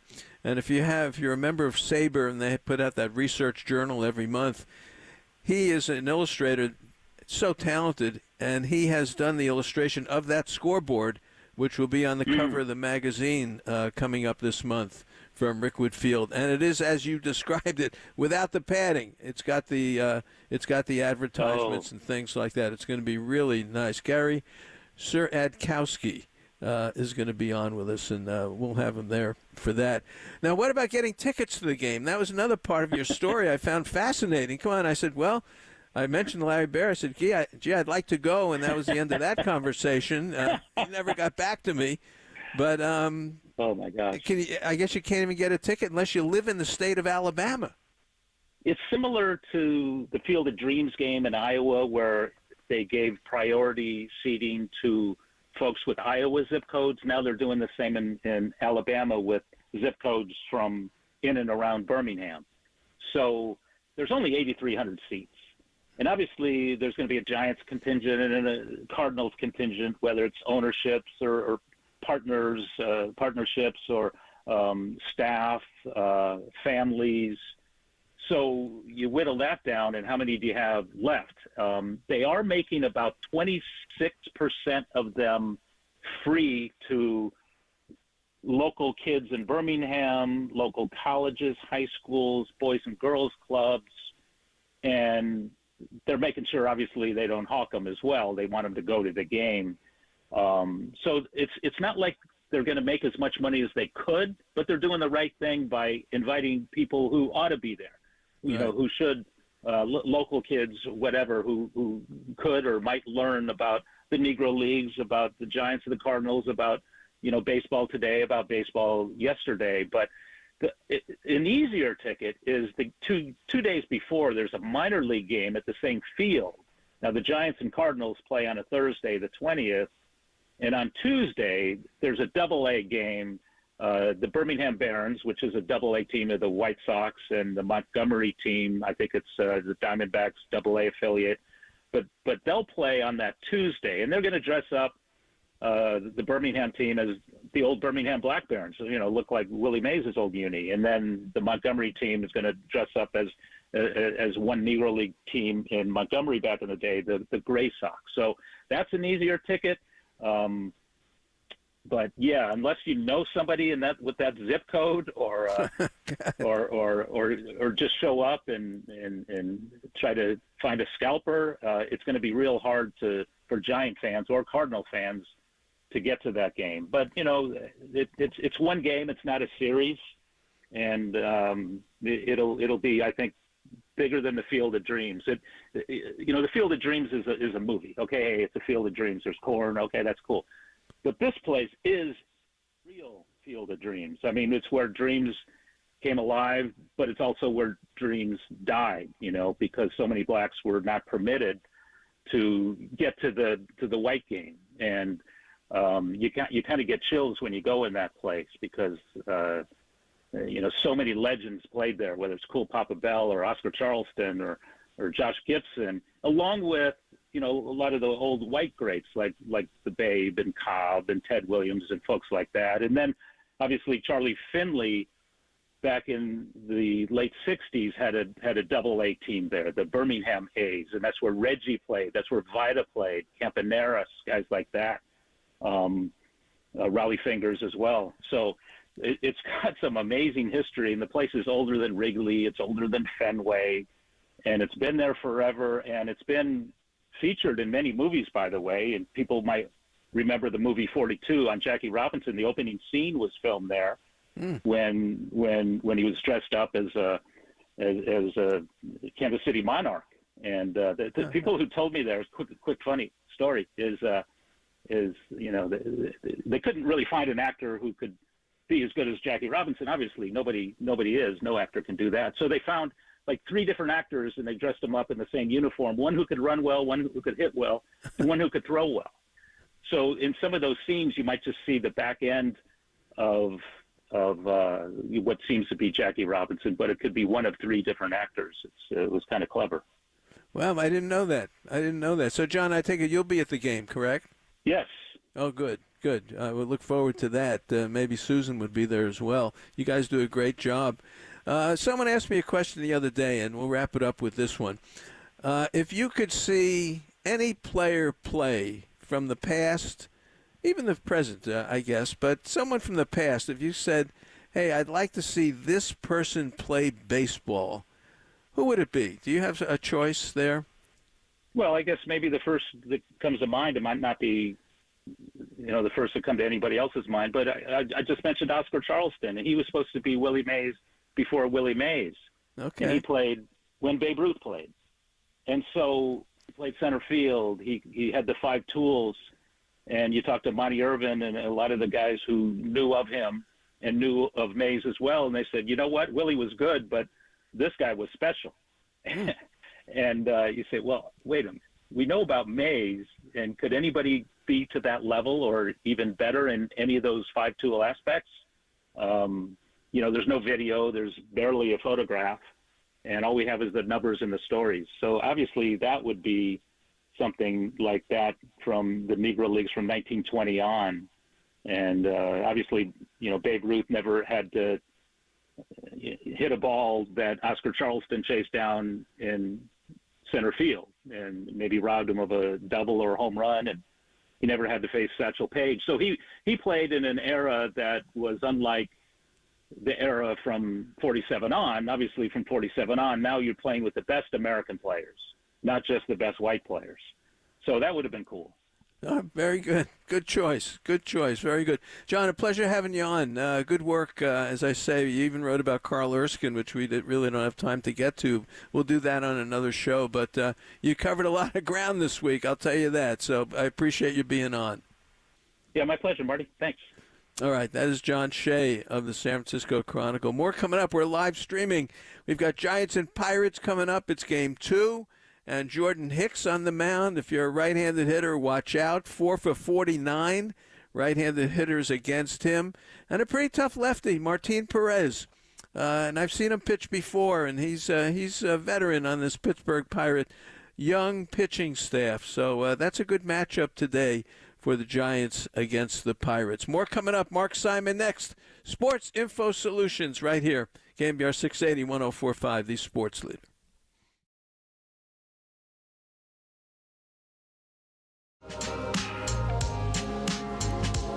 All right, joining us is Grant Power. He is the president and CEO of Nations Restaurants. Grant, the menu at Nations, I love it. I've been talking about it for over 20 years. Tell us a little bit about the menu 2024 in Nations. As Nations Giant Hamburgers, without a doubt, what we're most famous for are our burgers. Our bacon cheeseburger, our hamburger, however you like it, cooked to order. Do you want the lettuce, the tomatoes, the onions? Do you want extra sauce? Do you want the onions grilled? However you want it. Our only rule is we need to make it perfect for you. Our wild salmon, way too many people are not aware that we have it. I like all of our burgers. If you want it lettuce wrap or on a wheat bun, whatever you want, we will make it exactly as you want it. We do breakfast, the French toast, the omelets, the pancakes. We have a huge historical Portuguese influence in our company, so we have linguiça sausage. And our pies, obviously. French apple is a monthly special at the time, but whether it's cheesecake, chocolate cream, banana cream, coconut cream, lemon meringue, pumpkin, pecan, berry pie, if you want it heated up, a la mode, however you want it, that's how we're going to make it. Wow, I love it. Nations, what a fabulous menu. I'll see you there.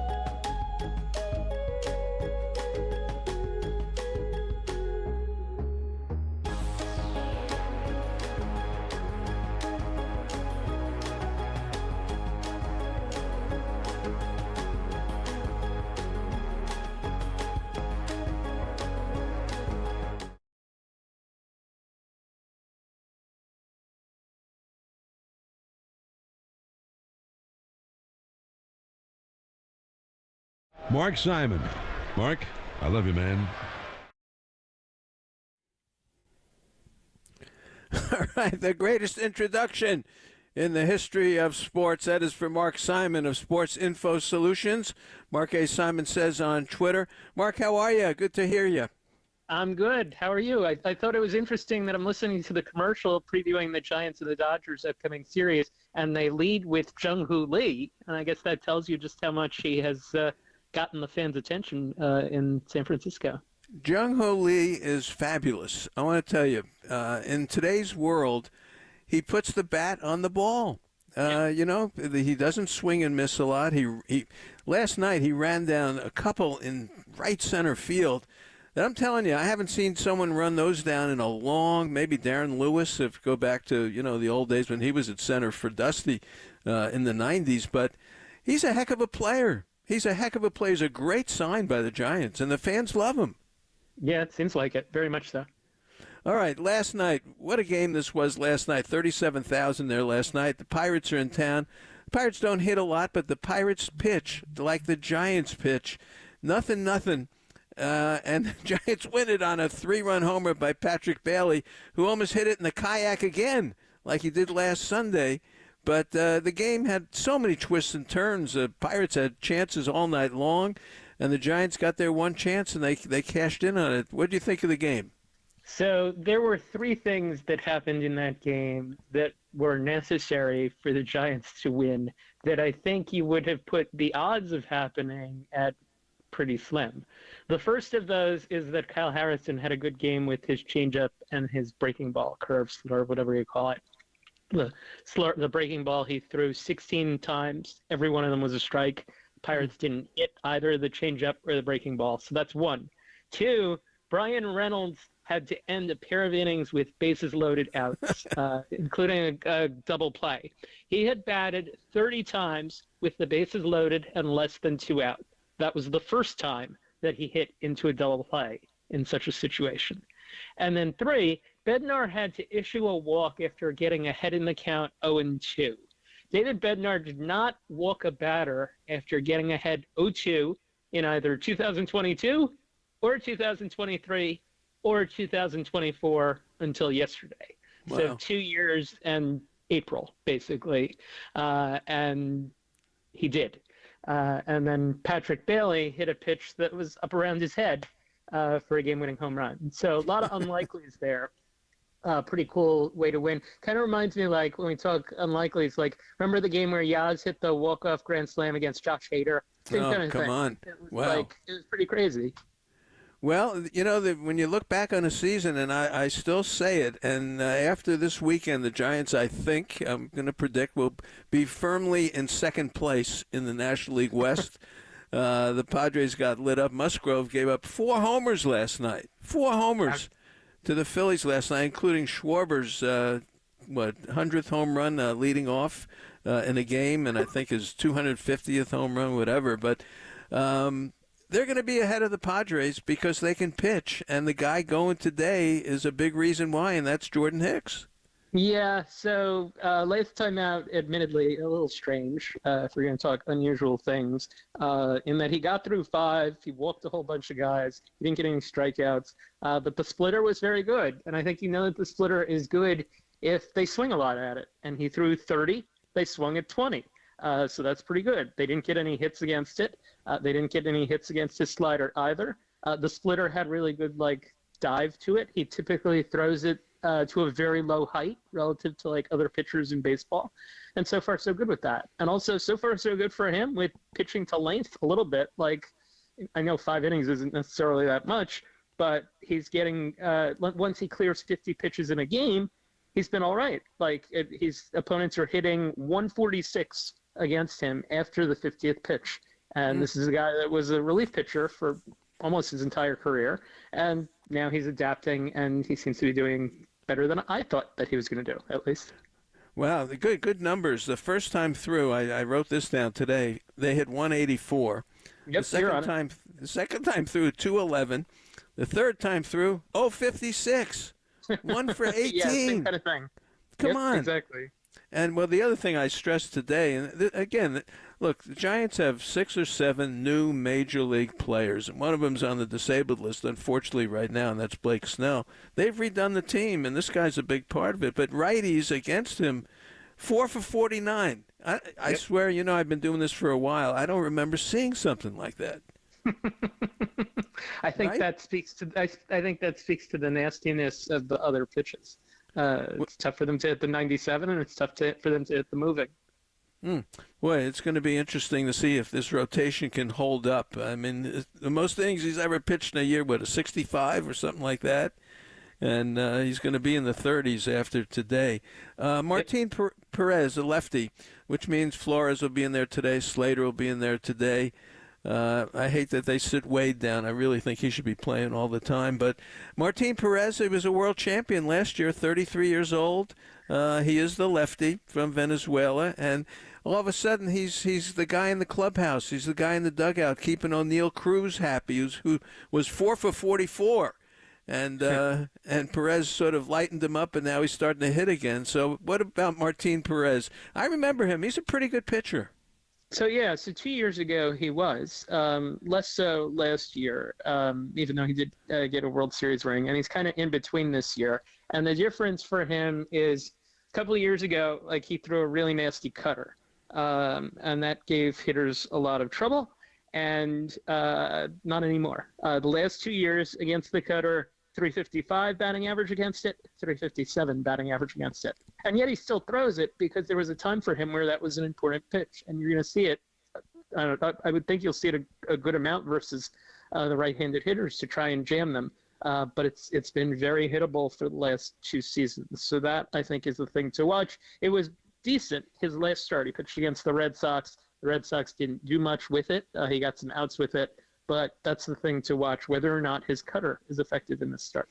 All right, first time through 171, second time 282, third time you might as well go get some garlic fries, 345. Well, some guys have that. It's but you either have that or you have the guy where it's like 120 or 130 because if they're going that deep into a game, they're really locked in and they're like awesome. Well, it's a good matchup, and I'm looking forward to tomorrow, too. This Jared Jones is pitching tomorrow, the right-hander, this young man. This is a guy who throws 60 pitches and throws 52 strikes, and he's getting swings and misses and strikeouts and consecutive starts. I don't know if you have anything prepared on Jared Jones or if you've been watching him, but he goes tomorrow against Keaton Wynn. All of a sudden, we've got all these young phenoms in the game. Yeah, both Jared Jones, both his pitches, fastball, slider, primary pitches, have both been pretty much unhittable so far. They get high swing and miss rates. They have been very conservative with him, though. We saw it against the Mets a couple of starts ago, where it was basically 60-something pitches, total dominance. Mets had no chance against him, and he got hooked because they're trying to protect him and manage his innings this year. So he may not go necessarily all that deep into the game. Keaton Wynn was good the last start. It was the fastball that was effective for him, which is not typically the pitch of number one choice for him. But last time out, that's what it was, and he's looked pretty good this year. He's been terrific. He'll be on the show with us tomorrow. Sandra G. had a chance to talk with him. Looking ahead a little bit to the Red Sox series, I always feel you're getting a team at the right time, and maybe they got the Mets at the right time. J.D. Martinez is now back for the Mets, and they did take 2 of 3 there. But the Red Sox, I just think they're getting the Red Sox at the right time. Other than Tyler O'Neill, I don't think I can tell you anyone else who plays for him.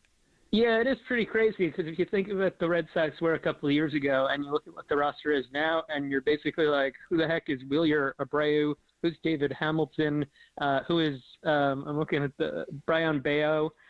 Who are all these guys? And they're all right. Like, they've been 500 this year. The starting pitching has been fantastic, far better than I think they ever would have imagined. They had guys that had ERAs in the 4s and the 5s last year, Cutter Crawford and Tanner Houck, that have ERAs of 135 and 165. They also have 3 starters that are hurt, Bayo, Whitlock, and Pivetta. Kenley Jensen's still there, still closing. 5 saves this season, go figure on that. And a lineup where Devers has hit some, but he was also hurt. He's their main guy to watch. And you mentioned Tyler O'Neill got off to this tremendous start, 300, 400, 700 guy so far, hit his 9th home run today. He has been crushing the ball, but then you look like Tristan Casas is hurt. That's another guy that was important for them. Jaron Duran hasn't done very much this year. Cedon Rafaela, defensive center fielder that they really like, he's hitting in the 150s. Yeah, I think you could be right on the catch even at the right time. Yeah, we'll see that next week, and Logan Webb opens that one up, I think, on Tuesday night. There was a good article this week. Maybe Sports Info Solutions put it out about Ellie Dela Cruz and the Reds base running. And Dela Cruz, look, he looks like he's going to steal 100 and hit maybe 35 or 40 home runs. But they go first to third better than anybody. It made me start thinking about the Giants and their base running. Ahmed got picked off last night, and I don't know if it's good or bad. I thought I better ask you about it. Yeah, so, all right, so we're talking relative to other teams here and relative to the Giants, because last year it was particularly bad. The Giants, our base running stat takes into account the first to third, second to home, first to home, takes into account stolen bases, caught stealing, and it also takes into account advancing on wild pitch, pass ball, sacrifice flies. It takes into account a lot of different things. And if you're out on the bases too, it takes all that. It kind of takes a lot of different things, anything that you can think of related to base running, smush it all together, come up with a number. Last year, the Giants ranked 25th.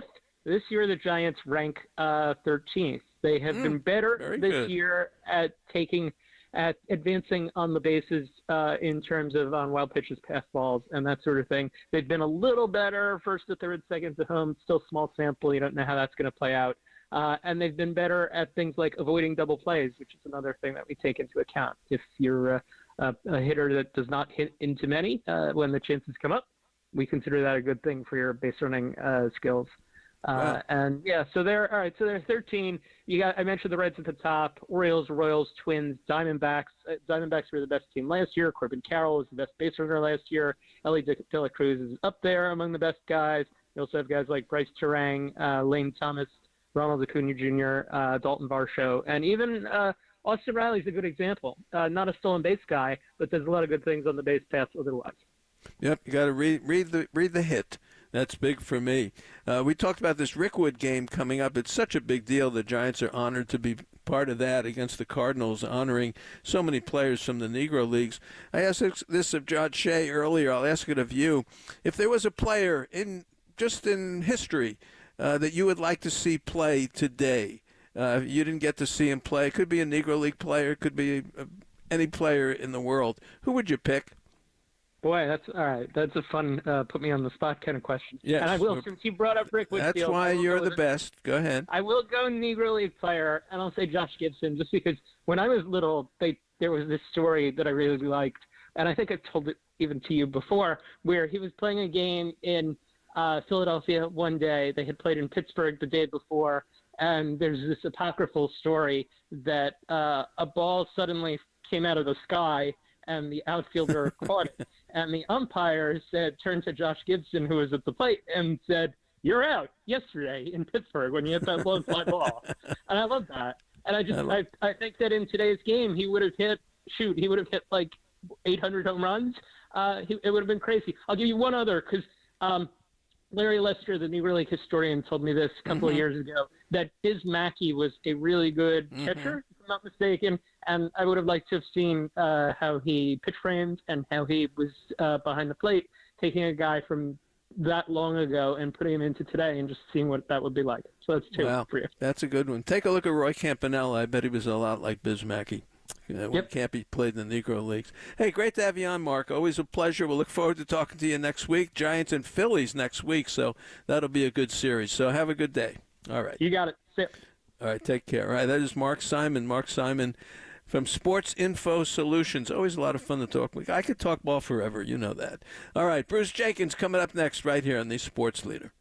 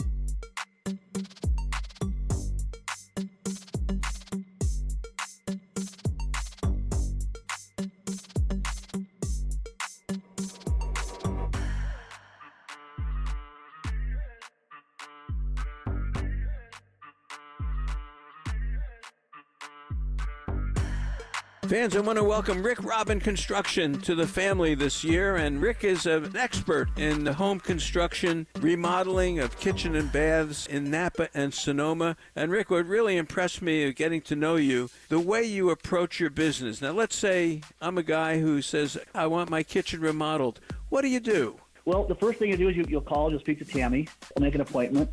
Say we're going to do a kitchen. We'll decide what kind of kitchen you want.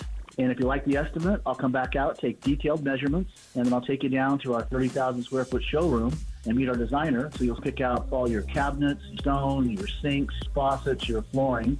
Once all the material's in the warehouse, we'll pick it up, deliver it, start construction. Boy, I love it. Beginning to end, Rick Robin Construction takes care of it. Rick, it's a great way to do business. Fans, if you want to get in touch with Rick, it's Rick Robin, RICKROBBEN, ConstructionNapa.com. Rick, how about a phone number if folks want to call you? Yeah, call us at 707-332-7575, 7 days a week. Rick Robin Construction in Napa.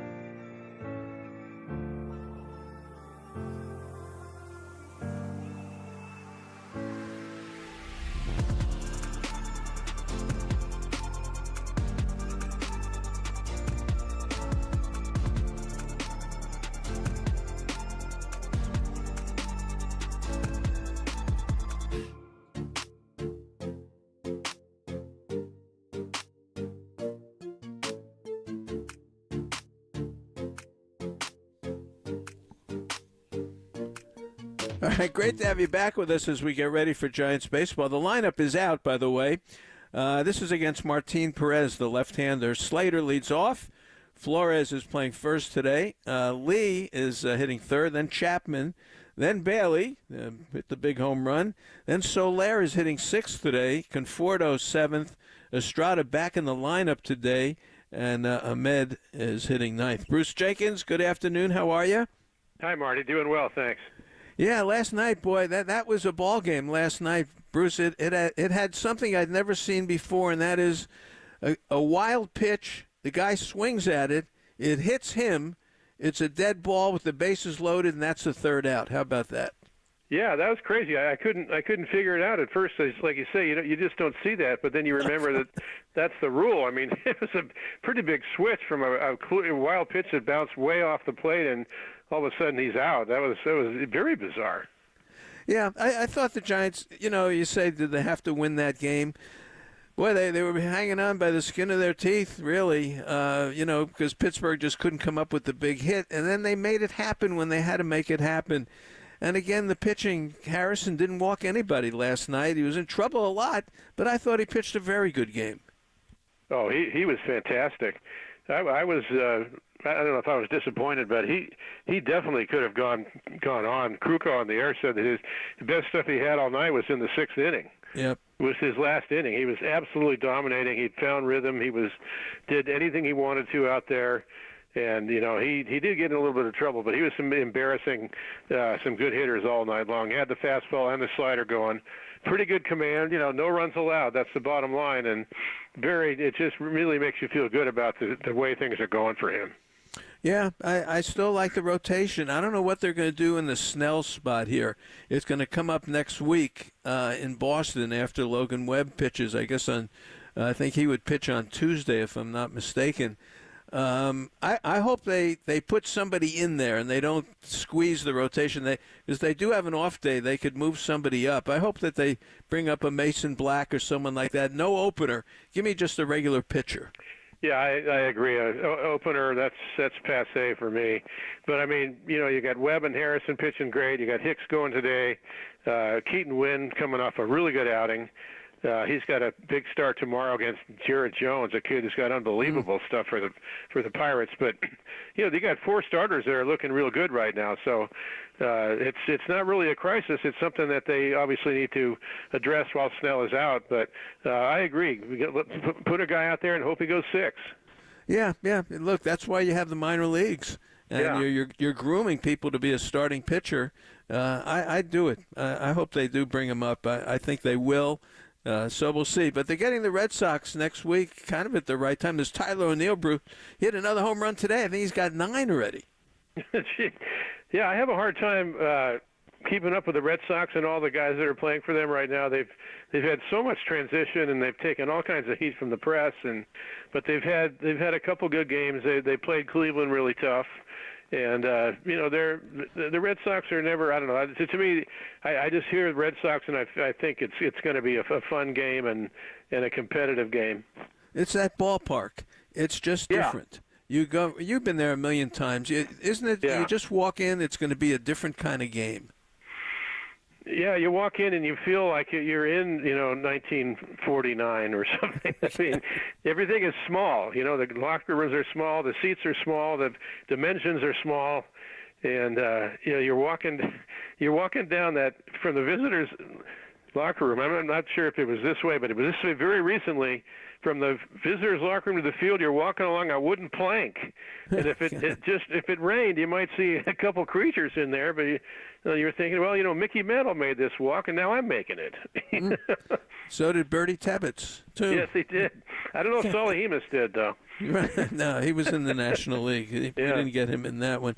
I want to talk about Soler a little bit.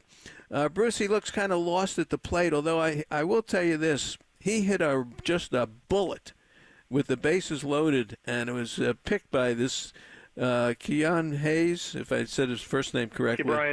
Ke'Bryan Hayes, yeah, Charlie Hayes' kid. He just picked it like just nothing, but he hit a rocket to third base. Rocket. He just can't get it together. Yeah, he does look lost occasionally. I'm not terribly worried about him. He's got such a good track record. This is a guy who was MVP of the World Series. That you put him in a big moment, it's not like he's shying away. It's a little bit different atmosphere for him being on a new team, and they're counting on him a lot. He's the one guy in the lineup who can really hit a bomb for you. Although a lot of the guys on the team are capable of it, but you're not expecting 28 to 30 homers from anybody except for Soler, and they need that from him. He might feel a little bit of pressure, but it's still pretty early. The way that he hit that ball is maybe a sign of something to come.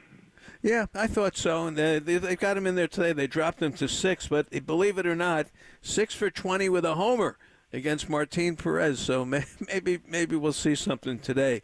Lee ran down a couple of balls in right center field, and I commented earlier today, I haven't seen a guy go that distance with that kind of speed to get a ball in a long time, maybe going back to Darren Lewis.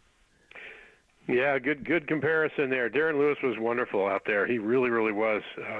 But yeah, he takes such good direct routes. I mean, he's got a really good idea where the ball is going to wind up when he gets there. He takes the straightest line to it.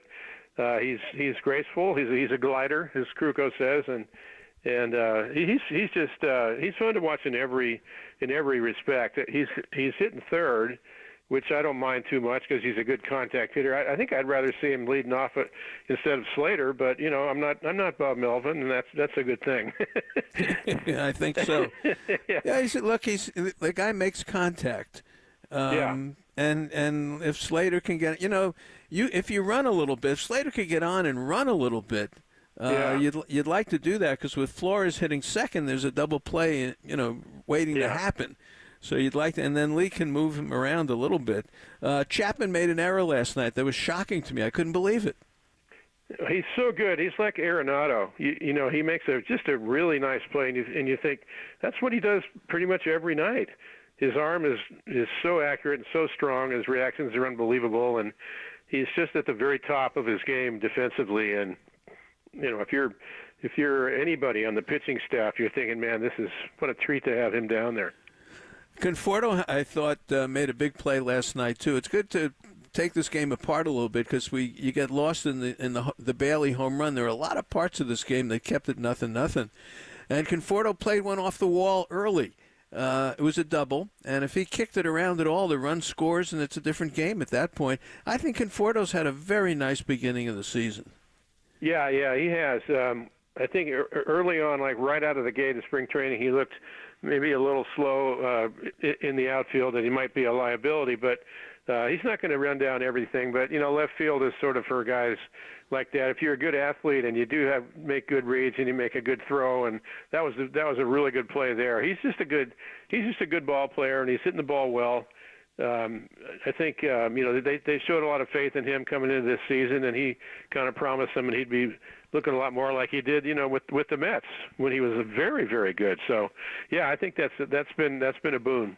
Yep, he's been doing it nice, and he's got the walk to start the ninth inning. You forget about that, and then Chapman got the base hit up the middle, and then Bednar came apart after that. Joey Bart's in there today. It was nice to see him last night. He couldn't stop that wild pitch. It was another crazy pitch, but I'm glad to see him playing today. Yeah, I don't think a lot of people realize he was catching when Bailey homered. They pinch hit for Henry Davis late, and all of a sudden Bart's in the game. But you knew he'd get a start here. I mean, the guy's hit 3 homers. He's been raking. He hit cleanup the other day. I don't know where he is in the order today. I doubt if it's cleanup, but you feel really good for him. I don't think the Giants fans should have any deep regrets about losing him, because just the way you felt about him with the Giants was just not that good. I mean, he just didn't hit enough, and he wasn't anywhere near the catcher that Bailey is and is going to be. So he just kind of was stuck here, and then Murphy came in, and he's a good backup. He's probably going to hit. He figured he's hit as well as Bart's going to hit. So there he went. He landed in a good place. But as we know, when he hits the ball, when he connects, it's pretty impressive. It's not like any old player, even any old big leaguer. He really hits the ball hard. Yep, he's hitting 6th today, behind the Giant killer Jack Sawinski. I love Jack Sawinski. Great Pittsburgh guy, great kid in that lineup. That's such an interesting team. All these ex-Giants and McCutchen and O'Neill Cruz, and they've really been on the skids. But they're dangerous. They had a good run before this. Well, they're getting the kid, Paul Skeens from LSU. He throws 60 pitches, 72 of them are for over 100 miles an hour. He throws it over 100 and doesn't even throw it. Right. I mean, yeah, that's right. He throws it, and it's 100 at least. Unbelievable in the College World Series. He's been dominating the minors. That people are wondering when they're going to bring him up. They've already got, as I mentioned, Jared Jones tomorrow. Watch out for this guy. He's got phenomenal stuff. They've got a kid, Falter, who's pitching well. The guy last night pitched well.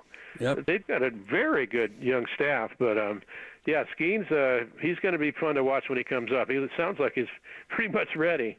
Yeah, it sounds like next week. I was hoping we'd see him this weekend, but I'm glad we get to see Jones tomorrow. That's a good one. Hey, the Mets are in town, and there's interesting articles about Francisco Lindor. And, with the statistics of WAR and BWAR, whatever that means, his numbers are so significantly high at his age. They're talking about Hall of Fame for Francisco Lindor. And I can't see it. I just can't see it. Right? No, not at all. I mean, my thing is always, does this guy, strike you as a future Hall of Famer? Does he look the part right now? Is he on his way? When he was with Cleveland, when he first came up, maybe you think that he was kind of a sensation then. But with the Mets, he's tailed off. He's up and down.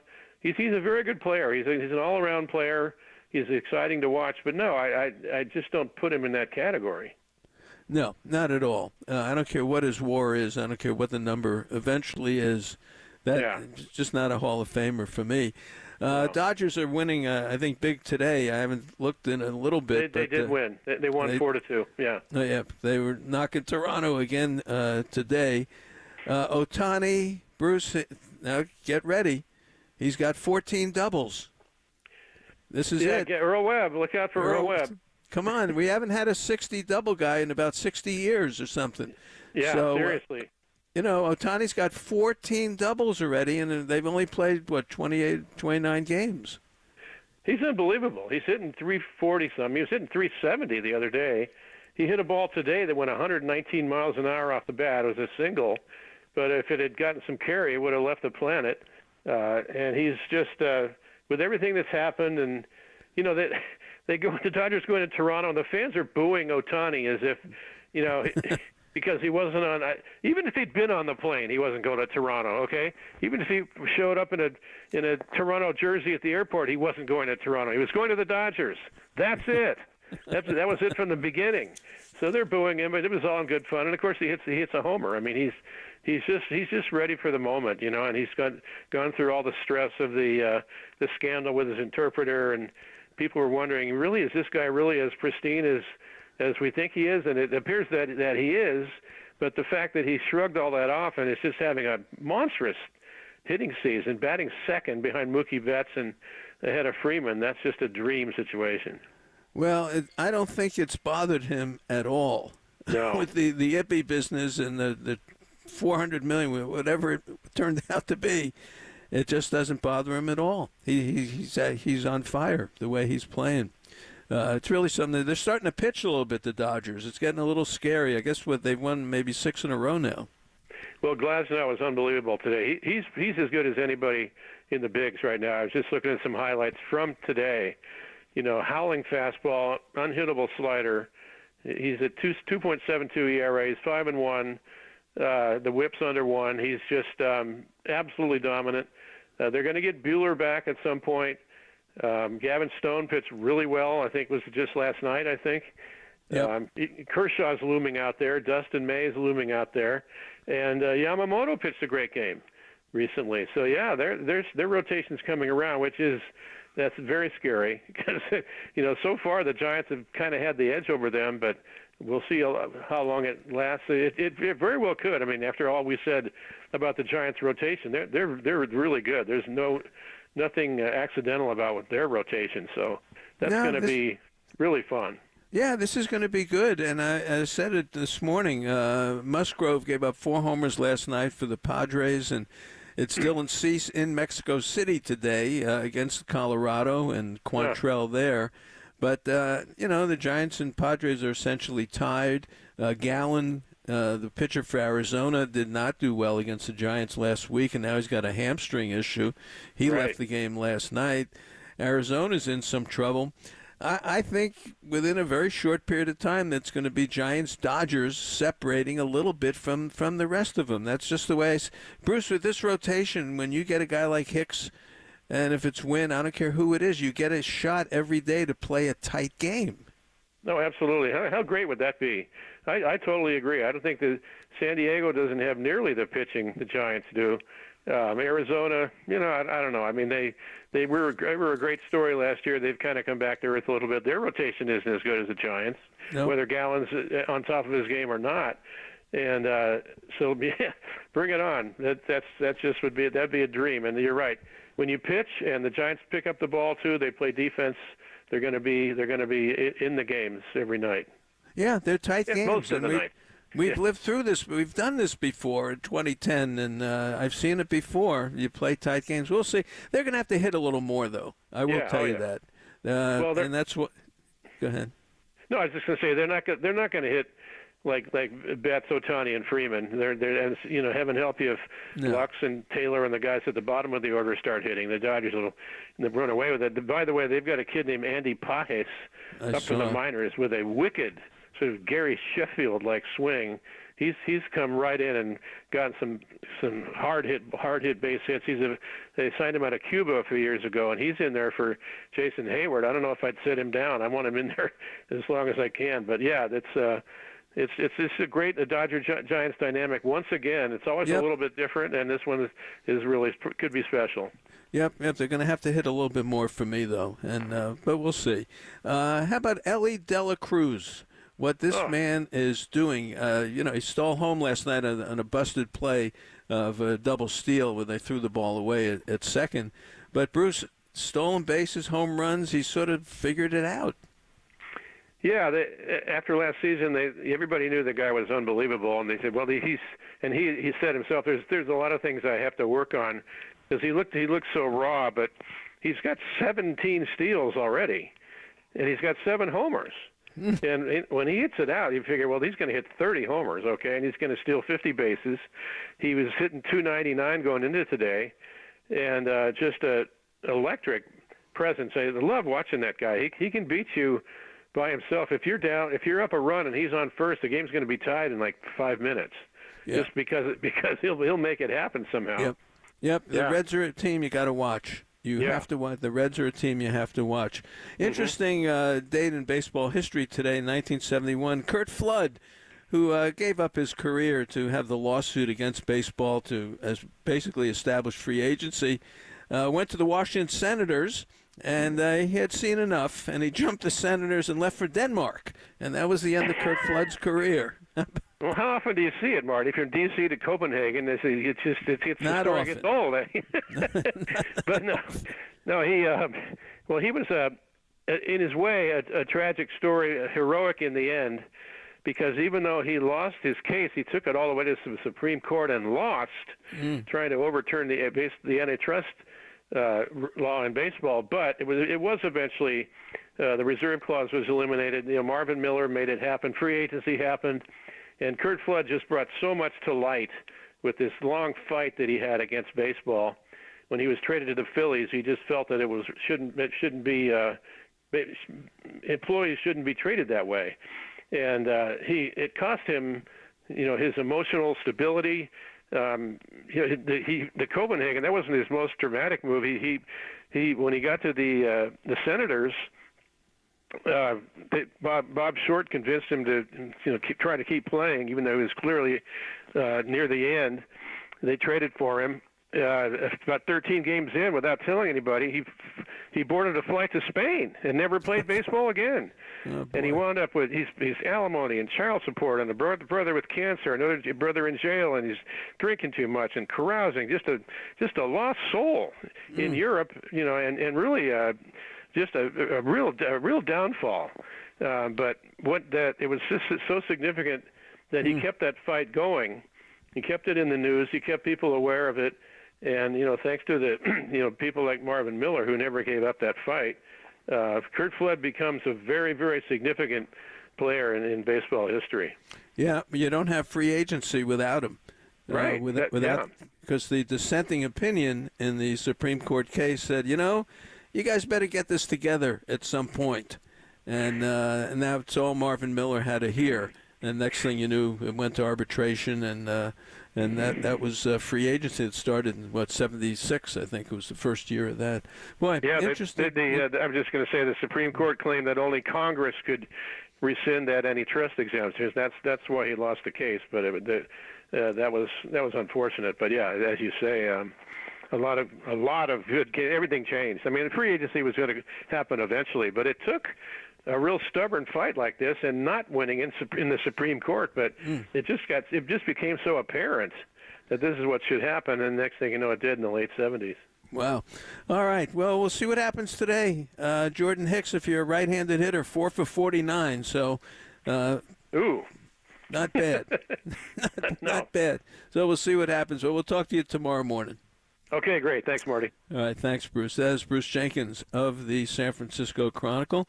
Always has a great article on the weekend. And Bruce wrote, I didn't have a chance to talk to him about it, but about Caitlin Clark, and also about the possibility of the Warriors making a huge trade in this offseason of the big three, and then starting all over again. How about that? But love talking ball with Bruce. Always a lot of fun to do that. All right, more coming up. Carmen is going to join us, and she had a chance to talk to Sean Jelly. Always an interesting fellow. And look, he may get a start against the Red Sox. It's not impossible if they want to stay within the 40-man that they have now and not bring up a Mason Black to pitch next week, and still use a starter and not push everyone forward. It could be Sean Jelly. So Carmen had a chance to talk with him. Always a lot of fun. So we'll have that for you when we come back right after this.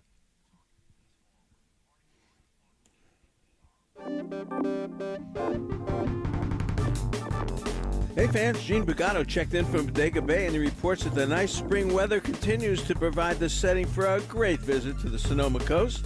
Down at the Tides Wharf, the friendly and knowledgeable staff takes great pride in offering only the best seafood available, both for your enjoyment in the restaurant, and don't forget you can purchase in the fish market and take it home. And if you're looking for a little retreat just across Highway 1, the Inn at the Tides with its large, comfortable rooms, all with bay views, is there waiting for you. Gene also wanted me to let everyone know that next week on May 4th and 5th, the annual Fisherman's Festival will be taking place, which is always a lot of fun for everyone. So if you're looking to escape just for the day, or maybe a night or two, remember the Tides Wharf and the Inn at the Tides in scenic Bodega Bay.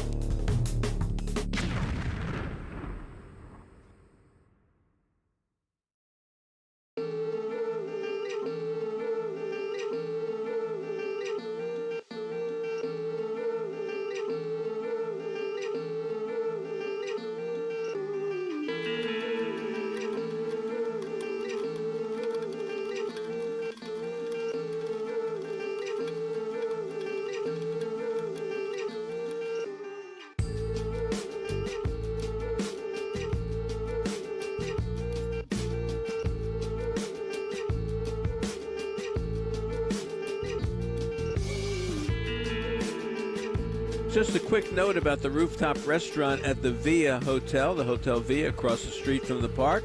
They do a wide variety of events on the rooftop, from weddings and birthdays to corporate retreats and special events, holiday events, and any other special occasion you can think of. With stunning 360 views of the skyline, Bay Bridge, East Bay, and of course Oracle Park, the rooftop at Via is truly one of the most unique event venues in San Francisco.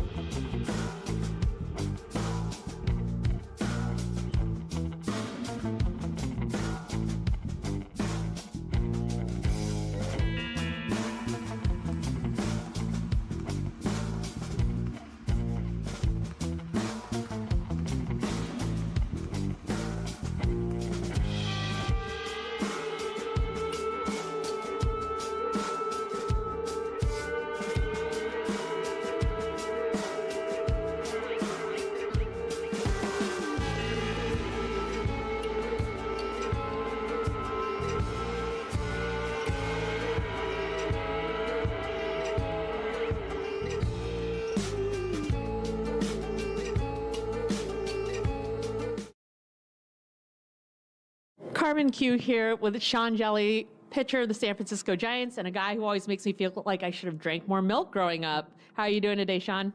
I'm good. How are you doing?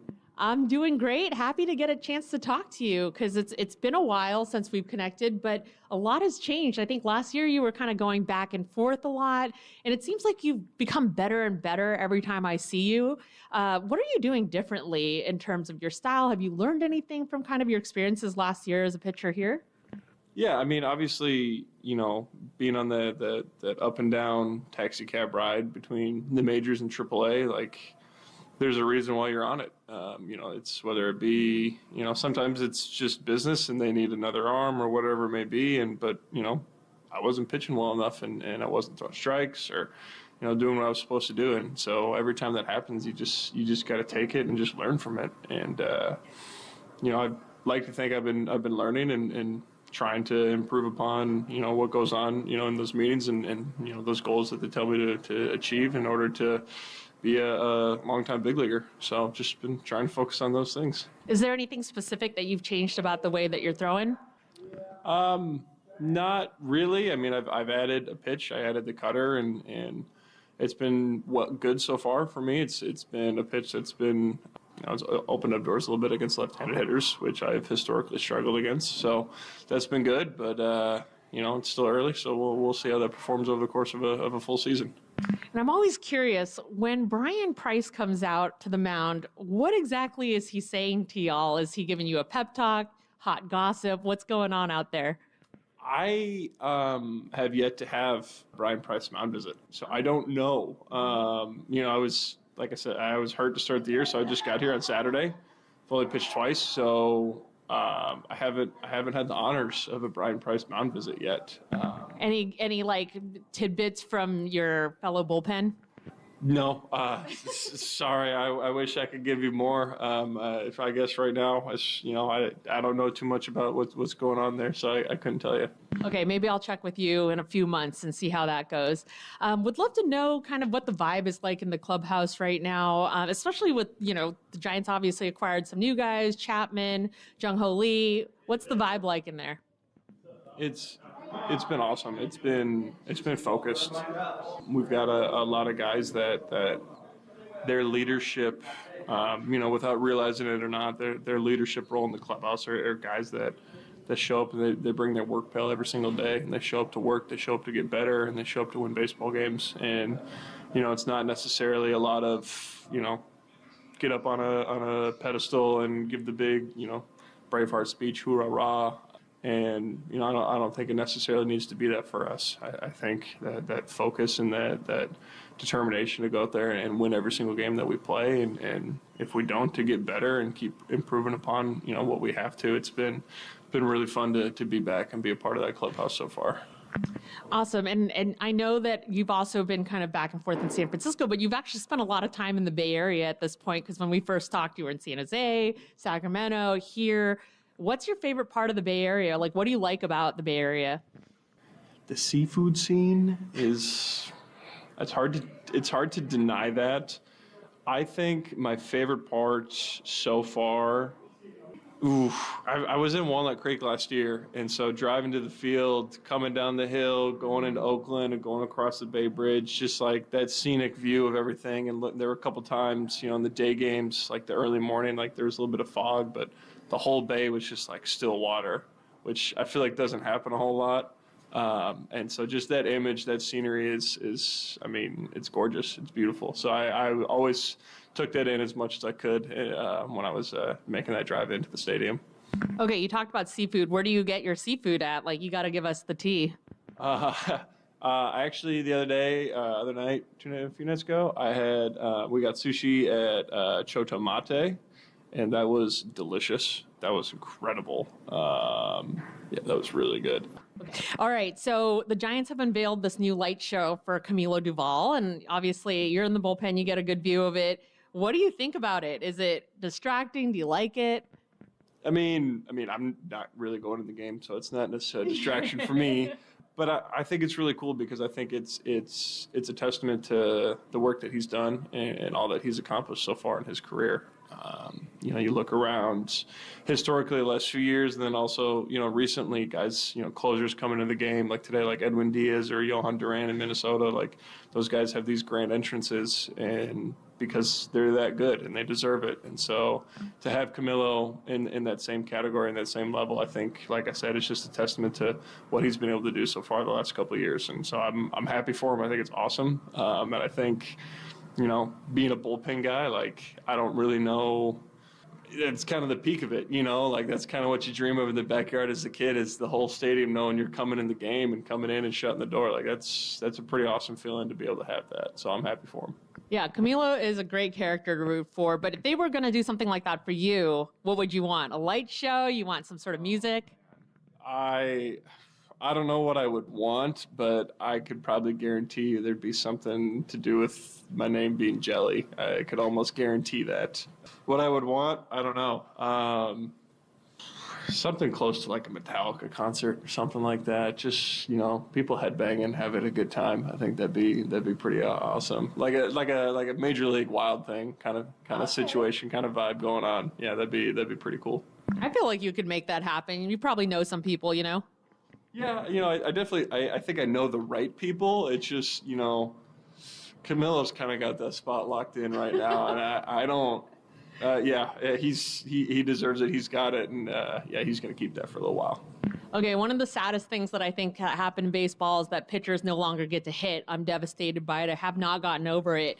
But what kind of hitter would you be if you were able to kind of face some big league pitching? Bad, really bad. I play catch with Ryan Walker every day, and I hate it. And I know what pitch is coming, and I have a glove, and all I have to do is catch it. I could not imagine having to try and hit that ball. I mean, he hit Pete Alonso in the chest the other day, and Pete swung on it. Like, that doesn't happen on easy pitching. So I'm pretty happy. I'm very okay with it. I'll sleep at night knowing that I won't have to swing the bat anymore. All right. Well, if you had to look silly against a pitcher in the big league, who would you choose? I mean, if you're going to strike out, you want to strike out to someone good, I'm guessing. Yeah, I mean, obviously you want to go against the best, and iron sharpens iron. But for comfort, someone that maybe doesn't necessarily throw that hard.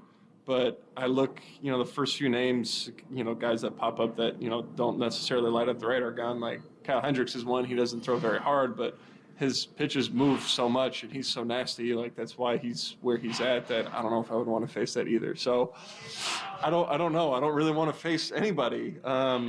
Maybe like a 12U pitcher. Okay. I think would be comfortable enough for me. I think that'd be good. Yeah. All right, well, hope that day never comes for you, I guess. Thank you so much for chatting, and obviously hoping you have a really good season this year. Thank you. Thank you very much. It was good to see you. More coming up on KNBR 680, the Sports Leader.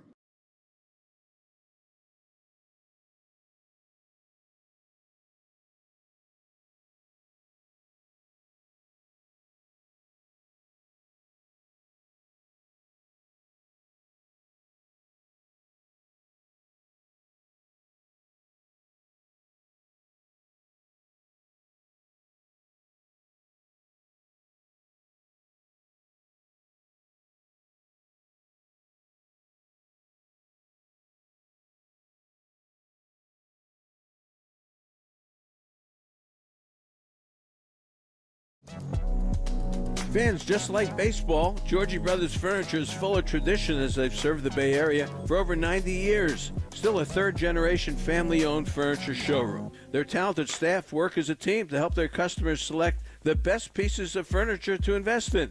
The 50,000 square foot showroom is full of over 150 wonderful manufacturers. One of the most popular furniture lines I love and own is Stressless chairs. Stressless makes all kind of high-quality furniture, including sectionals, sofas, love seats, single reclining chairs, as well as the classic Stressless chair and ottoman. Now, starting March 29th and running all the way through May 28th, there is a great sale on Stressless furniture right here at Georgie Brothers. Visit the Stressless Gallery today. You'll find something that you love. That's Georgie Brothers in South San Francisco since 1933, the best source for home furnishings. Or visit them at georgiebrothers.com. That's GIORGIBROS.com. Remember, tell them that Marty sent you.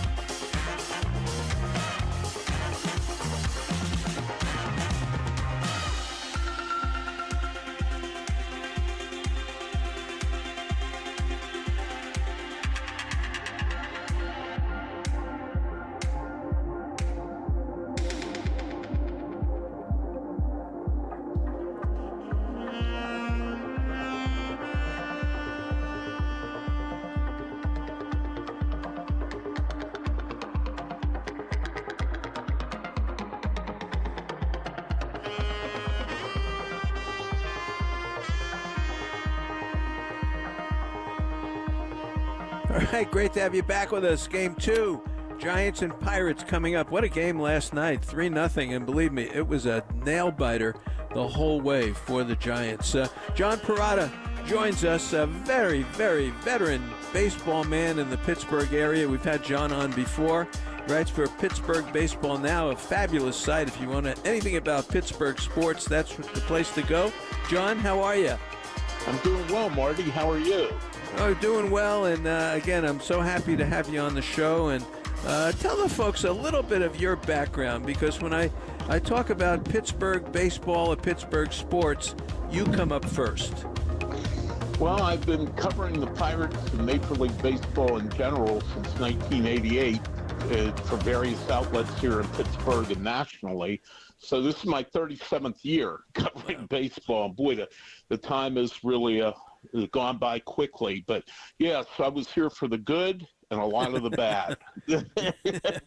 So where are we now with Derek Shelton and this ball club? It was a tough game last night. The Pirates have some pitching, I will tell you that. What's your take on the ball club right now?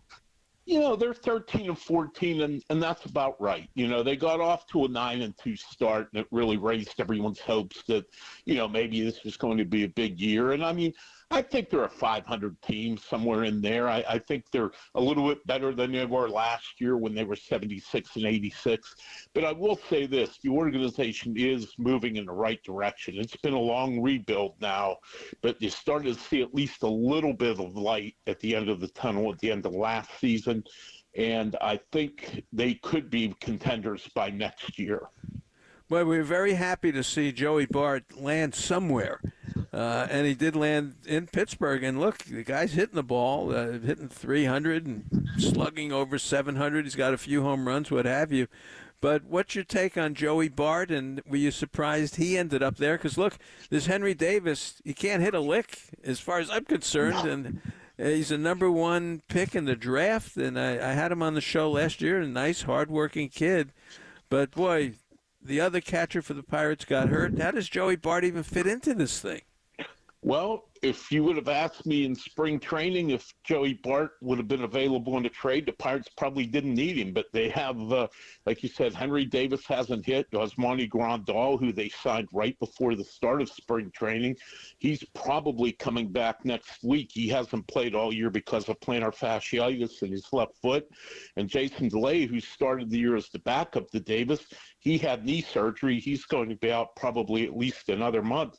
And Andy Rodriguez, who would likely have been the starting catcher this year, blew his elbow out in winter ball in the Dominican, and he's going to miss the whole year too. So at one time, I'd say Joey Bart would be about the last player the Pirates needed, but they really needed him because of all the injuries.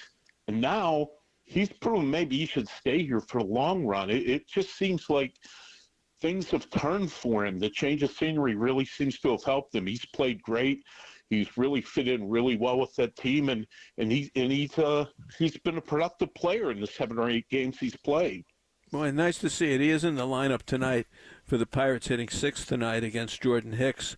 Martin Perez goes today, and it was an interesting story about how he has sort of become the friend and the mentor of O'Neill Cruz.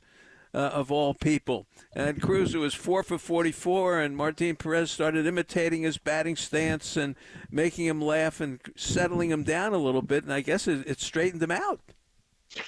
Yeah, you know, Martin Perez has been a really good addition, and they got him at a pretty bargain rate for a guy of his experience and ability at $8 million. You know, he had a really bad second half for the Rangers last year, ended up pitching mop-up relief in the postseason. He'd fallen so far out of the rotation.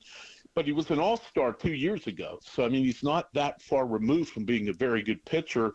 And he's not only pitched well, but he does have a great rapport with the younger Latin players. He's a veteran guy, and he's got a really good sense of humor. And not only that, he speaks pretty fluent English, too. So he really is kind of a guy that people gravitate to, whether it's Latin American players or just the American players.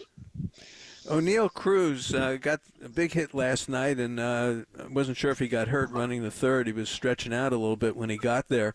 But he is a very exciting player. And I look at Ellie De La Cruz of the Reds and how he's made the jump this year, apparently.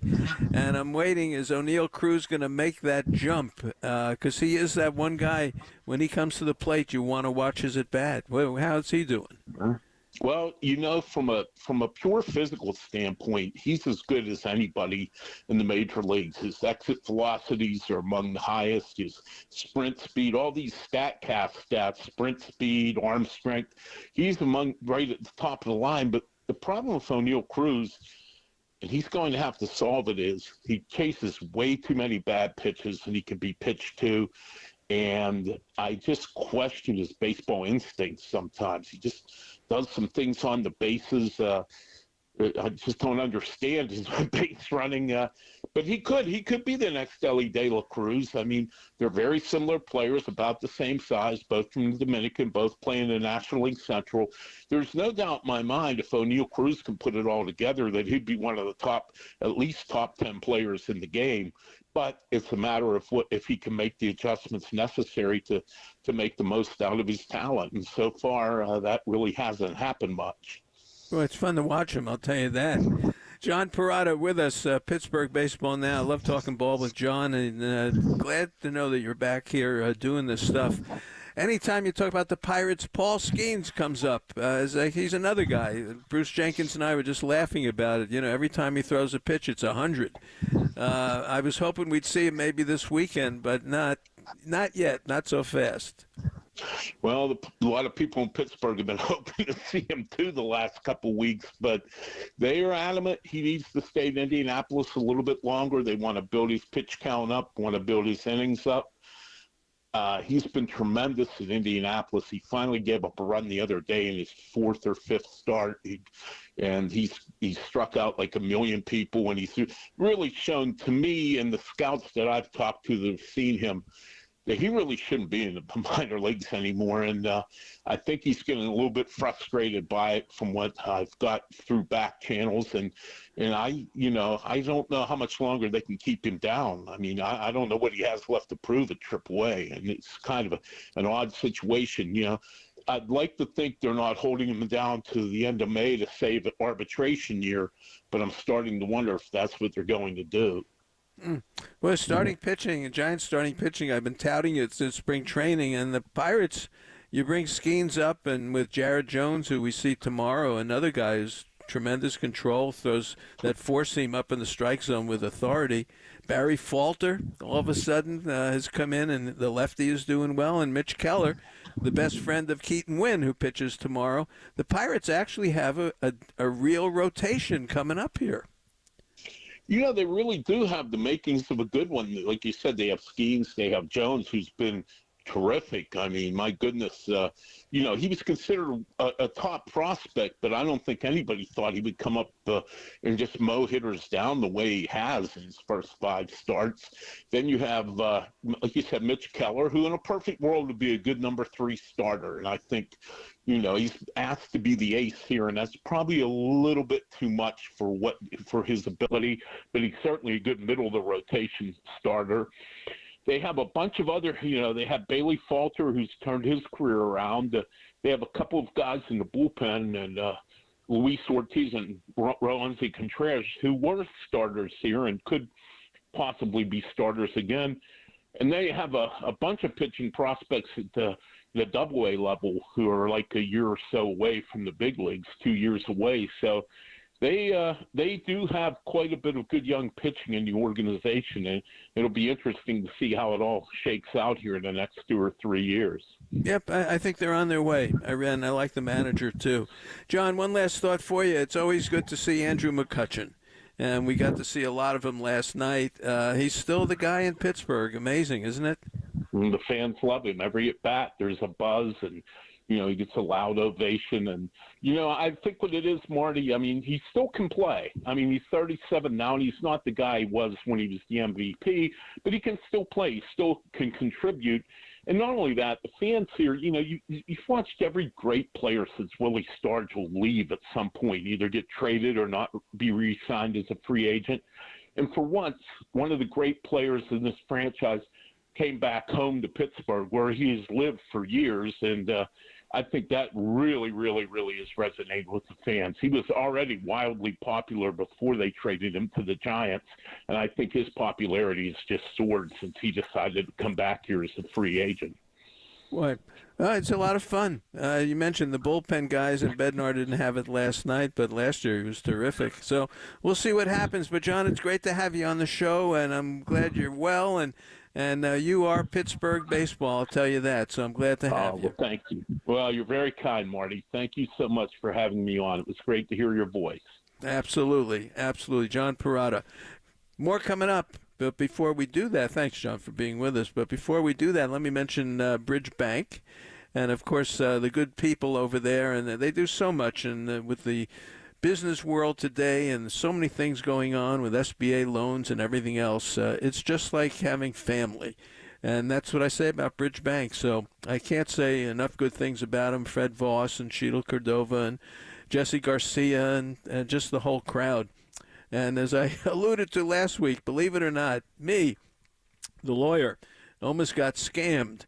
And I went to the bank to get some money. I actually fell for it. And it was kind of a crazy story. You're going to be arrested and all this kind of stuff. And I went to Bridge Bank and showed them what someone had sent me in the mail. And Bridge Bank, it took them 10 seconds to say, this is a scam, forget it.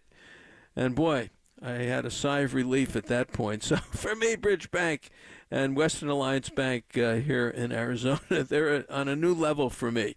And that's what I've been trying to say for so many years of how they treat people and how personal it is. And I saw it firsthand for myself once again. So it was very important to do that. So I'm very glad to mention that and get that incident behind me. Back with you tomorrow morning, 9 o'clock tomorrow morning. And as I said, there's Jared Jones tomorrow, and we've got Keaton Wynn tomorrow, Martin Perez tonight, the lefty, and Jordan Hicks for the Giants. Rotation's still solid. Got to hit a little bit. And Soler and Flores have homered off of Martin Perez, so maybe both can get it loose tonight. And we'll see what the Giants can get done against the Pittsburgh Pirates. The Dodgers already won today, and the Padres and Phillies are going to come up later in San Diego, and we'll see how Dylan Cease and Ranger Suarez, that sounds like a good matchup there. But the Giants are on their way. I've seen this before. All right, Walter Icaboseta next, right here, KNBR 680, 104.5, the sports leader.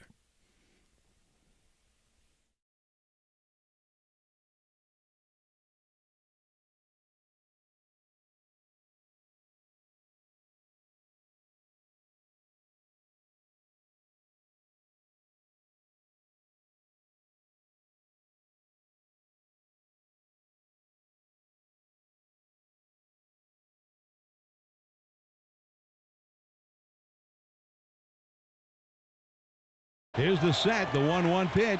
There's a drive into deep right field. Way back there. Adios! The ball game is over. A walk-off 3-run homer for Patrick Bailey. And he has created a frenzy here at Oracle Park. The Giants went all through the night without scoring until just now. The fireworks have started early. Patrick Bailey with his second career walk-off home run.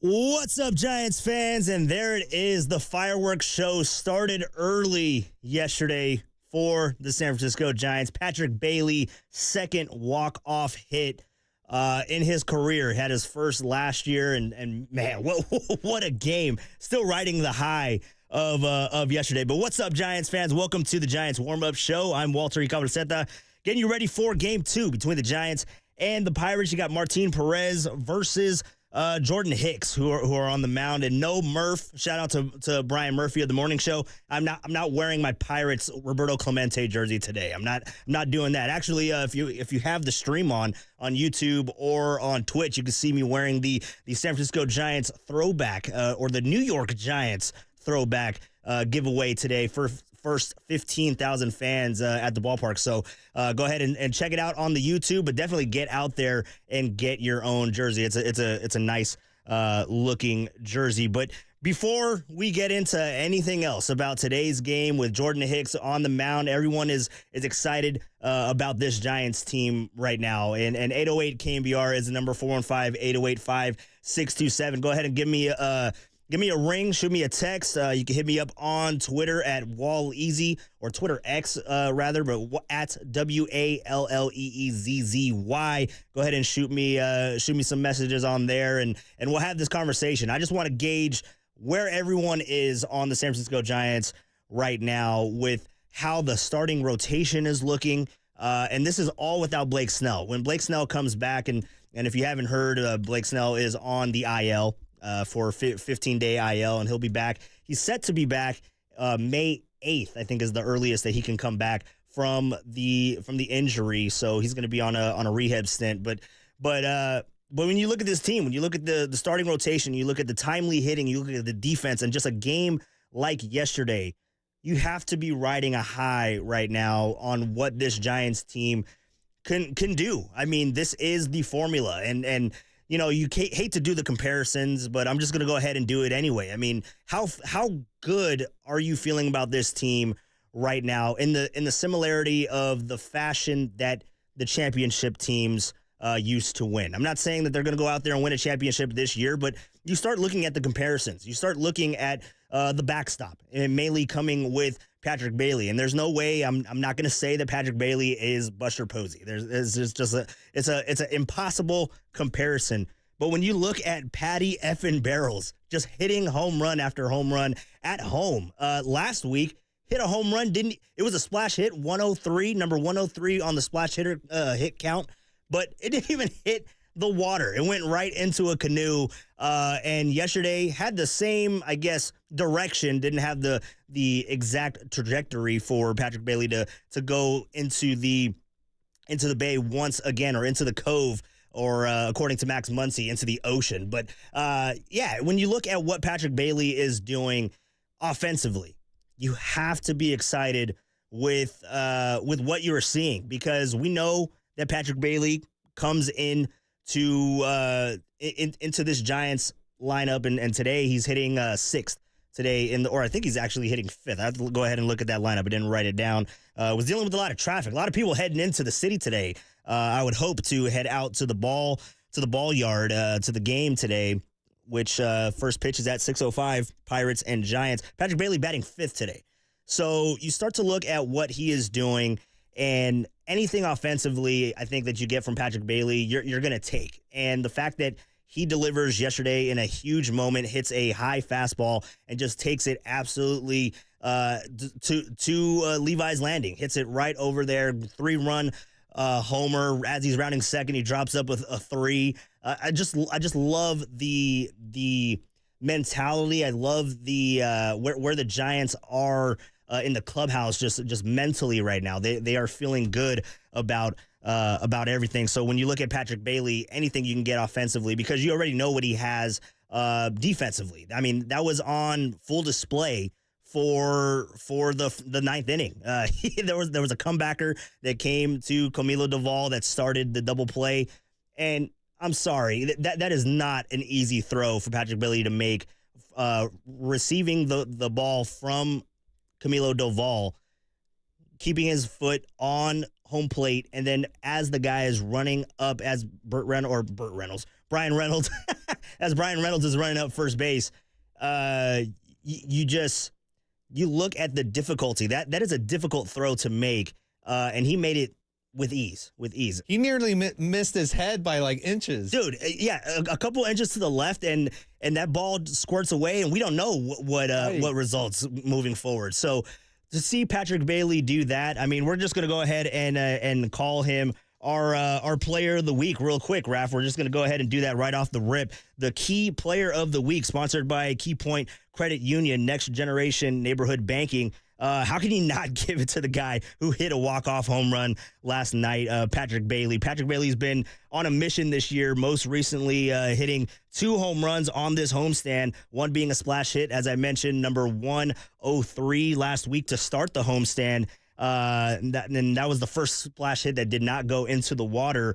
then he comes in clutch with the walk-off 3-run bomb last night. Only his second walk-off home run in his early career. So, and then also you just throw in the fact that he is leading or tied for second, rather, in defensive runs saved on the year. So Patrick Bailey is our key player of the week. But how are you feeling about the San Francisco Giants team? We've talked about a lot about Patrick Bailey. We're trying to figure out what this Giants offense can be. And for more Giants offense talk, we're going to be speaking with Rich Aurelia later today. If you heard any of the Rounding Third and King podcast, I spoke to Rich Aurelia talking specifically about the San Francisco Giants offense. And we did talk a little bit about the pitching staff and just how that jolts a clubhouse. So we'll be talking with Rich Aurelia coming up in about 5 to 10 minutes. We'll talk to him on the other side to talk about the San Francisco Giants team. But how are you feeling, Giants fans? How are you feeling? 415-808-5627. That's 415-808-KNBR. Go ahead and give us a call. Give us a text. We are on YouTube and Twitch. I am in the chat room as well. So go ahead and drop me something in there. I want to get your thoughts on how you are feeling about the San Francisco team riding that high of that walk-off win. And by the way, I mean, looking at the Giants game notes, I mean, these are beautifully put together by Chisholm and the PR staff for the San Francisco Giants. They are scoring a lot of runs from the 7th inning beyond. So they have 47, including the 3 from last night, and that puts them only behind the Orioles, the Mets, and the Braves. Braves, Orioles, Mets, and Raves. So they're 4th in scoring beyond the 7th inning. And that's kind of a thing where you look at this Giants team, and that's why the importance of having a great pitching staff. That is the bread and butter of success in baseball, but more so in this ballpark in San Francisco, where you have a pitcher's park. I mean, we know we get some offense here and there, but you know that if you want to win games, you have to deliver on the pitching side of it. And you look at what these Giant starters have done just this week alone at home. You look at Keaton Winn; he went 6 strong innings. You look at Logan Webb. Logan Webb went 8 strong. You look at Kyle Harrison's yesterday; he went 6 strong. And just you start to build momentum from just the pitching staff to where they give you outing after outing after outing, quality start. And keep you in the game. They keep you in the game to where you can have moments like we did with Patrick Bailey last night, hitting that 3-run home run, walk-off home run to send Giants fans home happy. So 808 KNBR is the number. The Giants are taking on the Pirates. It's game 2 of the 3-game set. Giants win the first one, obviously, last night. And you got Jordan Hicks on the mound. But before we get into Jordan Hicks, we got to talk about Kyle Harrison. Kyle Harrison, he looked really comfortable yesterday. I think that might have been the most comfortable that Patrick Bailey has, or I'm sorry, not Patrick Bailey, Kyle Harrison. I think that's the most comfortable that Kyle Harrison has looked on the mound, especially at home this year. But yeah, 7 Ks. He had 3 of them from the off-speed pitches. His off-speed was actually really looking like he had a great command over it. So Raph, let's actually jump down to P. Let's jump down to P really quick to get the thoughts of Kyle Harrison in mixing in his secondary pitches, because when you look at Kyle Harrison and what he has done this year, he relies heavily on the fastball, but as soon as he gets those secondary pitches going, that's where you can start to see the true potential of what Kyle Harrison can be. So this is Kyle Harrison talking post-game about mixing in his secondary pitches. Yeah, I love the fastball, but you definitely want to mix it up. And just felt like today there was a lot of counts where I could have thrown it, and especially when I felt like I was able to execute at top of the zone a little more today and get my arm slot a little higher that I was working on the bullpen. So was able to kind of blend all the pitches right off of that arm slot and got to keep that thing the same. These guys know. Yeah, 6 innings, 5 hits, no earned runs, no walks. That's a huge thing from Kyle Harrison. 7 Ks, and yeah, everything feeds off of that fastball. When you look at the number of percentage, I guess, in the 93 pitches that Kyle Harrison threw last night, he had 50 of them being fastball. That's 53%. And then you had the changeup and the slurve being mixed in there for the rest of it. So he was able to mix in the off speed, and that is a crucial kind of component to see how these pitchers can evolve. Because the difference between Kyle Harrison and the difference between Jordan Hicks is it kind of looks like Jordan Hicks understands the importance of pitch mix. And we know that Jordan Hicks has the high velocity. So does Kyle Harrison. Kyle Harrison loves the fastball. He throws it over 60% of the time on the year. But last year, last night, he started to mix in the off speed, which you can start to see the hitters in the batter's box are just off balance. They just don't know what to expect, especially when he starts to command the off speed pitches. That can take him into a new stratosphere if he can harness that energy, because you look at or harness that craft rather, because when you look at what Jordan Hicks does, he loves pitching with a pitch mix. I mean, he loves the sinker. He goes at that 50% of the time, above 50% of the time, and that's why he's leading the league in ground ball percentage. But when he starts to mix in the sweeper and he starts to mix in all his other off-speed pitches with the splitter and all of that, that's where you really get these guys that are sitting dead red, and you come in 10, 12, 15 miles an hour lower than that. That can be dramatic. So this Giants pitching staff is looking really good right now. I love what I'm seeing from Kyle Harrison last night. I love what I'm seeing from Keaton Wynn. I love what I'm seeing from Logan Webb. I mean, Logan Webb has really taken the reins as the leader on and off the field for the San Francisco Giants team, and he's leading by example. I mean, he had his shortest outing of the year in Los Angeles a couple of weeks ago. He went 3 2/3. And after that, he has just gone 7, 7, 7, 8.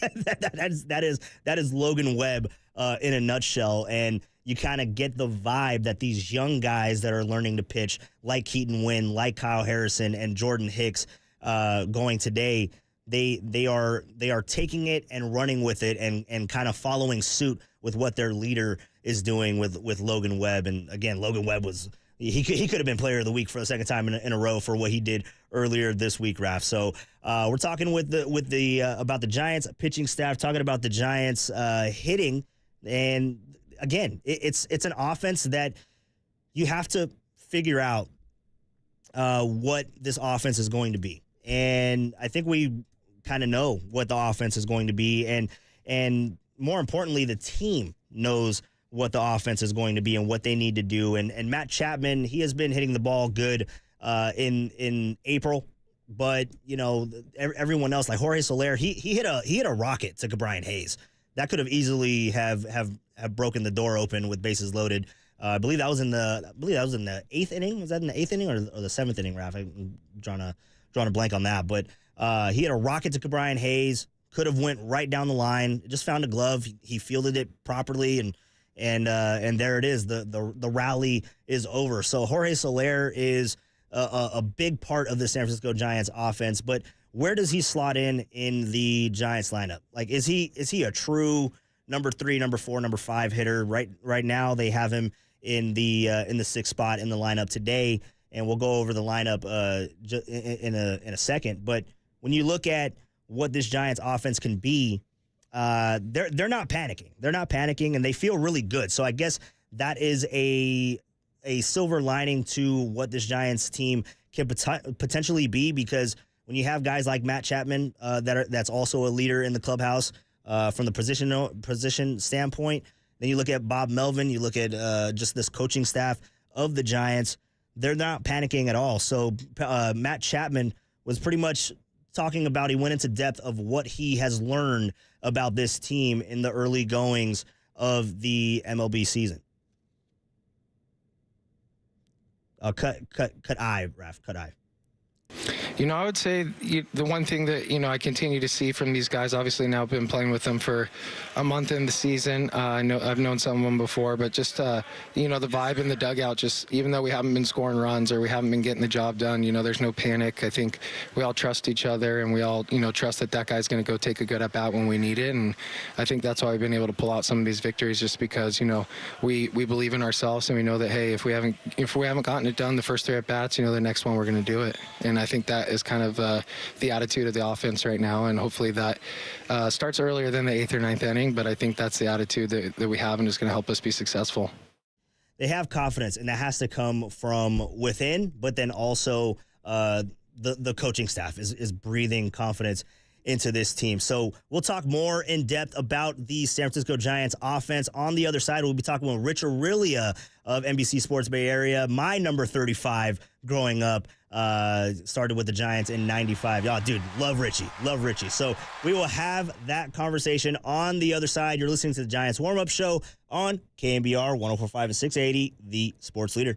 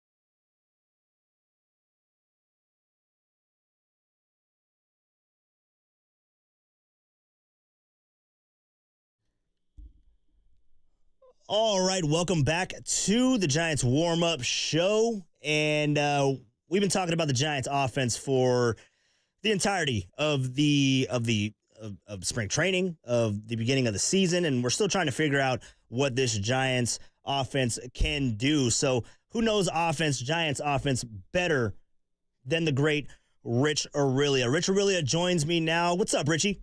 Not much, Walter. How you doing, buddy? I'm good. I'm doing good, man. I'm doing good. And the Giants offense is starting to turn things around, man. So we're looking forward to how they close out this homestand. Well, yeah, you always early in the year, it's always hard to tell, what a team might be. I mean, unless you're a juggernaut on paper, but even then, the Dodgers are having their struggles lately. But offensively, I always thought when I was playing, you kind of got to get out of the cool weather. Like, you got to get out of April, get to May when it starts warming up a little bit. And a lot of these guys that they had in their lineup aren't totally used to hitting in that ballpark yet. So a lot of times as a hitter, it takes time to adjust to the backdrop. For night games, how the sun sets out there, if there's a glare coming off something. So I think we're getting to that point now where they're getting used to it a little bit. They're getting a little more comfortable in their surroundings. And, I think that this is I don't want to say it's a, top 5 offense in baseball, but it's probably right around the middle of the pack. And if they could do some of the other things extremely well, which, once they get some pitching back, that looks like a pretty solid rotation if everybody stays healthy, they have a chance to contend for a playoff spot. Talking with Rich Aurelia, former Giant great and analyst on NBC Sports Bay Area. Now, we were talking about the offense, the Giants offense, and I brought up your bobblehead. That was because you won a Silver Slugger for the Giants in 2001, 37 bombs. So how long did it really take for you to kind of settle in to the ballpark? Like, it's much more mental than anything, right? I would think so. Listen, it's known as a pitcher's park, and it always has been. And maybe with the exception of, I don't know if it was the COVID year or the year after where the balls are flying out. They're pretty good. They closed off some of the right field arcade, I thought. Yeah. But it's been known as a hitter's park. So, yeah, mentally coming there, that offense is going to be hard to come by, especially the long ball. I mean, I think for a lot of hitters, what they notice is if you're a left-handed pull guy that hits the ball in the right center gap, or if you're a right-handed hitter that hits the ball the other way in the gap, that's where you're going to get, you're going to get frustrated because it's so big out there. The wind in the air holds the ball up out there, and we see it nightly where there's guys that hit a ball 410 feet to right center and it's an out. So I think that's the frustrating part of the ballpark. But if you can, find other ways to manufacture runs and get some runs across the board, you're going to be just fine. But, you see the teams that won the World Series. I mean, they weren't built on offense. They were built on pitching and defense. And, once they got to the postseason, they got some clutch hitting at certain times from certain guys, which is why they were successful and they won. But there's nothing to say that this team, can't put up good offensive numbers, especially if they get to the point of where I know I've talked to Pat Burrell, the hitting coach, about this. They're really trying to emphasize putting the ball in play more. And I think with the last regime that was here, that was kind of a forgotten skill on the offensive side, where I felt like they were so in tune with not getting out of the strike zone or swinging at a pitch you couldn't drive, and they didn't really seem to care about strikeouts so much. But I think now they're taking a different approach and trying to put the ball in play more and be more effective at the plate. Yeah, when you mentioned getting the ball in play, I immediately gravitate to the front of the lineup with Jung-Hoo Lee. I mean, I want to get your thoughts on Jung-Hoo Lee. We're talking with Rich Aurelia here now. Giants fans, they're all starting to learn about Jung-Hoo Lee and what he's capable of doing. And it's a small sample size, but he's looked really impressive how he's adjusting to Major League pitching almost instantly. So is there anything in particular that stands out to you, Rich, that is it his approach, his demeanor at the plate? I mean, what makes him so special that he's just clicking right away? Well, one, he seems like a very calm, just individual, like a calm person. Doesn't seem to get too high, get too low. What I like on the baseball skill set side is the ability he has to basically put the bat on the ball. And as we've seen the season go on a little bit, it's gone from bat to ball to barrel to ball. Mm-hmm. And what I mean by that is he's made the adjustments that he needs to make at the plate. I mean, early on, he got off to a really nice start. And then there was a week or so where it seemed like every at-bat was like a rollover ground out to second base, where he was trying to pull the ball that was on the outer half of the plate. And then, around week 3, he starts hitting that ball to left field, over the shortstop's head in the hole between short and third base. And he's hitting it with consistent authority now, which I said is meaning getting the barrel to the ball. So he seems like he's in that comfort zone right now where he can take that barrel to the ball and hit it all over the ballpark. And listen, I don't know if if power numbers are going to translate for him, because just the mechanics of his swing don't really, transfer into a power type swing. But he's going to be your leadoff guy. He may hit, second or third if there's a lefty on the mound and they want to play him. But for me, he's been a pleasant surprise, because it's not like he was coming from Japan and you can compare against that league, right? Yeah. He was coming from Korea, right? And you don't know what that league is. So for me, it's a pleasant surprise to see the start he's gotten off to. And honestly, he's, with the exception of one game where I think he lost some balls in the sun, because that is not a fun sun field out there at Oracle, he's played some pretty solid defense too. So all in all, I think he's been a really, really nice surprise for this Giants team. Yeah, I think Jung-Hoo Lee is a really good find for the San Francisco Giants. We're talking with Rich Aurelia, former Giant and analyst on NBC Sports Bay Area, and you mentioned his defense. I mean, that's something that obviously in the first homestand and playing in the sun and the shadows of Oracle Park, it could be challenging, especially for a rookie. And you kind of figure he's learning all of these ballparks. It's not only just his home ballpark. He's learning every single one. They're all different dimensions.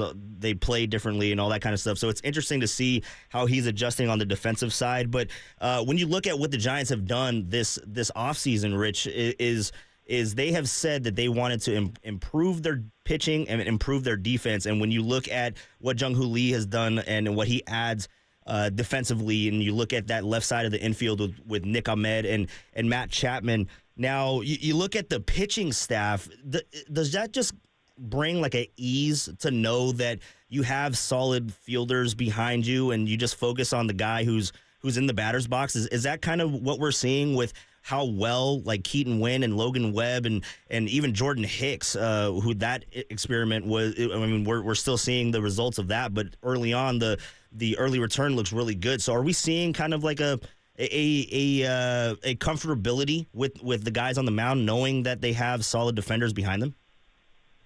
I think that's part of it. And I'll just, I'll use Logan as an example, because Logan's not a power guy. He strikes out a lot of guys, but his main pitch is a sinker, right? So he's going to get a lot of ground ball outs to the left side of the infield if he's facing right-handed hitters. And when you have guys behind you that have, a lot of those gold gloves on their trophy case and on their mantle, it helps out mentally. It really does for these pitchers.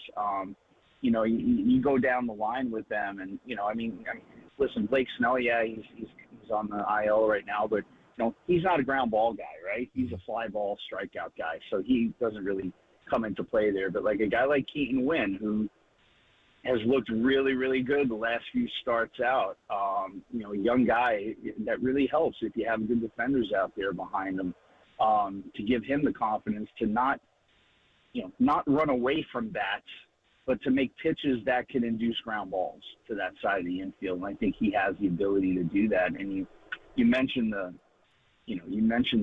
pitching staff in general. The rotation, if things go as planned, how they are looking at it, when they get to the second half of the season, hopefully everybody's hitting on all cylinders. You're going to have a pretty good rotation from 1 through 5. And, somebody will probably be left out of that rotation at some point. I don't know who that'll be. But if you could run out there after the break, if you're still in the race, you run out of Webb, Snell, Harrison, Wynn, Hicks, and then you got a Cobb and a Robbie Ray coming back. I mean, 1, you have depth. And 2, you could actually, try and give some of these guys a little blow if they need it later in the year. I mean, for me, the big question is, what's the plan with Hicks, right? He hasn't started in a long time. He hasn't thrown a lot of innings in the season. So is the plan to just keep going with him until you see some kind of, maybe a little setback or a little, chink in the armor or something? But you have 2 proven guys that should be back by that time around the All-Star break. Well, Cobb will probably be back sooner, but, and then the other question is Robbie Ray. How long do you, if he comes back, how long do you extend him? Do you try and put him in the rotation? Do you put him in the bullpen? But these are all good problems to have right now for this Giants team. And I think if they could, they're hanging around right now, and if the other teams in the division haven't played up to their potential yet either, you can just hang around and make a good run, in the second half. You're going to have a chance. Yeah, and that's the thing with the pitching rotation, and they do have a lot of depth. And you just got to stick around in that division, and anything can happen. I mean, we saw it with the World Championship teams of 2010, 2012, and 2014. Just with the core of a rotation that who's going to go out there every 5th day. It's just a jolt of energy. So yeah, it's going to be really interesting to see how this pitching rotation plans out over the longevity of 162. But I do want to get your thoughts a little bit, Richie, on Blake Snell. You did mention that he is on the IL. He'll be out for some time. It might be a return in mid-May. We'll have to see. But I guess the silver lining is that he has dealt with this injury before in 2021 and 2022. So where do we go from here? I mean, we have talked about the depth. Do you have any feelings as far as who would be filling in for Blake Snell? We saw a bullpen game earlier this week when it just happened with Blake Snell, and I don't know if the Giants coaching staff, I think they want to get away from that type of pitching. But how do you see this projecting? Who's going to be that 5th starter for the Giants for the foreseeable future until Blake Snell comes back? That's a great question, and I mean it could be, it could go start to start. Honestly, you can go like they did last night with an opener, and then whoever you have behind that. I mean, I know that they still have high hopes for Sean Jelly, and maybe now that he's back, I know he threw a few innings yesterday. They weren't very productive, but or not yesterday, the other day, but who knows if he's a guy that slides into that role. But I think, I don't think there's a set plan there, to be honest with you, because I don't know how many guys they have, down in AAA that are on the roster that are capable of coming up and, going 5 or 6 innings. Because with the day and age we're in now with pitch counts and how they protect pitchers, who knows? Who knows how it'll be? But they'll manipulate. If there's a team that knows how to manipulate their roster, it's this team. We've seen it for years under Farhan. They'll manipulate the schedule. If they have an off day coming up, maybe they'll just, bring the guy back on his regular rest instead of an extra day, his rest with the 5-man rotation. So I don't think that's a concern right now. And I think that, when you touch on Snell, I mean, I wouldn't be surprised if, they make him, based off the start that he's had here, which, listen, it's nobody's fault. It really isn't, because he signed late. Yeah, he was thrown on the side, but you can never emulate game situations. I don't care if you throw a simulated game to your team or whatever. So I wouldn't be surprised if they send him on a couple rehab starts to kind of find his stuff and find his release point and make sure he's healthy. And then if you can get him back by, the 3rd week of May, 4th week of May, and then you're in pretty good shape. So, the thing that I think fans are panicking about with Snell is the fact that, okay, yeah, he won the Cy Young. Okay, yeah, he's making a lot of money this year.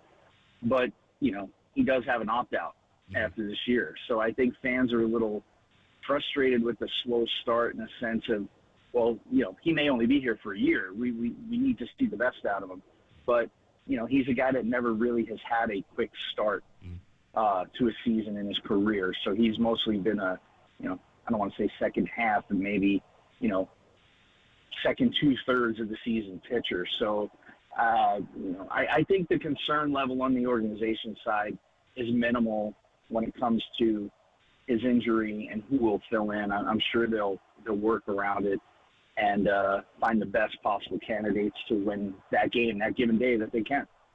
Yeah, it's going to be really interesting to see how they piece it together. And, yeah, they do have a couple of off days, and they travel back east to Boston, have an off day earlier this week. So they'll be able to manipulate that and figure it out. I think it's they won't need a fifth starter per schedule. They won't need it until May 4th. So we'll have to see how Bob Melvin does moving forward. But Richie, really appreciate you stopping by the show, man. Really love talking ball with you, and thank you for the time, man. We'll talk soon. All right, Walter. Thanks, buddy. Take care. All right, the great Rich Aurelia, number 35 of my childhood. Love talking ball with Richie, and thank him for stopping by on the show. So a lot to dissect there. We were talking about the Giants pitching staff, what happens with the injury to Blake Snell, but we were talking about that Giants offense and what needs to happen and all of that. So the Giants offense is looking to turn the page, looking to get a little bit more consistent. I think that's the word that Giants fans are trying to see with what ends up happening with the Giants lineup, is that you want to see consistency. And with the lineups that Bob Melvin has thrown out, it's been pretty consistent. He's thrown out the same guys every single day, and for the most part, they've been hitting the same spot in the batting order. But today, we do have some slight changes to the Giants lineup. So I'll go ahead and read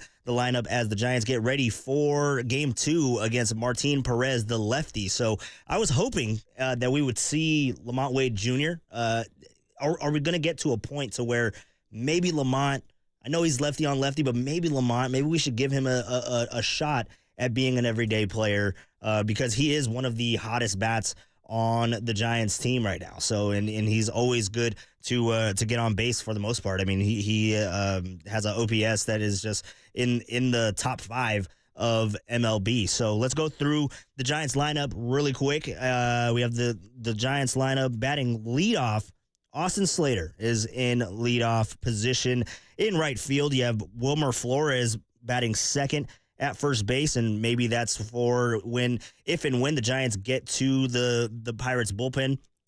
They can swap out Wilmer for Lamont Wade Jr. later in the game. So Wilmer Flores batting second at first base. You have Jung-Hoo Lee batting third in center field. And how many people were impressed by the ball that he tracked down in center field yesterday? I mean, I just love to see him tracking down balls in center field, and just the way that his first step is just it's amazing just to see that his adjustment to playing this center field, and he ran it down like he's been a pro here for 10 years. And love the fact that the hat flew off of his head too. It adds a little bit of flair to watching Jung-Hoo Lee in center field. But he will be batting third in center, Jung-Hoo Lee. You have Matt Chapman, who has pretty good numbers against the Pirates and against Martin Perez. We'll talk about that a little later. But Matt Chapman is batting cleanup in the at the hot corner. Patrick Bailey, who is probably another guy that's bat is heating up, and Bob Melvin loves what he's seeing from his short or his backstop. I was going to say shortstop, but Patrick Bailey batting fifth at catcher. You have Jorge Soler batting sixth in the DH spot, so he moves down a couple spots in the lineup. You have Michael Conforto, again, lefty on lefty, having Michael Conforto batting seventh in left field. You have Thairo Estrada. That is huge for him to be back in the lineup. There was a injury scare on Wednesday where he had a tight hamstring, I believe, and he did not play yesterday. He got pulled out of the fifth inning on Wednesday, but he is back in the lineup. Left hamstring tightness is what that injury was for Thairo Estrada. So good to see him back in the Giants lineup at second base, batting eighth. Then you have Nick Ahmed. Nick Ahmed is doing a phenomenal job at shortstop, batting in the 9 hole. And for being a 9 hitter, he is doing everything that he can do. And I want to say that he has the highest average for the San Francisco Giants with runners in scoring position. So let's run through that one more time. You have leading off Slater batting second, Wilmer Flores at first base, Jung-Hoo Lee batting third in center, Matt Chapman batting fourth, batting cleanup at third base, Patrick Bailey batting fifth, and he is in the squat. You have Jorge Soler batting sixth at DH, Conforto batting seventh in left field, Tyro Estrada batting eighth at second base, and Nick Ahmed is batting ninth at shortstop. So let's take a quick break really quick, and we'll talk about the Giants pitching staff and what they have done to date, but then also look at what Jordan Hicks can potentially do today as the Giants warm-up show continues on KNBR, the sports leader.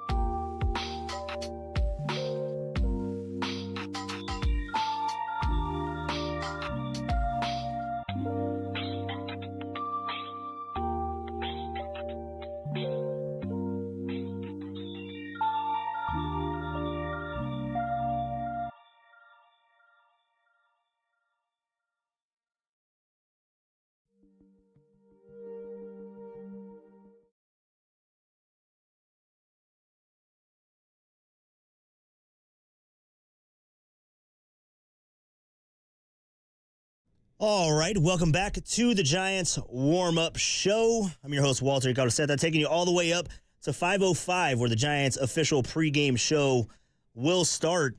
And we'll be talking to John Miller. We'll be talking to John Miller today on Talk Back in the Booth. So I always look forward to talking to the Hall of Famer, John Miller. That call, by the way, last night with Patrick Bailey, with that walk-off. You love a good walk-off, but we always get so spoiled in the Bay Area with John Miller and with Kruko and Kipe. And it's incredible. So hope everybody is enjoying a beautiful Saturday. Beautiful Saturday today. Sun is shining. Great day for some evening baseball. First pitch is at 6:05. The Giants take on the Pirates. You have Jordan Hicks on the mound and Martin Perez for the veteran Martin Perez for the Pittsburgh Pirates. He is 1-1 with a 3.45 ERA on the season. The lefty, so you're not going to see Yaz, who has actually been hitting, I'll admit it, Mike Yastrzemski has been hitting the ball pretty damn good over the last week. So I was hoping that we would potentially get him in the lineup as well, but I understand the lefty-lefty situation. You got Lamont Wade Jr., who is not in the lineup as well, again, with the lefty on the mound. But let's go on out to the standings update, sponsored by the Alameda County Probation Department. Visit joinacpd.org today for a career that matters. So the Giants win yesterday, but the Dodgers, rather, are riding a 6-game winning streak currently, and they are at the top of the NL West standings right now at 18-11. That's where the Dodgers currently stand. The Padres 14-15, a game below 500, just like the Giants, who are 13-14, a game below 500 as well. Diamondbacks, Giants have jumped the Diamondbacks. Diamondbacks are 12-15, and then the Lonely Rockies at 7-9. So Dodgers, Padres, Giants, Diamondbacks, Rockies, and that is your standings update, sponsored by Alameda County Probation Department. Visit joinacp.org today for a career that matters. So on the hill today is Jordan Hicks. And Jordan Hicks, the last time out, he wasn't as... I can't say that he wasn't as electric. He actually only gave up one hit. He went 5 innings, gave up 1 hit, 1 earned run, but didn't record a strikeout, had 4 walks. It was a bizarre stat line that resulted in just the 1 earned run. 4 walks, no Ks, a lot of ground balls for Jordan Hicks. Again, his ground ball rate, and that's what you're going to see today, his ground ball rate with the sinker, he's at 55.8% on the season, which is actually, it's funny, because that is pretty good. That's within the top 10 of major league pitchers. That is third on the San Francisco Giants. He still trails Logan Webb and Keaton Winn as far as ground ball percentage. So that's just the MO of this Giants pitching staff. So when you look at Jordan Hicks, he struggled with command of his pitches a little bit last week, or Sunday rather, against the Diamondbacks. Giants lost that game. He only went 5 innings. But only gave up the 1 hit and 1 earned run, 4 walks, and no Ks. That was interesting. So that was his first outing that he did not record a strikeout this year. So you can look for Jordan Hicks to do more of the same. I mean, that's where he thrives, is with that sinker and with the splitter and his sweeper as well. That is his bread and butter. So we'll have to see what the pitch mix is for Jordan Hicks today as he takes on the Pittsburgh Pirates. And on the other side of it, you have Martin Perez, who is the lefty. He has looked pretty good as well, but he relies on the sinker as well. So you're going to see a lot of ground balls in this game. The lefty on the mound for the Pittsburgh Pirates. So let's take a quick break really quick. Or before we get out and take a break, I will read the lineup one more time. Leading off today, we have Austin Slater. Austin Slater is leading off for the San Francisco Giants in right field. You have Wilmer Flores batting second. At first base, you have Jung-Hoo Lee batting third.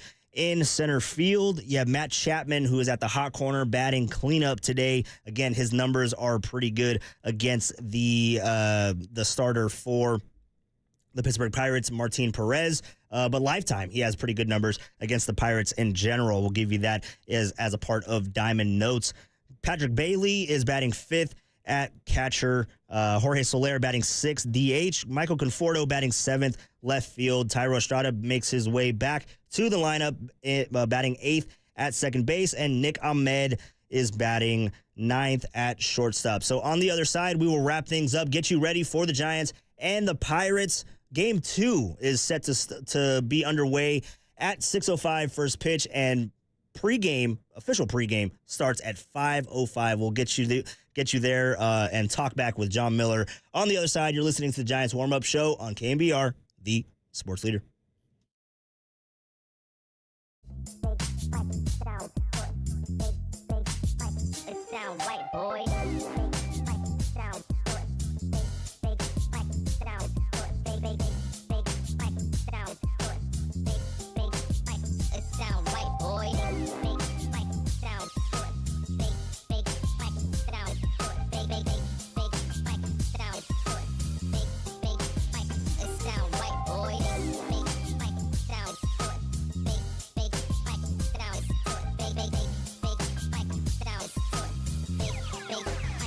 Sound right, boy.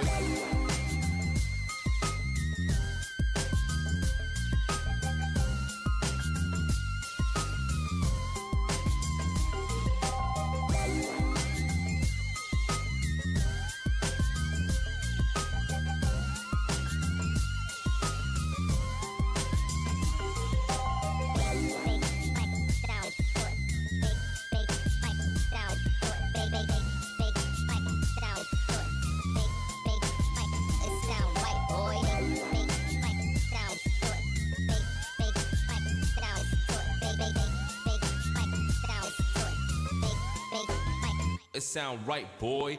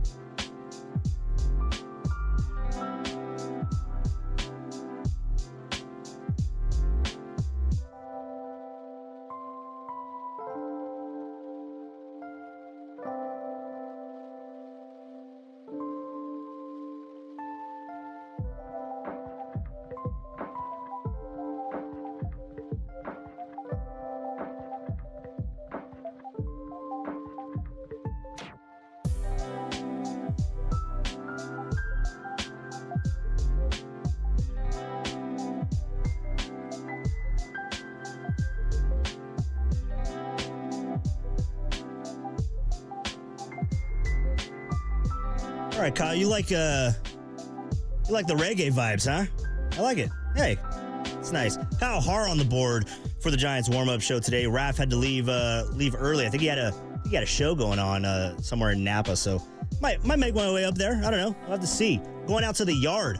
Got to see this Giants team get another dub. They're trying to look for a series win tonight. You have Jordan Hicks on the mound against the Pirates. Jordan Hicks looked pretty decent his last start against the Arizona Diamondbacks on Sunday. Went 5 innings and gave up 1 hit,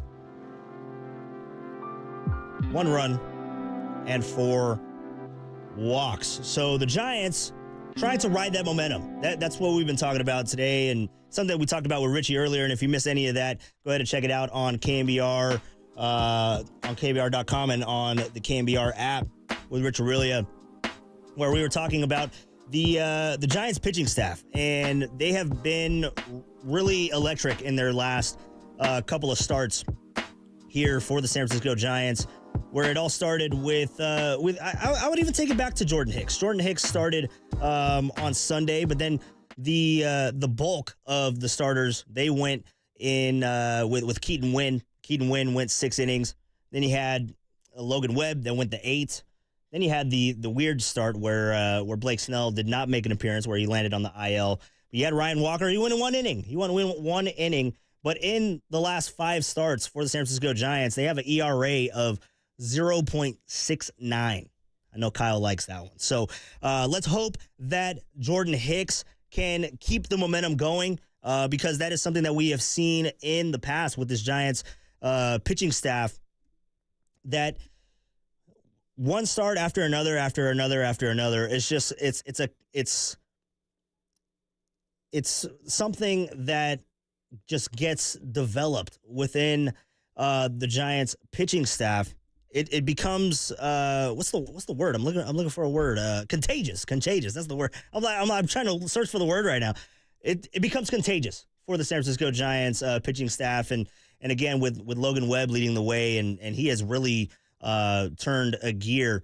But prior to Logan Webb pitching as well as he has, Jordan Hicks was the better and is still a top pitcher on this Giants rotation, where he's leading. He's in the top of the league in ERA, with his ERA currently at 1.61. So only a few other guys have a better ERA than Jordan Hicks. So Giants will try to ride this momentum, ride that win from last night. Patrick Bailey with the late dramatics, and you just hope that the pitching staff, especially with Jordan Hicks, he only went 5 innings in his last outing. You hope that he goes a little bit deeper. But every time that he has gone out this year after the 50th pitch, guys just are not picking him up when he goes deeper into games. So that is something to watch for here. Games that have concluded today, the Dodgers were in Toronto today. The Dodgers won, so that's something you got to keep an eye on as well. You have Boston, who just put the whooping on on the Chicago Cubs in Boston. The Giants are going to Boston after they finish up this homestand with the Pirates, 17-0. So that's what the Giants have to go into next week. So the Giants and the Pirates are coming up here. Jordan Hicks on the mound with Martin Perez opposing Jordan Hicks. The lefty, the veteran lefty, is on the mound for the Pirates, but Jordan Hicks looks to ride that momentum into Game 2 for the Giants and get a series win at home. Giants pregame show coming up on KNBR, the sports leader.